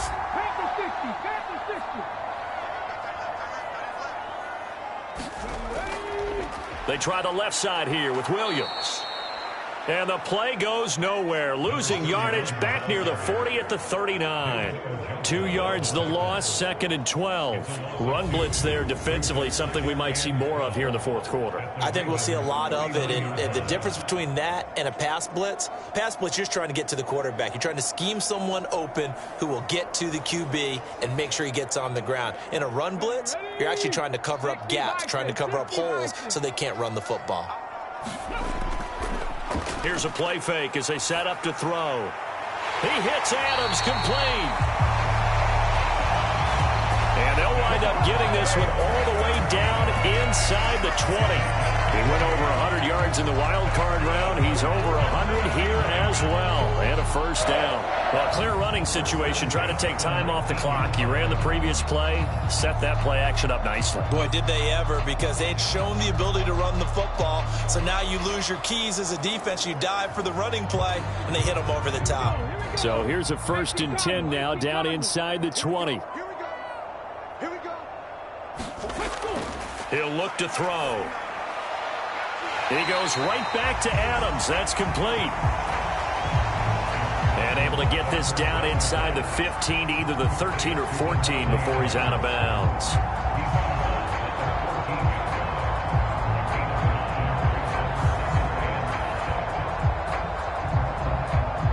Ball down at the 14 for 2nd and 5. Now a handoff. Here's Williams. And he is met in his tracks behind the line of scrimmage. A loss on that play, and now 3rd down gets tougher. 3rd and 6. Sometimes I forget how much information he has to go through before the ball's even snapped, but what a diagnosis right there. Saw the play, shot through the gap like a rocket, and ends up spilling it for a loss. The offense on 3rd down, they've had their troubles. Just 1 for 6. This will be 3rd and 6. Out of the gun, they'll look to throw. Able to find the open man. That's complete. And the Bengals are going to have 1st and goal as they try to finish off this drive with 6 points. And in a lot of ways, that catch is expected. Red zone presence, and that one was realized there. You've got to find your tight end in that situation.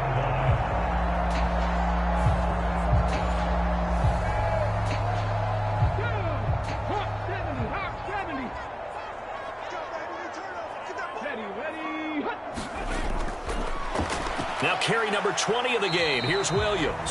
And he will maneuver his way down to about the 7. The line of scrimmage, the 7 now on 2nd and goal. Back to throw here. And he's got it. Touchdown, Bengals. Davante Adams with his 2nd touchdown of the afternoon. And the Bengals are about to make it 4 straight as they add to this 4th quarter advantage. He's got them out now to a 3-score lead here in the 4th quarter after that one, CD. And he looked right off the line like he knew that that ball was coming his way, and he secured it for 6 points. Yeah, and I think when you're leading by a healthy margin already, it actually loosens you up and allows you to take maybe a few more chances and definitely play with more confidence, because he certainly saw something he could exploit in the defense, and he made sure to let his quarterback know, just get it to me. And the rest was all up to him, and he delivered and made it a 3-score game.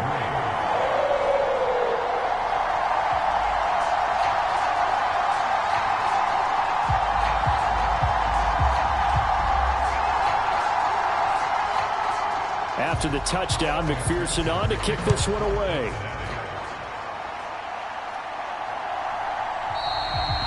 And he'll elect not to return this one, so they'll bring it out to the 25 on the touchback. Baltimore about ready to go on offense.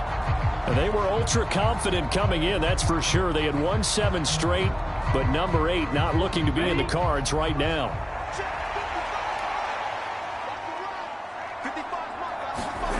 Lance now on 1st down.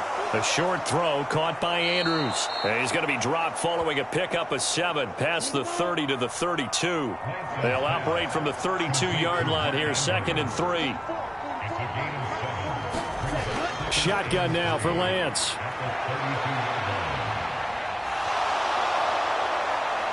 And he gets this one to midfield before he's brought down. Excellent work there by Lance as he scrambles for the 1st down. This is where the NFL is headed year by year, partner. A league where just about everyone has someone under center who can get you with their legs as well as their arm. And we've certainly had a nice display of that from both QBs in this game. And that continued with that 1st down run. Set, hut, yellow, 22. Set, hut, stand. From midfield, here's Lance. And avoids the contact by sliding. Give him 10 that time, escaping the danger, running with it, and picking up a 1st down. There he goes, and for good reason. Running with it has paid dividends earlier in this game and earlier on this drive. And until they prove they can stop him, I don't think he's going to be shy about continuing to run for 1st downs instead of airing it out. Ready, so from the 39 now, they'll come up on a 1st and 10.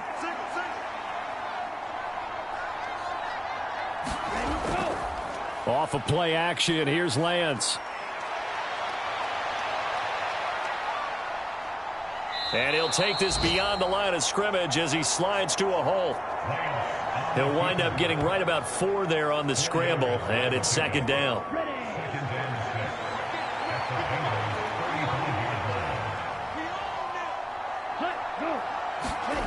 Lance now to throw.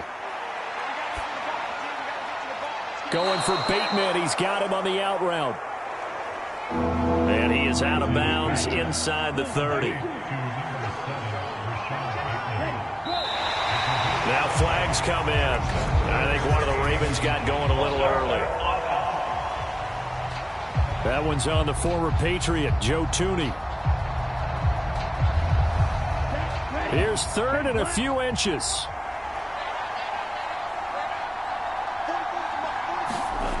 Here's Lance.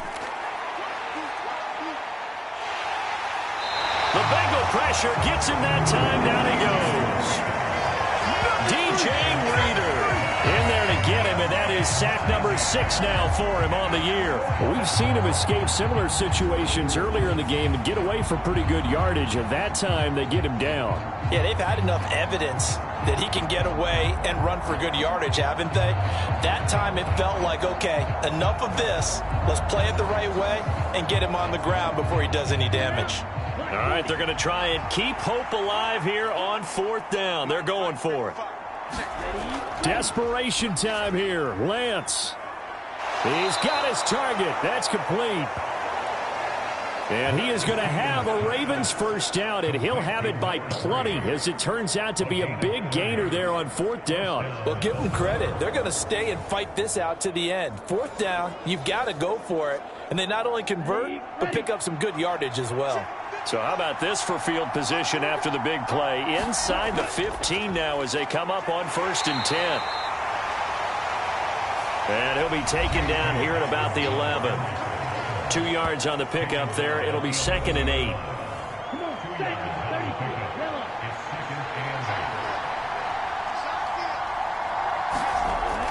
Looking to throw.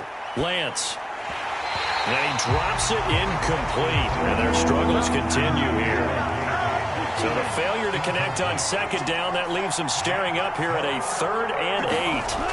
Back to throw. Lance. Work in the middle of the field, and he's got a man complete. And the Ravens are going to have 1st and goal as they try to finish off this drive with 6 points.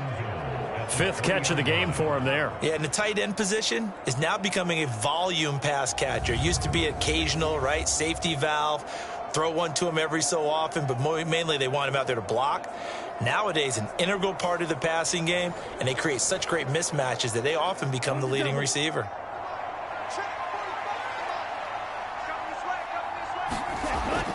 Dobbins. Able to get a couple here, but won't get across the plane as they stop him right around the 1. You know, when this offense gets down here near the end zone, they're going to turn to their bell cow, and this guy's been a touchdown machine all year. Excellent job stopping him there on 1st down.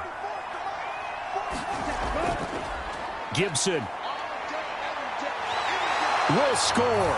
Touchdown, Baltimore. They go I formation. Fullback leads the way for the touchdown. Sort of a lost art, isn't it? It really is, but sometimes when you're able to bring it back and use it against other teams, they're not prepared for it. They haven't seen it in a while, and now you gain an advantage, and we just saw that advantage result in a touchdown.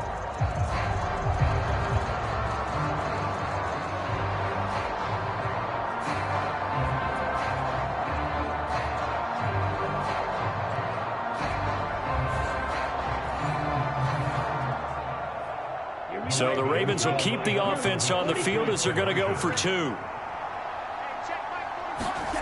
Lance going to try to throw for this. And he'll find his way in for 2. And we're back to a 2-score game. The lead's cut to 16. Well, it's still an uphill battle from here, that's for sure. But that makes it a 2-score game. And now we see why teams practice so much on the 2-point conversion, why you have more than one play ready. Because you may need multiples to throw out a ball game. There's a great example right there. And this is going to be snuffed out. The Bengals recover. By 4th quarter, it felt like they needed the football back. Unfortunately, they couldn't get it. And I know we brought analytics into the game, and someone has said here that the data says that when a team's expecting an onside kick, 80% of the time, the team expecting it, they do actually recover the ball, which is what we saw here. I just wonder if that number is much more of a anecdotal type of a number. Kind of like when the coaches tell us, well, when you score on special teams, 93% of the time you win the game. I'm still waiting to see that number is empirical.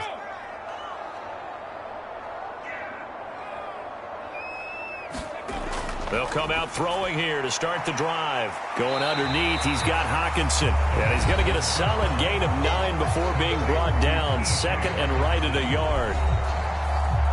Just need a yard here. 2nd and 1. From the gun, it's a run for Williams. Nothing doing. Barely able to muster a yard to hit the 35. And the Bengals on 3rd down, lacking much success, just 2 for 7 to this point. They're looking at 3rd and the nose of the football. They'll try and run for it. Here's Williams. And brought down, but not before they're inside the 25. 57 yards rushing now, as he's done it on 22 carries.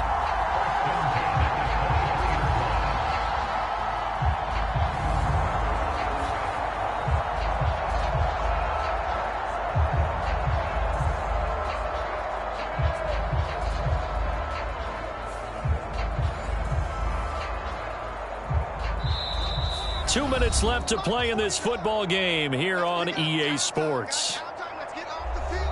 So the Bengals in possession of the football here as we get you reset.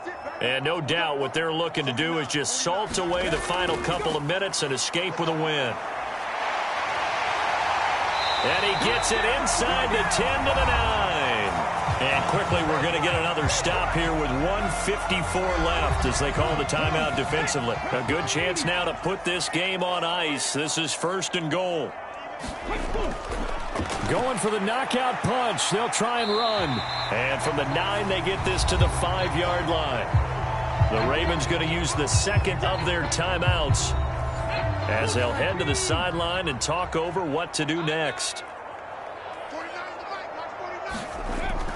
On 2nd down, Williams. And he's maybe going to get this back to the 4, but that's about all. Ravens going to use their 3rd and final timeout as they'll head to the sideline and talk over what to do next.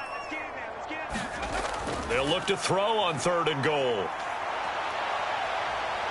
And he will take it on in for a Bengals touchdown. Taking it in from 4 yards out. And the Bengals are closing in on a 9th victory on the year as they extend their lead. They were looking to pass the ball there, but they forgot to account for the man with the football. Yeah, I can hear people right now saying, well, why don't you have a spy in your defense, someone who will dance with him and go where he goes? Well, oftentimes if you utilize a spy, you've taken away someone in coverage as well. And oftentimes, the spy, not as athletic as the guy he's trying to keep up with, so he gets defeated anyway. And he turns 3rd and goal into a touchdown. Extra point by McPherson, up and good. And that pushes the lead up to 23. So that drives 7 plays in length. And it results in a 4-yard touchdown run.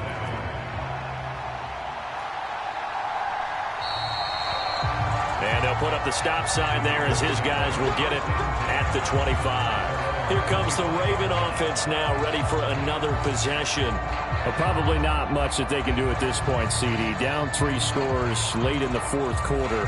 This is going to be a little too much to overcome, you would think. Yeah, they'll go down swinging, but in the end, I think we saw the writing on the wall a while back because one team was clearly better than the other in this one. And while it didn't quite reach blowout status, I think we knew who was going to win this one well before we got to this stage. So give him 2 yards there on the completion, and that's going to bring up 2nd down.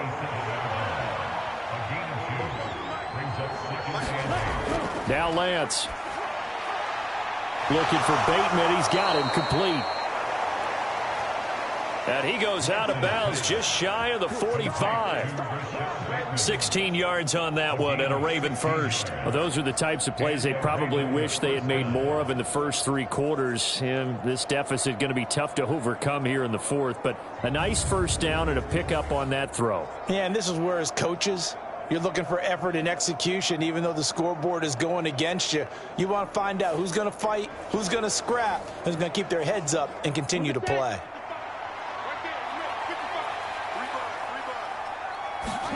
Throwing on first down is Lance. That's complete. It's Zay Flowers with it. Down the left sideline. And all the way in for a Ravens touchdown.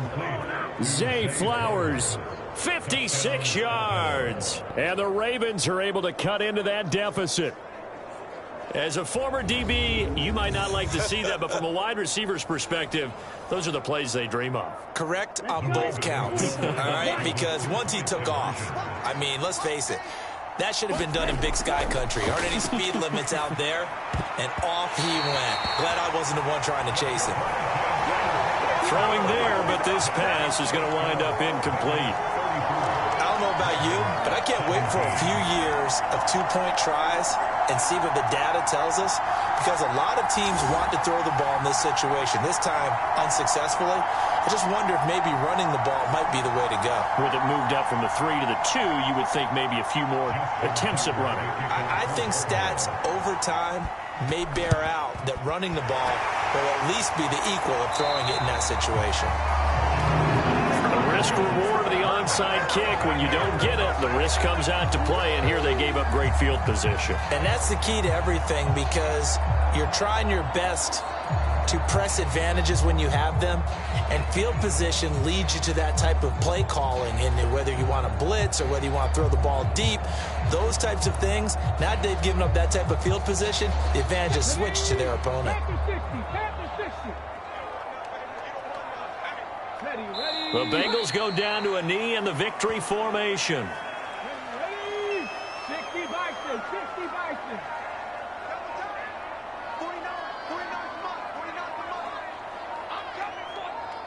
Clock counting down toward 40 seconds as they take the knee. Ready.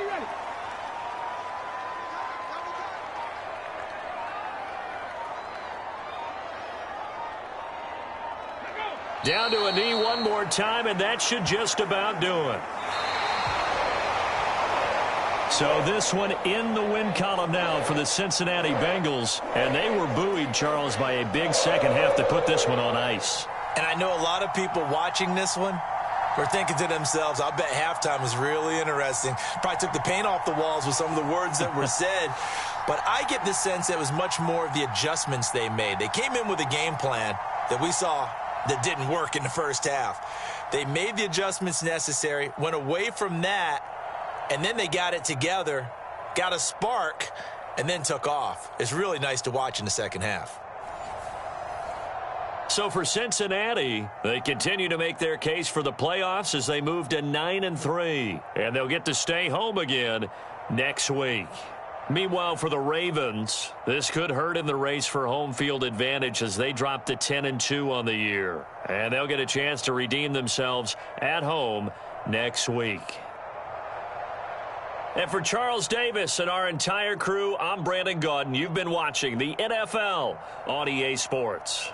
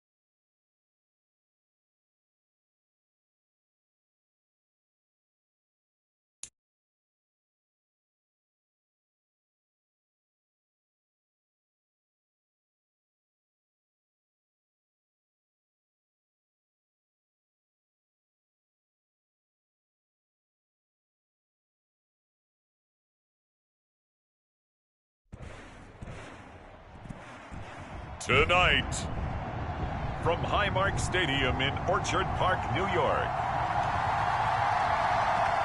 it's Sunday Night Football on EA Sports.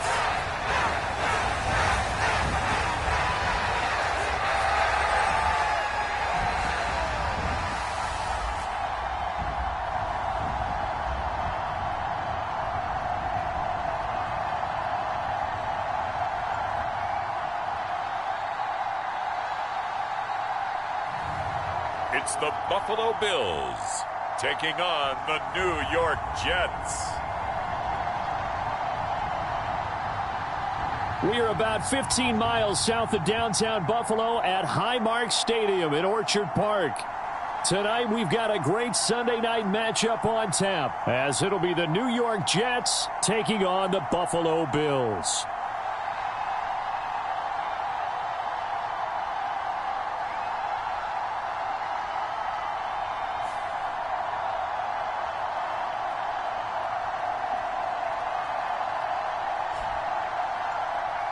With Charles Davis, as always, I'm Brandon Gaudin. Charles, you talk about storylines in this one. I think it begins and ends with our two quarterbacks, certainly two of the best in the business. And nowadays, I don't think you can get by for long periods of time without a top-flight quarterback. The way the game is played, with all the responsibility he has, and how the game...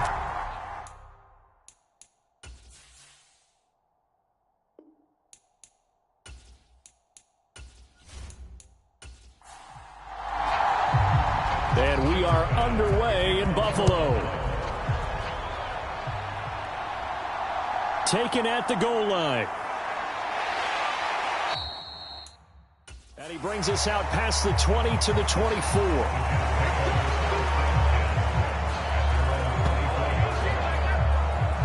So now here comes the Jet offense as they get ready to take over. They'll be led out by the man from the University of Washington. This is Jacob Eason. And I thought it was a really nice performance last week by him. 3 touchdown passes. I think that signifies exactly what he was getting done. He did have the 1 interception. But that's the ratio you say you're okay with, right? If you go 3-to-1, you're going to be pretty happy over the course of the season. And let's face it, he'll never blame the receiver publicly. But behind closed doors, he probably told his agent, hey, what's the deal? I should have had a perfect game. And this will leave him a yard short. Nice pickup of 9 yards on first down. So, CD, this defense, they know that they have to be at their very best when they're taking on a team here that's in the midst of a winning streak that's now stretched over multiple months, not weeks, months. I think the challenge they put upon themselves is we want to be the guys to end that streak. And what's working in their favor? The winning streak on the other side. Sometimes that carries a burden with it because they feel like they have to play perfectly as well. Let's just go out there and get them is the idea. And even though this is a top 5 rushing offense, and we see this especially early in the game, they're going to do their best to keep you honest. They don't want you getting the habit of stacking the box, so that's a good throw there, and they're able to come up with the first down. So 1st and 10 now in Buffalo territory at the 49-yard line. First carry for the Iowa State man, Breece Hall. He's tackled a yard short of the marker. Good gain of 9 on first down. 2nd down and a yard. Throwing is Eason. That's complete. Terry McLaurin with it. Oh, an absolutely filthy juke. He's got some space now. And all the way in. Touchdown, New York. Terry McLaurin with touchdown number 8 on the year. And the Jets have taken the early lead on the road here in Buffalo. Looking sharp on that first drive. These guys, of course, coming off back-to-back victories, and you see that kind of advancing into this game, don't you? You certainly do, and when you have a team that doesn't get too full of itself, even though they've won 2 games in a row, you get the end result that we saw there, that nice opening drive because they're sharp, they're focused, and they're locked into everything that they're doing. Koo able to connect on the extra point, and that makes the score 7-0. So that drive, 4 plays, and it's finished off by a Terry McLaurin touchdown.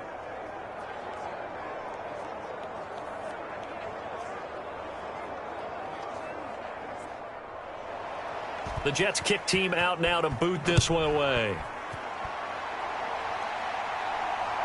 Nyheim Hines now out of his end zone. And ultimately cannot get this out to the 25-yard line as he's dropped at the 23. So here come the Bills on offense for the first time.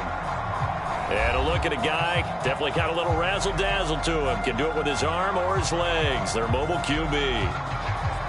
After seeing what he did last week, throwing 4 touchdown passes, I had to go to my thesaurus to try and come up with some great words for what he did. I'm still coming up blank. He was scintillating. I'm going simple. I don't have your thesaurus. I'm going dynamite. He was dynamite. I'll take it. They'll try and start this drive in the air. Little pitch and catch to the tight end, Knox. This will be stopped about 2 yards shy of the marker. 8-yard gain, 2nd and 2. The numbers for him from a week ago: 10 catches, 90 yards. And he was able to get open there, but that's not always easy against this bunch defensively. We are deep enough into the season where numbers count. This is #1 rated. Oh, he's hit. He lost the football. Put it on the carpet. And he's going to have a Bills first down as he's able to get this up past the 40. Wow, that ball gets knocked free, but a teammate comes along and scoops it up. It's almost like baseball. Guys at bat, people are on base in scoring position. One guy doesn't get him home. The next guy comes through and picks him up. And avoids the turnover.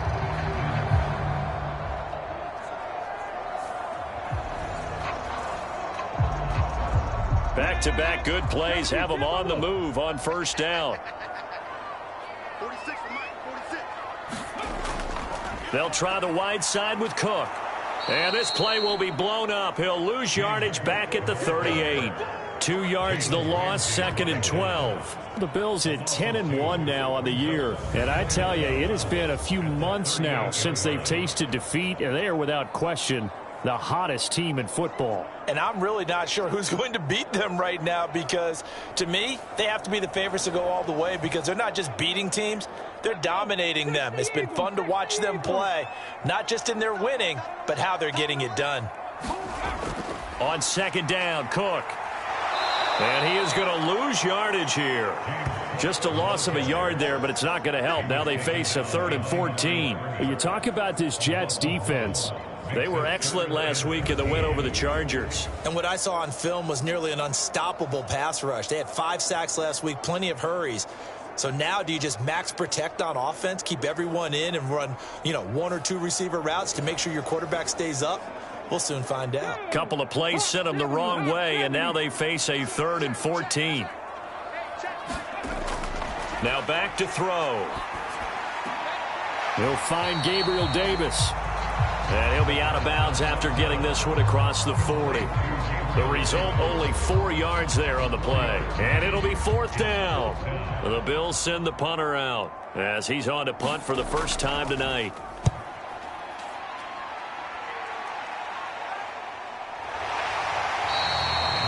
It's a 42-yard punt. They keep him to just a yard on the return. And the Jets offense will be backed up to start this drive as they've got it 1st and 10. Back onto the field come the New York Jets for their 2nd drive. And they have the game here followed by the open date on their calendar next weekend. And Charles, this is a crew that you have to think really is relishing the opportunity to be on the couch for a few days. Yeah, they certainly are, but let's face it, partner. They can't get caught looking ahead to that couch time while they're playing this one. They've got to take care of business first. It's a 6-yard pickup, and it gets them to 2nd and 4. Well, this defense for the Bills, they were terrific last week in the win over Denver. Well, let's face it, when you hold someone to just 6 points in a game, the feeling that you have among your team is that you're not going to lose very many of those. That's the way to get it done. This 2nd and 4. Right there, 54. Here's Eason to throw. A short one there to Freiermuth. 4 yards the pickup, 1st down.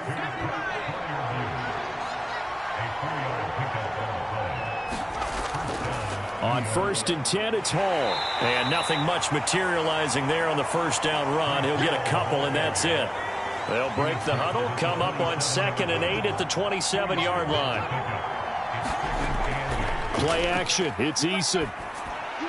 This pass out wide to Hall. Short completion, just 4 yards. And now we've got a 3rd and 4.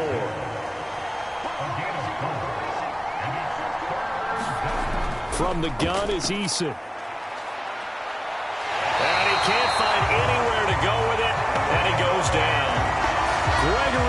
so. In there to get him, and that is sack number 6 now for him on the year. Well, the pass rush has been a real strength of late. They know how to get out to the quarterback. Absolutely. 4 sacks last week. That's their first one here. Anything in particular you've seen from them or on film? I think that they're winning athletically up front, winning those one-on-one battles, but also when the offensive line wants to keep everyone in and mass protect, they know how to scheme their way back to the quarterback as well. On 4th down, A.J. Cole comes on to punt. He was only asked to punt once in the victory last week as he sends this one away. So a change of possession here on the punt. And the Bills will take over the football with a 1st and 10. So here come the Bills out for their second drive. And, Charles, if the season ended today, and it's not going to, we still have December left. More football. We're only in November. But they would be a wild card team. And that's great. They'd be in the playoffs, but you know they're trying to bump up to be one of those division leaders. That guarantees you at least one home game in the playoffs, and that's what you're really seeking. But there also isn't much margin for error for this team, right? Because right where they're sitting, a 2-game losing streak could have them out of the playoffs. So they've got to make sure they continue to keep the momentum going. Absolutely. There's some sharks smelling blood in the water behind them.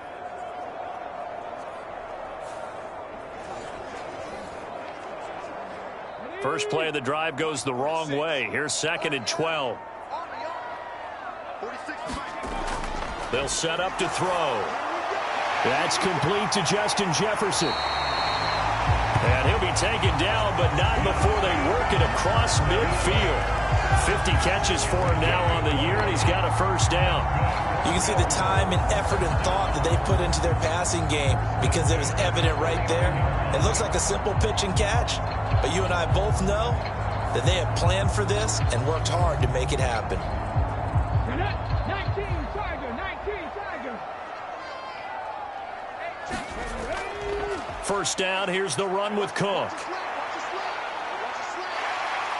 And he is tackled inside the 40, not quite to the 35. A good gain again. That's now 31 yards combined on those last 2 plays. Usually we see runs like this as the defense breaks down later in the game, but this guy is setting the tone early, running through all types of tackles and put the defense back on its heels.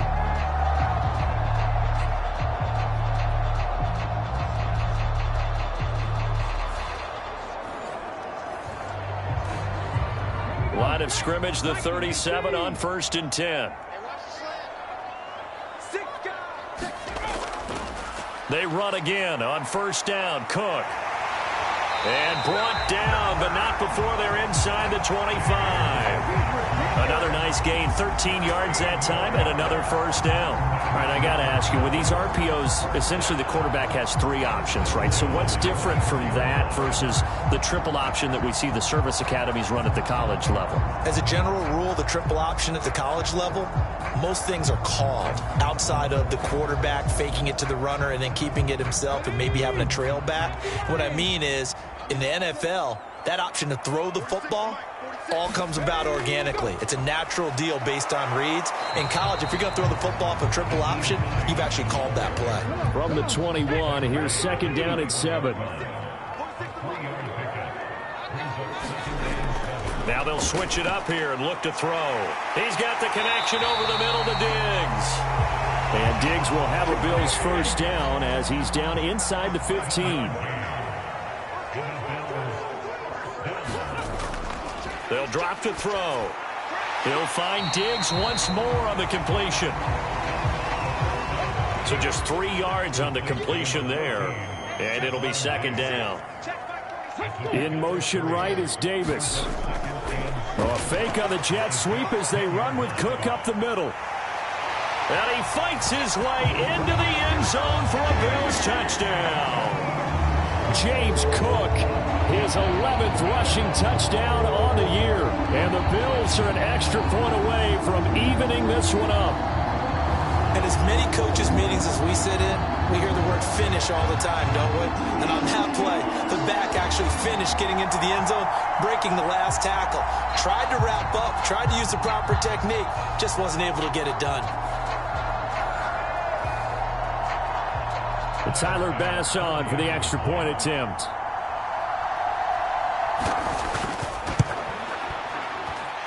It's up and good. So these teams match touchdowns here in the first quarter, and we're tied 7-7. So that drive in total 8 plays. And it was James Cook capping all of that off with a touchdown run. So all even at 7 now as they kick it away. And he won't return this one. He'll go down to a knee, and they'll start at the 25. Back on offense, New York gets set to take over. Sitting in first place in the division. They've got an open date on the calendar coming up next week. So, Charles, you and I were talking about this before the game. This one for them kind of has some extra importance. It certainly does, because if they can get the win here and pad their lead a bit or at least keep pace, then they can really kick their feet up and say a job well done at this point and not have to worry about ball at all until they're back in their facility, back in their meeting room, getting ready for the next game. Following the incomplete pass, here they go again. 2nd and 10 from the 25. On 2nd down, a run with Hall. And this will be a gain of 5 as he gets it to the 30. They'll come up facing 3rd and 5. Eason. That is caught, and they get him down, but not before he takes it across the 40-yard line. First catch here by St. Brown. Good for a first down. A little football 101 there. You just see the receiver try to run down the defender, meaning he goes right at him and really trying to move him a little bit towards the center of the field so he can put his foot in the ground and break to the out, to the sideline, and make a catch.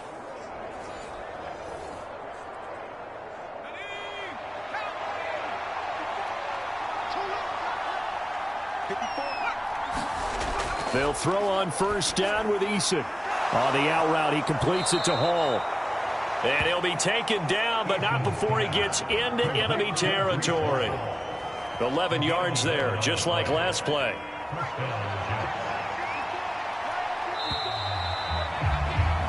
"7-7", our score after 1. The Jets with the football here to start the second quarter, as they've got it with a 1st and 10. Eason sets to throw it. Oh, he tries to force it in, and it's intercepted. And the Bills are going to take over a couple of yards shy of midfield. Well, it's a cold night, and whether you're a quarterback that wears a glove on his throwing hand or not, that ball is a rock, Brandon. You've got to really drive it through the cold and the wind, or it can take off on you. And that may have been what happened there. Here's the Buffalo offense now as they get set to take over here. They start near midfield following the interception as they begin 1st and 10. Good starting field position for them here as they come up 1st and 10, just shy of midfield at the 48. They start the drive with Cook. And he edges forward, but only gets a pair of yards out of it, and it's 2nd down.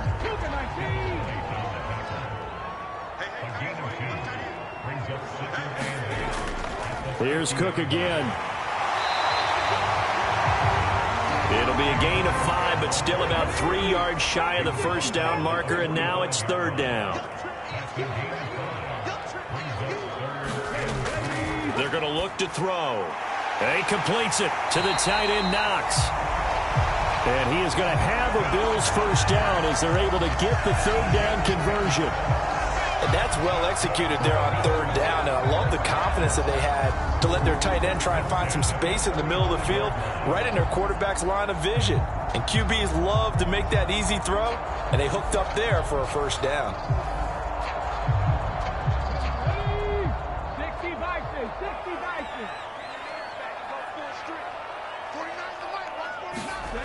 Back to throw now on 1st down.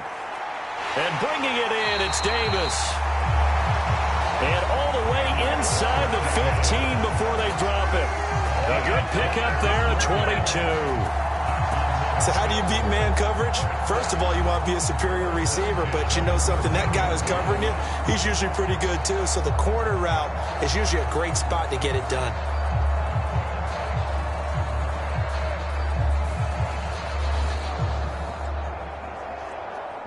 Two minutes gone by, second quarter. They'll look to throw here on 1st down. And stopped a few yards shy of the goal line at the 3.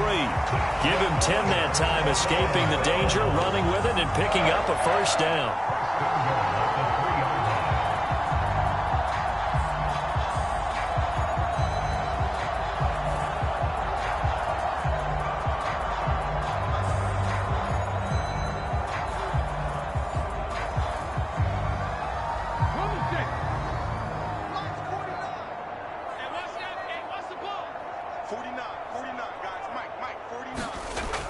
Cook going to be hit and met at the line of scrimmage. They get him down at the 3.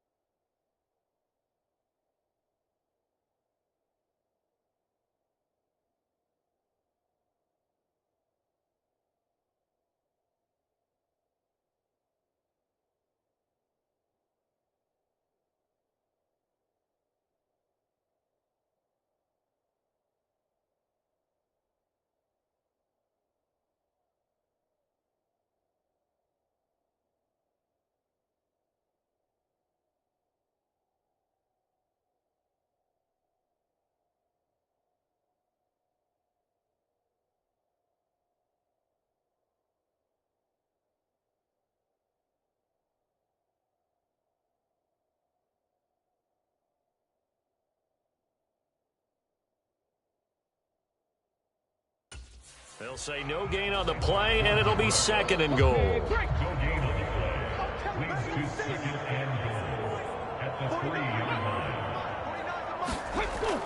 Hines fighting, but he won't get too far. Maybe a yard, that's all, down to the 2. This Jet defense so far standing tall. They need another stop now, 3rd and goal. Harris. And Harris is not going to get there. Great work defensively to stop him short. A loss of a yard, and it brings up 4th. But when the ball snapped from the 3 down near the goal line, I think in days gone by, we thought many teams would run the football, but on 3rd down in today's game, I expect them to throw it. A little counterintuitive there. They tried to run it, instead spilled for a loss.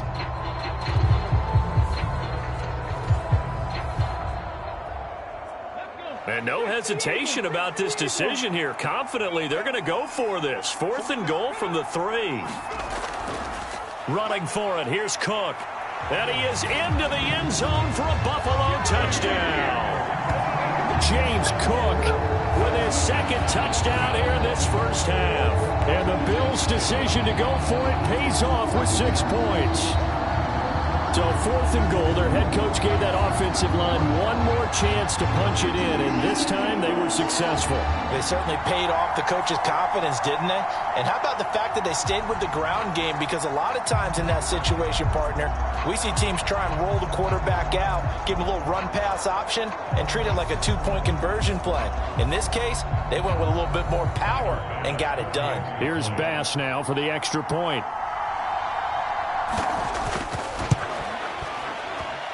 And he's got it. It's now a 14-7 ball game. So that drive consumes 9 plays all told. And it was James Cook capping all of that off with a touchdown run.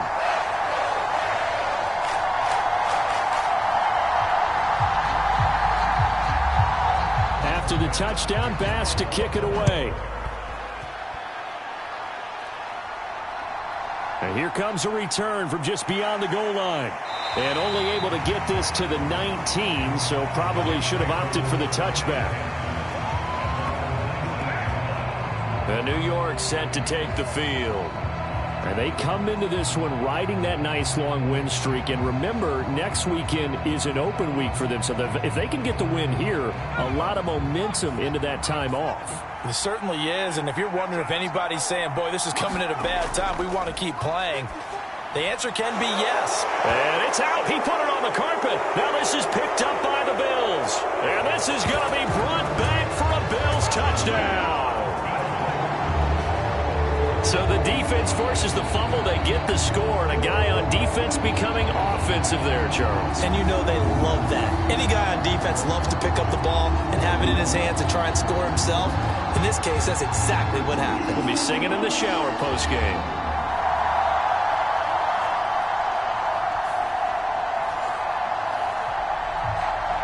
Pass on for the extra point.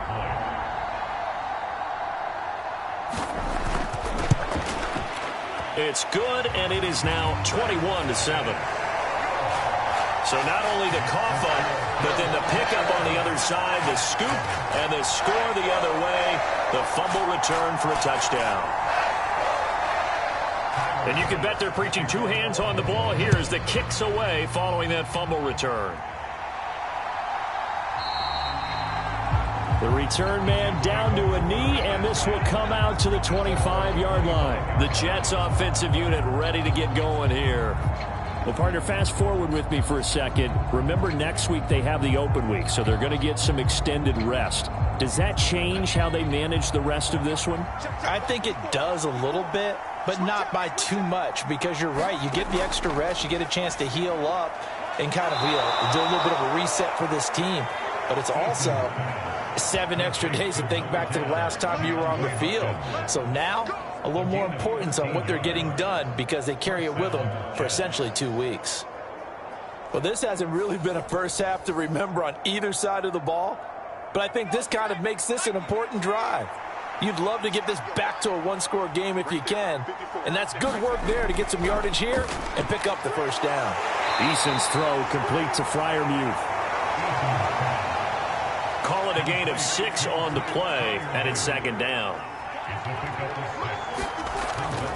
They go play action with Eason. Finding his target, it's Trey McBride. And he's got a first down as the tackle made at the Bills' 34-yard line. A good pickup there, a 22. And that was good protection there. No, that was great protection there because it allowed him to lock in on his receiver, although I think he was looking for his tight end on the corner route all the way. Nice connection there for a really nice gain. So 1st and 10 now in Buffalo territory at the 34. Eason going to throw it out of the shotgun. Dancing to his left. He'll get just a yard on the scramble. It's second down. Now Eason. And he's able to get it down to the 25-yard line. He turned that into a nice gain. Gets him 8 yards closer for third down. So they just need 1 yard here to pick up the first down. They'll run with Hall. And he's going to get the first down here as he's taken down at the 22. That's about what you would expect since they're so efficient on picking up third downs in the top 5 in the NFL. It's all a mindset, and I guarantee you it started in the offseason. Third down's important to them. They find a way to pick them up at a very good clip.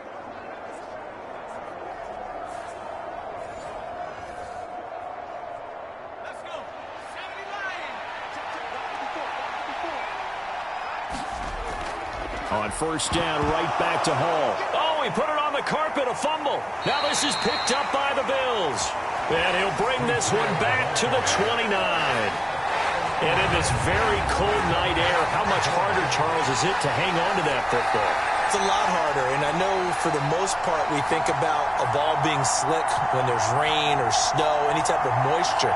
But when it's cold and dry like this, and it is cold, it's also slick that way because you're not able to really grip it the same way. Your hands are cold, and then the hits seem harder. So, yeah, it's a lot more difficult to hold on to the football, which means you have to emphasize it that much more. Wind chills right now, 12 degrees.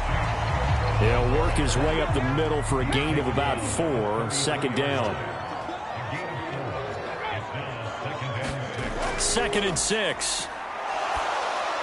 He's got it complete to Diggs, right side. And Diggs will have a Bills first down up near the 40-yard line. They'll try the middle with Cook. And he'll work this forward for about 3 at second down.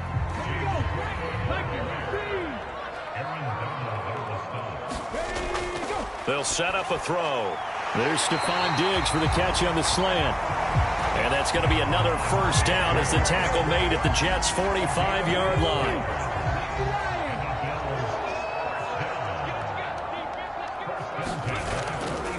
Here's a play fake as they set up to throw. And he's got this to Jefferson. And he works it past the 30, almost to the 25. Another big gainer that time. This one goes for 19 yards.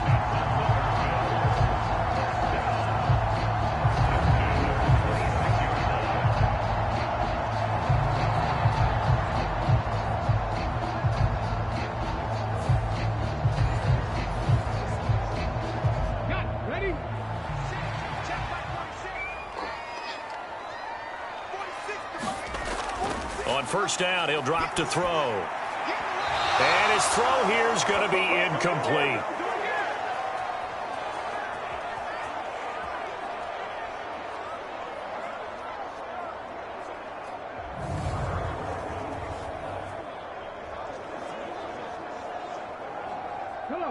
After the incomplete pass, here now is 2nd and 10. A play-action fake. They'll look to throw. Fighting his way through contact. And he's brought down, but not before a gain of 13, down to the 13. 1st and 10 in the red zone.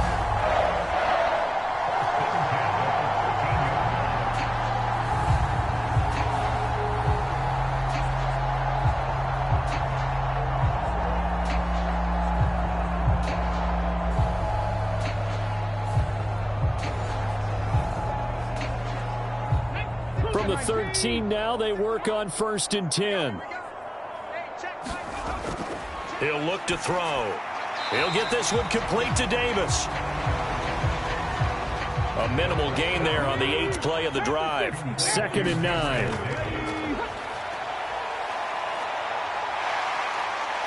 Down to the 6-yard line on a pickup of 6 as he gets halfway to the goal line. Now the Bills are going to use the first of their timeouts as they get the stoppage with a little over 50 seconds to go in the first half. Out of the gun now on 3rd down. Well, into a sea of defenders and intercepted. And the Jets force the turnover. They'll take over at the 10.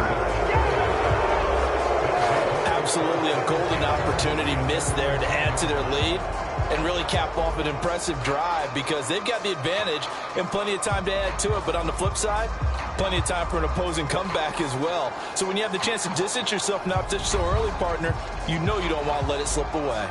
The Jets going to take over now late in this first half. And with him down 2 scores, you wonder if they might try and put something together, even if it's just to get into field goal range. On 1st down, Jacob Eason. He finds Hopkins complete. And he's taken down, but not before reaching the 20. The Jets are going to use the first of their timeouts as they'll stop it with just over 40 seconds to go in the first half. 1st and 10, Eason. That's complete once again to Hopkins. Now the Jets going to use the second of their 3 timeouts as the clock will stop with 37 seconds to play in this first half. 2nd down, here's Eason. And check down, complete to Hall. And they're able to get this one across the 35. The Jets going to go ahead and use their final timeout. And with halftime on the horizon, they'll be out of timeouts from here forward. Line of scrimmage, the 37 on 1st and 10. They'll stick with the passing game as he looks to throw. Looking for McLaurin, and he's got him. Nifty running there, but it'll come on what should be the final play of half number 1. So we have come to halftime in what's already a 2-touchdown game. As we'll send you down to Orlando, we check in with Jonathan Coachman for our EA Sports Halftime Report. Coach. All right, Brandon, thanks very much. We'll get back to you and Charles in a minute. But first, time to give the folks at home a look at what's going on around the NFL.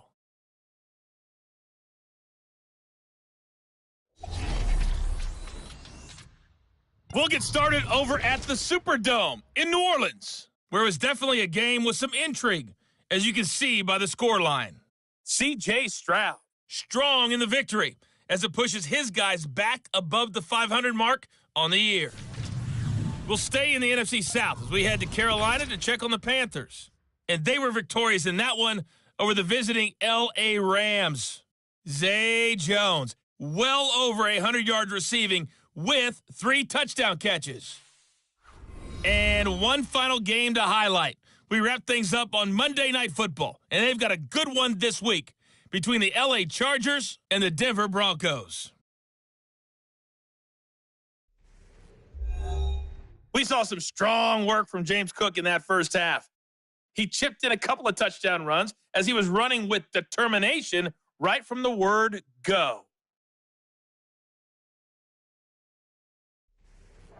All right, Coach, thank you, and we welcome everyone back for quarter number 3.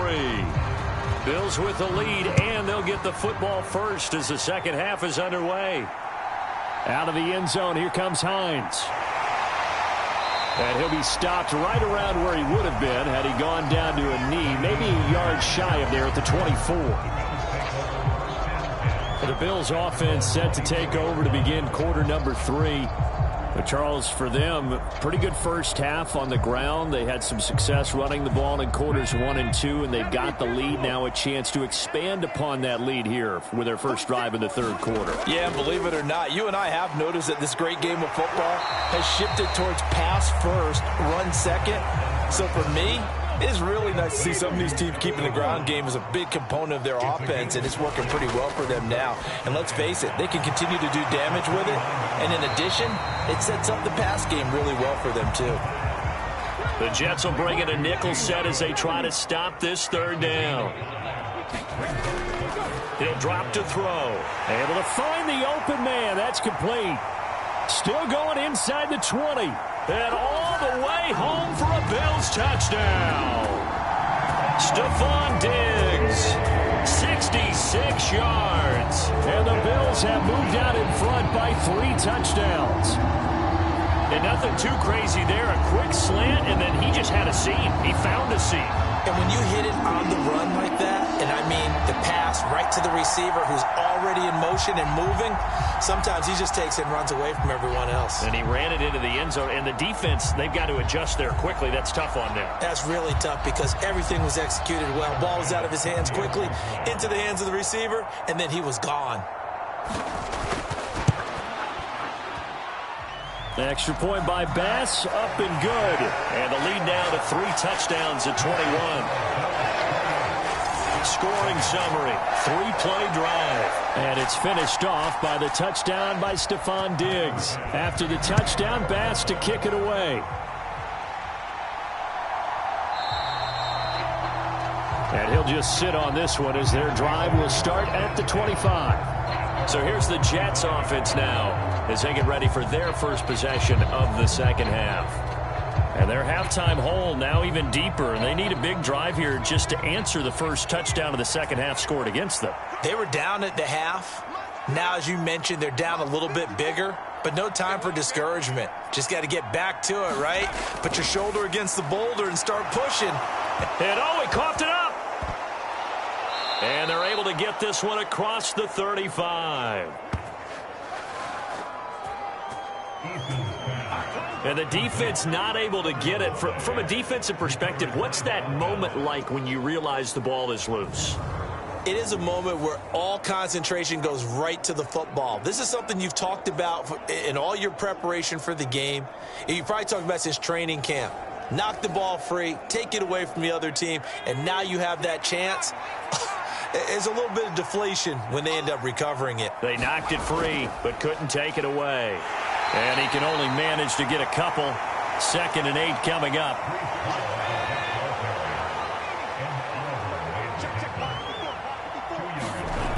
Throwing is Eason. He's got his tight end Freiermuth over the middle. His 5th catch tonight, and it's good for a first down. And he's the epitome of what we call the move tight end, a guy that you can line up anywhere, in the slot, out wide, in tight, doesn't really matter because he has such great skills. You want to utilize him in all aspects of your passing offense. And there he was in the slot for the catch. Gets around him, and they're able to work this to the 25 before it's all said and done. Big yardage there on the scramble. It gets him a first down. I am willing to bet that he got a monster grin on his face when he saw what was happening. Man coverage were so committed to denying a big throw that it pulled attention away from him, and he had an easy lane to hit, and hit it he did.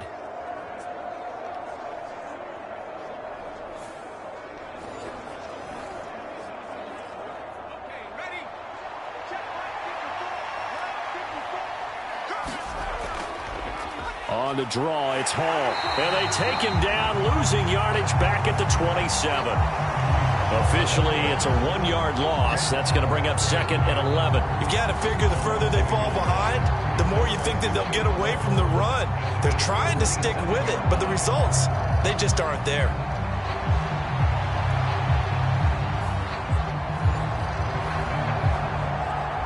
Maybe just a slight detour on what's been a strong drive. Here's 2nd and 11. Looking to throw. Eason eluding the pressure right. Oh, look at the juke. And they'll get this down to the 10. Good work by Eason that time, and it'll be a first down. He certainly isn't looking at the scoreboard out there because, to me, all he's concerned about is analyzing the field and making most of the time left in this game. Deficit's still there, but he's starting to hit them with some big plays.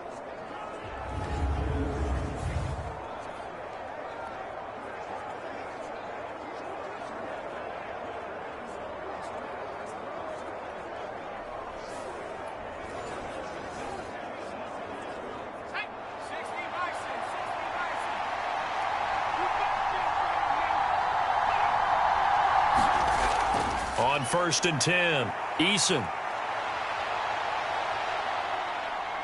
Under pressure, down he goes. Sacked at the 10. That's Matt Milano firing in from his linebacker position. And it's never good to take a sack. You really don't want to take one down here in this part of the field, down near the red zone. Not at all, because you're already pretty much assured of a field goal. But you take a big sack, it could push you out of range, and that's why defenses get a little more aggressive in this situation. They're almost conceding the 3 points. They want to push you back and try and take you out of that. They'll go again here from the 10-yard line on 2nd and goal. Back to throw. Eason. And a quick throw here, that's complete. The catch good for 6 yards, but now it's 3rd and goal. Looking to throw. Eason. And the stop will come inside the 5 at the 4. Only able to get back a yard for his efforts, and that leads us to 4th down. I'm actually looking at this play with defensive eyes here, partner, because they were still laser-focused on him after his earlier exploits on this drive. I think they went back to the well just a little bit too soon. He got across the line of scrimmage, but they certainly weren't giving up much more than that. Field goal coming from Younghoe Koo from the right hash, and this one just a chipping. Koo knocks this one through the post, and the deficit drops now from 21 down to 18.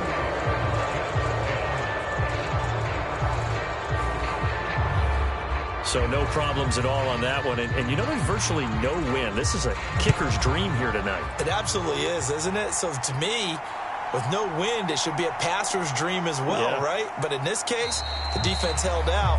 They had to force the field goal. And he'll be brought down shy of the 20, so the decision to bring it out of the end zone, not a good one. Here's Stephon Diggs as he and the rest of the offense get ready to go again. Pretty good game for him so far. I guess he's still got time here to make this a great game, but so far he's been solid. I like where you're going with that because it has been pretty good. But there's always that hint that things can really escalate for him. And right now, they feel like they're somewhat keeping him in check, but he has found the end zone once. But, boy, he can explode at any moment. Yeah, when you hit that end zone once, you want to find it again, don't you? Yes, you do. Makes you hungrier. You get greedy in a good way. 2nd and 5. Little pitch and catch to the tight end, Knox. And Knox is going to have a Bills first down as he'll get this up to the 32. I got a kick out of that one, partner. You and I talk often about trying to hide receivers in certain situations, but a guy of his size can't really hide him. But the tight end drag route, definitely an effective way to sneak him across the formation for an easy completion and a first down. Cook up the gut, and he's going to take this ahead for right around 3 yards, but no more than that. 2nd down.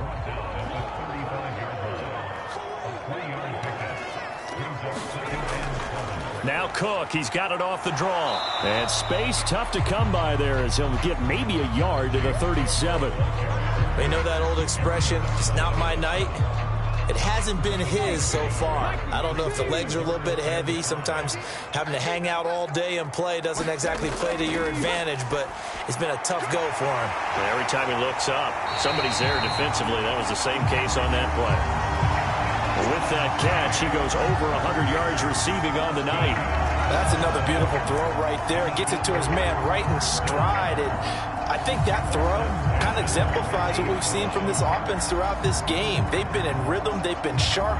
They've been on it. And they pick up another first down there.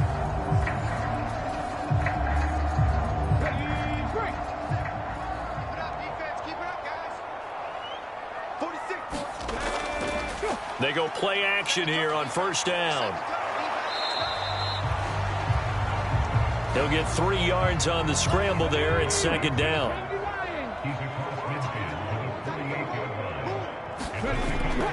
Back to throw. Fights loose. And he'll protect himself at the end here as he winds up getting pretty decent yardage. They're trying to keep the drive going. This will be play number 8. It's 3rd and 2. They'll look to throw here. He's got his target. That's complete. And he is going to have a Bills first down. It's a gain of 6 that time on 3rd and 2. As an unbiased observer, I think it would have been interesting to see what they would have done if they hadn't gotten the first down there.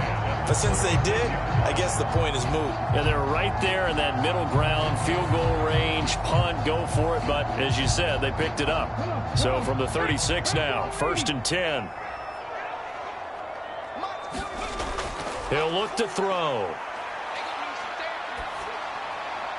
It's complete to Diggs. And they're able to get this one past the 30 down to the 25. They run with Cook. He's been busy tonight. And he'll get it down inside the 20 to the 18-yard line. Now 2nd and 3.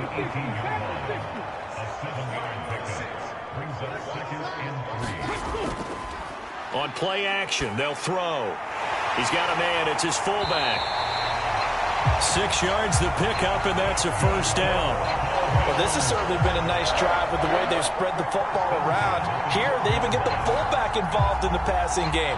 That's got to cause a lot of consternation on the defensive side. You've got to cover him, too. That makes things really difficult.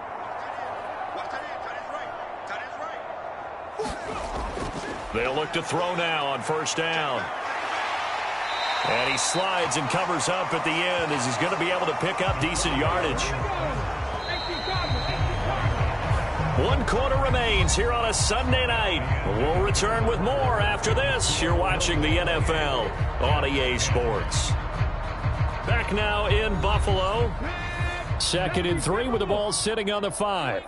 It's the Bills with a lead and the football here to begin the 4th quarter. And he'll take it into the end zone for a Buffalo touchdown. A 5-yard touchdown run. And And the Bills add on to their lead, and it's looking like that win streak is going to extend another week. Nothing like understanding where your escape hatches are as a quarterback. Here he's looking, but he knows he doesn't want to force anything. So when nothing avails itself, he slips past the rushers, takes it right up the middle, and takes it into the end zone.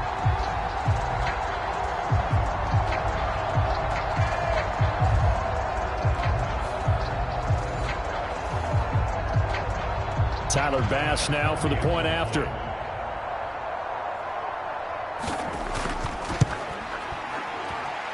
And he's been a busy man, 5 for 5 now as he knocks another one through to extend the lead. So that drive spans 13 plays, and it's finished off with a 5-yard touchdown run.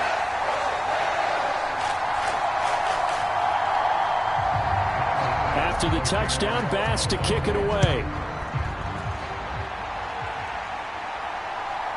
From a couple yards deep, he'll bring it out of the end zone.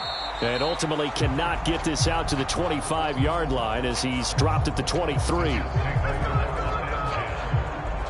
Time for another drive here for this Jets offense. And after all those wins that they've reeled off, it seems that they finally have met their match in a big fourth-quarter hole. But still, what a run it's been. It feels like they have not lost in forever. Here's Eason to throw. That's complete to his receiver, McLaurin. And he'll be corralled right around the 34. A gain of 11 to kick off the drive, and it's a quick first down. Well, this game was decided a while ago, and that completion there is going to artificially inflate his passing numbers. So right now, the only one really applauding probably his agent as he thinks about angling for a new contract. Only 3 there on the screen at second down. Good reactions there defensively. That screen was a little slow in developing, and they shut that one down with little gain. Eason on second down. Across the middle, he's got it complete to St. Brown. That one, a first down pickup of 8. Eason. Open man, that's the tight end Freiermuth. And they'll get to him after a gain of 7 to the 47. Ball on the 47-yard line. Here's second and 3. Back to throw again. And that's hauled in by St. Brown over the middle. And he's got a first down as the tackle made at the Bills' 34-yard line. Eason sets to throw it. A short one there to Freiermuth. Call it a gain of a yard. And it'll be second down. From the gun is Eason. Over the middle and complete to Wilson. That his first catch so far. They've held him under wraps, but he's got a first down there. Again, he'll drop to throw. He dumps this one off here to Hall. And a nice little quick spin move before he's dropped. And a pretty good gain. They'll wind up getting 7 on the play, and it'll be second down. And we see another pitch and catch there to the running back. This position just continues to evolve. They've become just as critical to the passing attack as a lot of receivers, tight ends, because their ability to make people miss in the open field can really generate big plays for an offense. It'll be a loss of 6 yards on the play, and that's going to set up a tough 3rd and 9. When you lose that kind of yardage on a pass play, you often expect it to be a sack, but that wasn't the case there. They completed the pass. Probably would have been better off just dropping the football and making an incompletion as opposed to catching it and losing that kind of yardage. The Jets on 3rd down. They've hit 2 for 4 thus far. This is 3rd and 9. They'll look to throw again. And that incompletion means his streak is over there. He'd hit on 9 straight passes.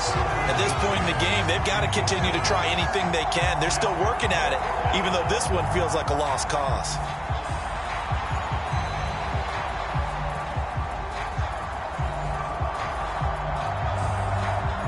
And they're indeed going to go for it here on 4th down. So trailing here in the last quarter, let's see how this plays out. Now they go for it on fourth, but this one is going to wind up incomplete. The Jets try it, but the fourth down play doesn't work. And this 11-play drive is going to lead to nothing on the scoreboard. So the defense has to stay out and get one more stop. They were able to do it, forcing the incompletion. So on their record, that goes down as a successful play. It doesn't matter how they got there, how it happened. They got it done. They're the ones that are jubilant.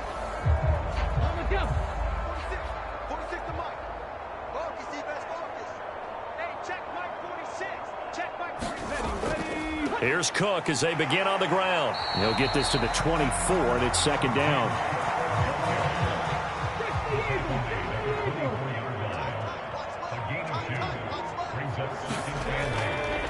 Again, it's Cook. And able to break one tackle, but then quickly brought down. But a nice little gain. 67 yards rushing for him here as he starts to close in now on 1,200 yards for the season. Here comes third and the length of the football. Out of the gun, they'll look to throw. And that is knocked away in the middle of the field and incomplete. The Bills send the punter out as he'll punt it away for the second time.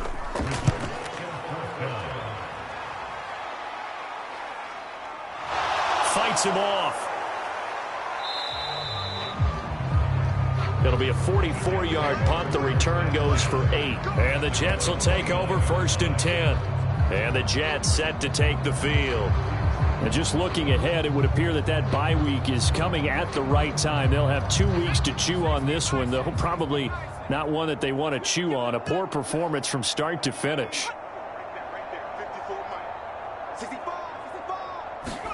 They'll throw on 1st down with Eason. And this will be incomplete. Physical play on the football there, and it's 2nd down.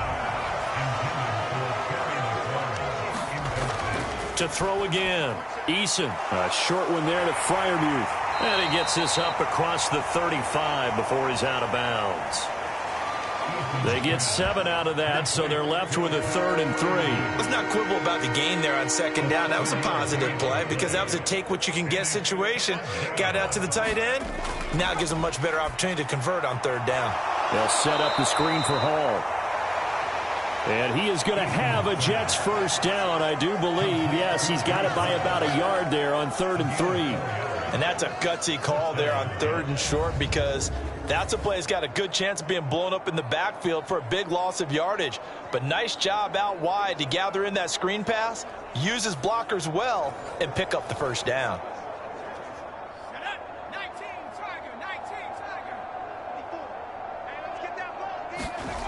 Now Eason. A short one there to Freiermuth. And he'll be stopped right at midfield.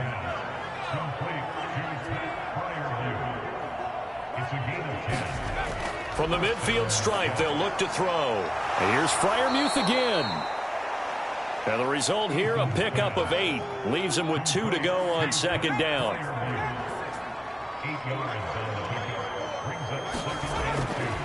Back to throw. Eason. And they'll be inside the 35 now at the 34-yard line. 8 yards that time, able to take off, and the result is a 1st down. Well, this has certainly turned into a showcase game for what he can do on the ground because they're just continuing to give him chances to run it, and he's earning every additional carry by putting up positive yardage on each run. From the 34 now, here's 1st and 10. Looking to throw. Eason. A short one there to Freiermuth. And he's going to get 7 out of this before being taken down at the 27. You got the big lead defensively.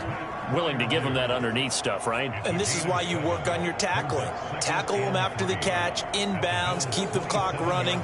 Just go ahead and bleed the game out that way. Here's 2nd and 3.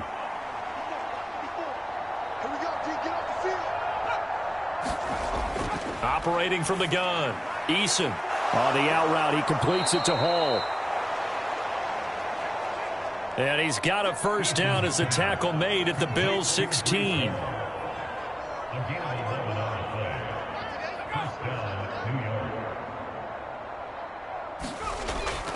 Play action. It's Eason.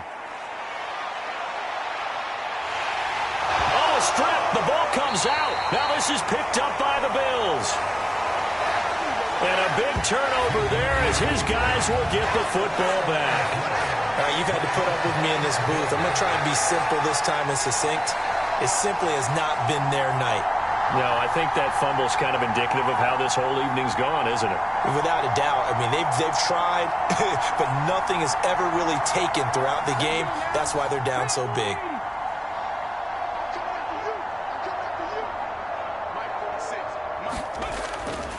They'll try and wind down some clock with Cook.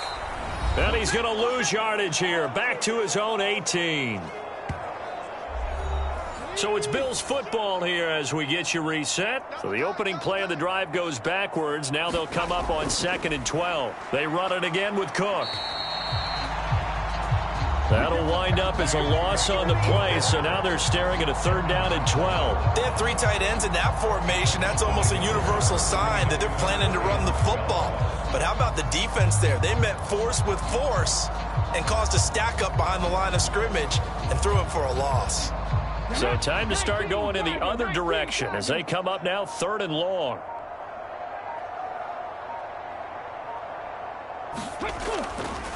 Give to Cook out of the gun.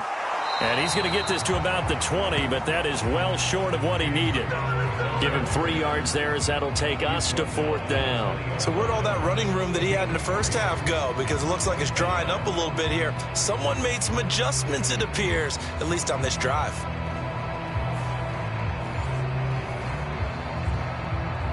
The Bills send the punter out as he's on here to punt it away.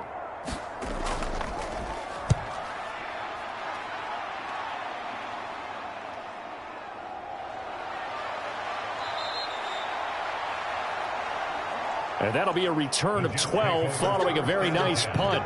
And the Jets will take over. The New York set to take the field. They're down big here late. I don't know. You just one last drive here for pride?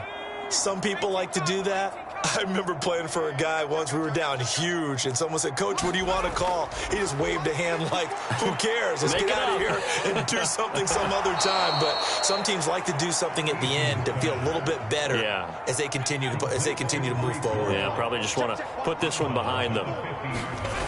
Looking to throw again on 2nd down. Eason. Hit as he throws there, incomplete. They come up now 3rd and 5 following the incomplete pass.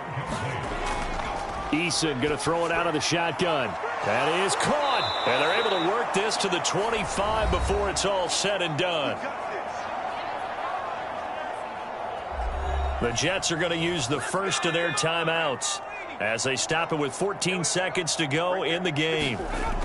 Throwing on 1st down. Eason. This to McLaurin out on the left side. And what are the whistles for? Timeout. So they'll stop the clock here in a game that's been decided in the closing seconds. From the 13 now, they work on 1st and 10. Back to throw. Eason. And this will be caught in the end zone. Touchdown, Jets. Terry McLaurin. His 2nd touchdown of the game and his 9th on the year. And the Jets are able to make some inroads here to that deficit. He has his 2 scores, but still a sizable deficit in this game. Do you have him in fantasy football this week? Unfortunately, no. It's too bad, right? That would have been big points. But he is really trying to rally his team as best he can. Things are not going as well the rest of the way for them. That's why they're down with this deficit. He might need to score a couple of more times to give them a chance. Extra point by Koo, up and good. And that'll cut the lead down to 18. So that drive spanned 5 plays. And it's finished off by a Terry McLaurin touchdown. The kickoff unit is out on the field, and they will send this one away. This fielded right at the goal line. And he'll get it up past the 20 to about the 22.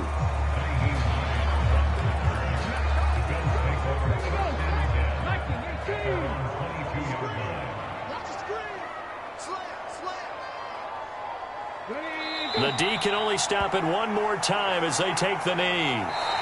So it's a victory here for the Buffalo Bills. And this coaching staff, CD, I think you'd agree, pleased with this overall effort. Oh, I think they're more than pleased, right? They've got to look at each other like, wow, we just pulled this one off in a big way.